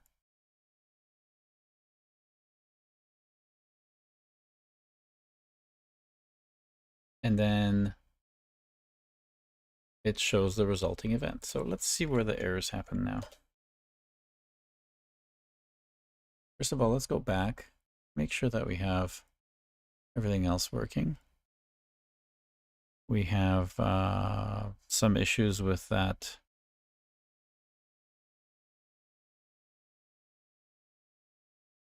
sequence 13. Error handling event 12, which doesn't have the thing, so for each is failing. Good, that's expected. So that's good. Did these choices, and again we get a command not processed. So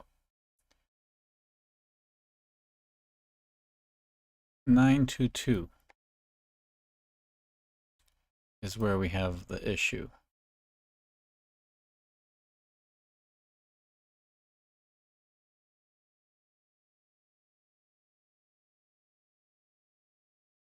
And it says message, command is not defined. In 922. Have command handler, command name.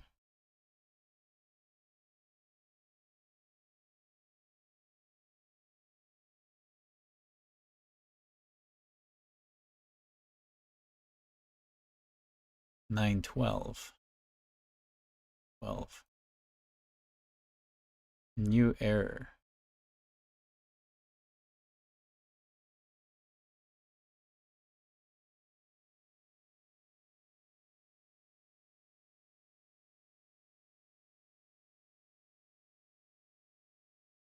So is 912 command is not defined in 912. I don't even see. Is this the same? No, not. It's like that, right? 911, no, not 912. Okay. So obviously it's not this. New error.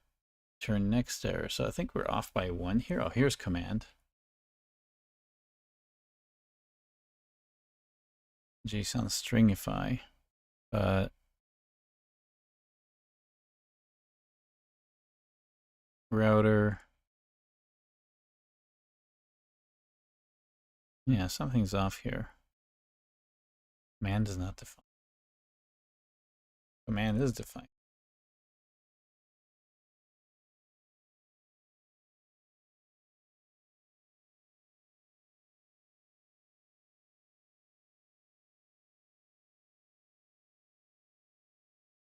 Write a console log command.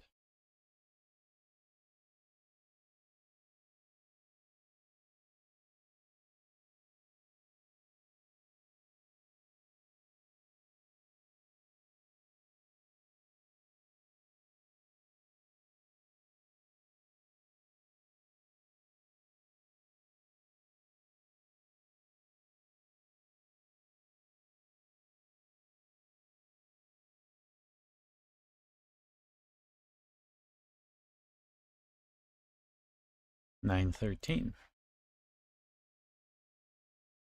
Not defined.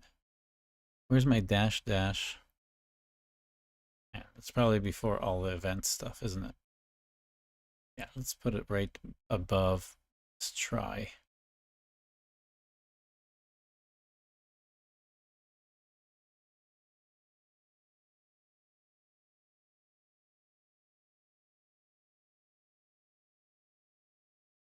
Okay.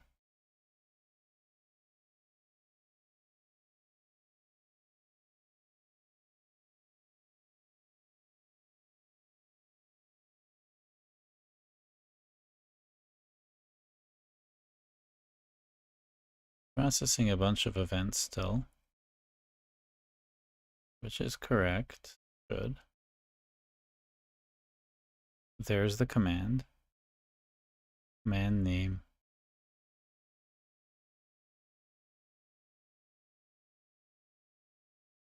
Topics. So it has stuff in it. It's trying to vote for this. Voting for session. Okay.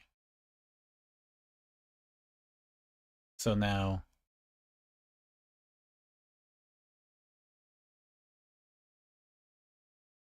I guess we can take this apart.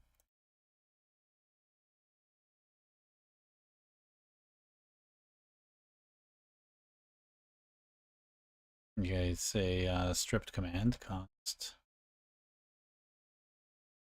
Yeah, for sure. Okay. Then we can just do command handler. Yeah.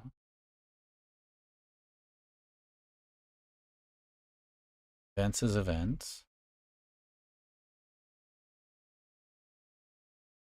We can say const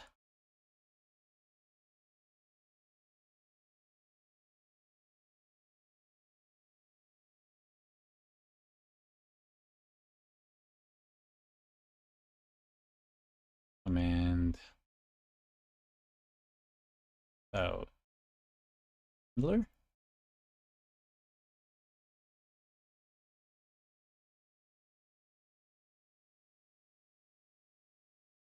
Yeah. Handler. I just call it command data or just input. Let's call it input. Data. Easy. Input. Huh. Okay. Uh,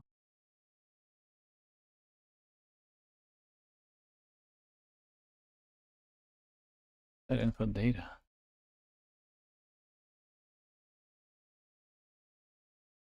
Okay.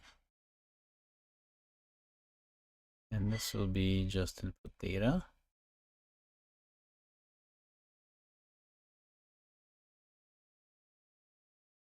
Okay.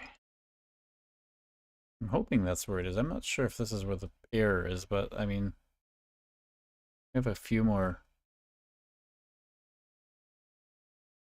debug statements here. But the reason I'm thinking it's something else is that I think we're already calling the command handler because we're seeing a lot more output since this command, assuming the same problem. So I think we're actually further down the rabbit hole. 917, command is not defined. 917 is this one that's catching something here.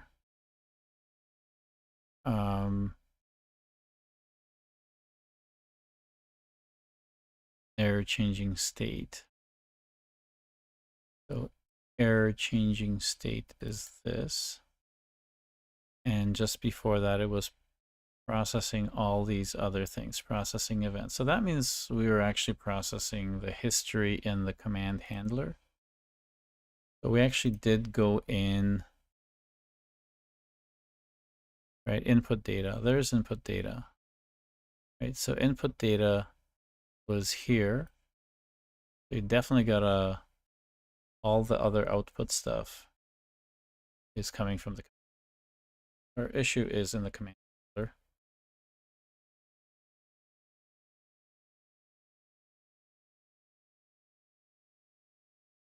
So our command handler is the vote sessions. So console log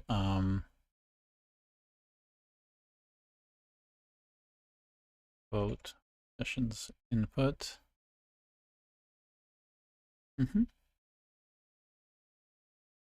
Now we have date change. Yeah, so we have that. Now we have probably a problem with the state change. I think it's coming down to this not having the input. We have this input here. And that's being passed into state change.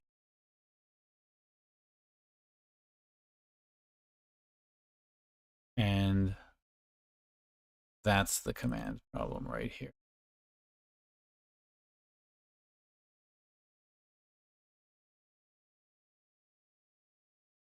We have an invariant function. And our invariant function, go up here. And we don't have command.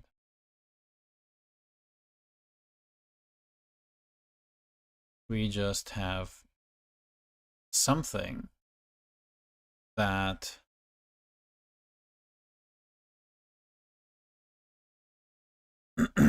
understands the state. And in fact, we don't even need that.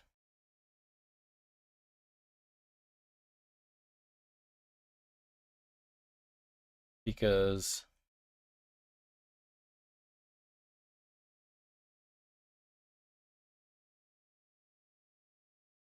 well, that's passing the state between the two.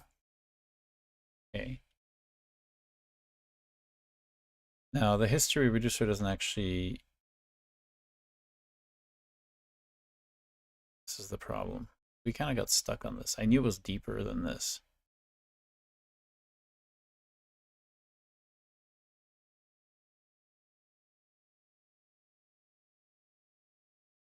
So these work fine. In other words, this is fine. This passes things fine.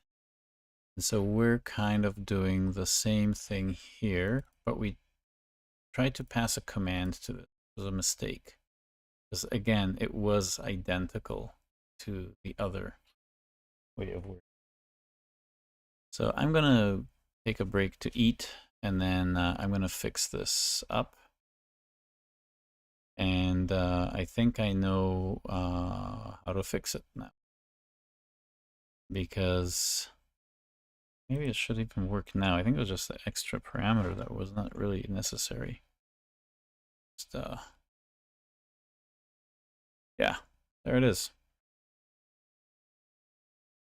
Oh, we stopped this, unfortunately. I wish we didn't stop this. Why did this stop? Yeah, there it is. We just voted for that. So yeah, we fixed this. I'm not going to commit this yet because well, maybe I will. I mean, we have this new version of this. We really don't, my only stupid mistake was leaving this extra parameter, which was throwing things off. It's a compile time thing. Like, what do you pass? What is your, anyway, yeah, if you do this in a different language like TypeScript, you wouldn't have that problem. But then again, you shouldn't be swimming in infrastructure code all day. So maybe your infrastructure code should be TypeScript. Maybe not. Let me know what you think. I'm going to, actually I am going to commit this. I don't care what branch I'm in because we're going to merge all this work anyway.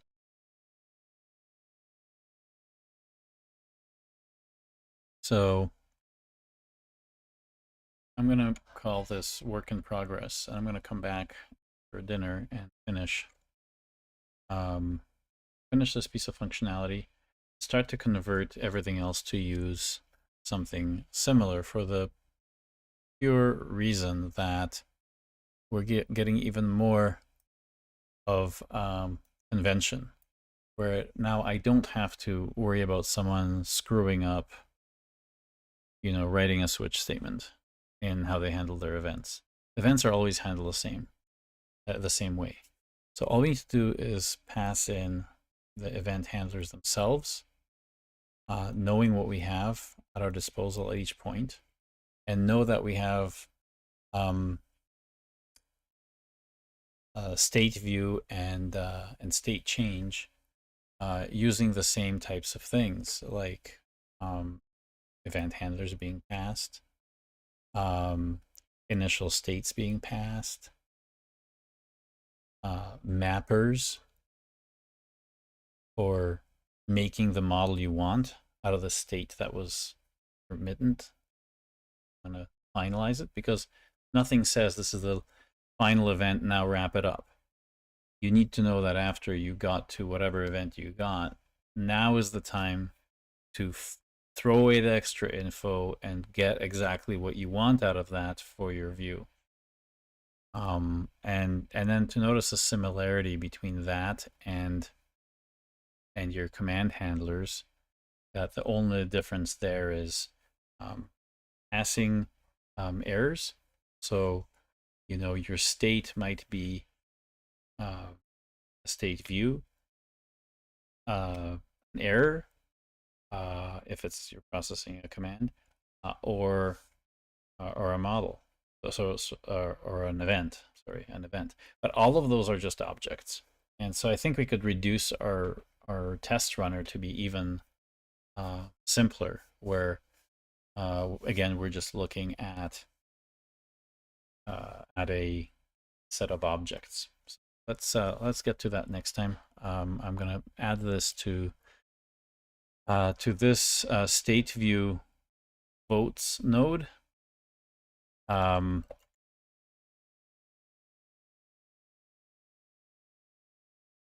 Important infrastructure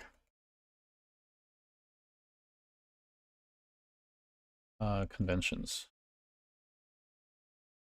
I guess conventions supported by infrastructure. I don't know. Whatever. Let's push that up, and I'll be back. Give me about an hour or so, maybe, to eat, and I'll be back.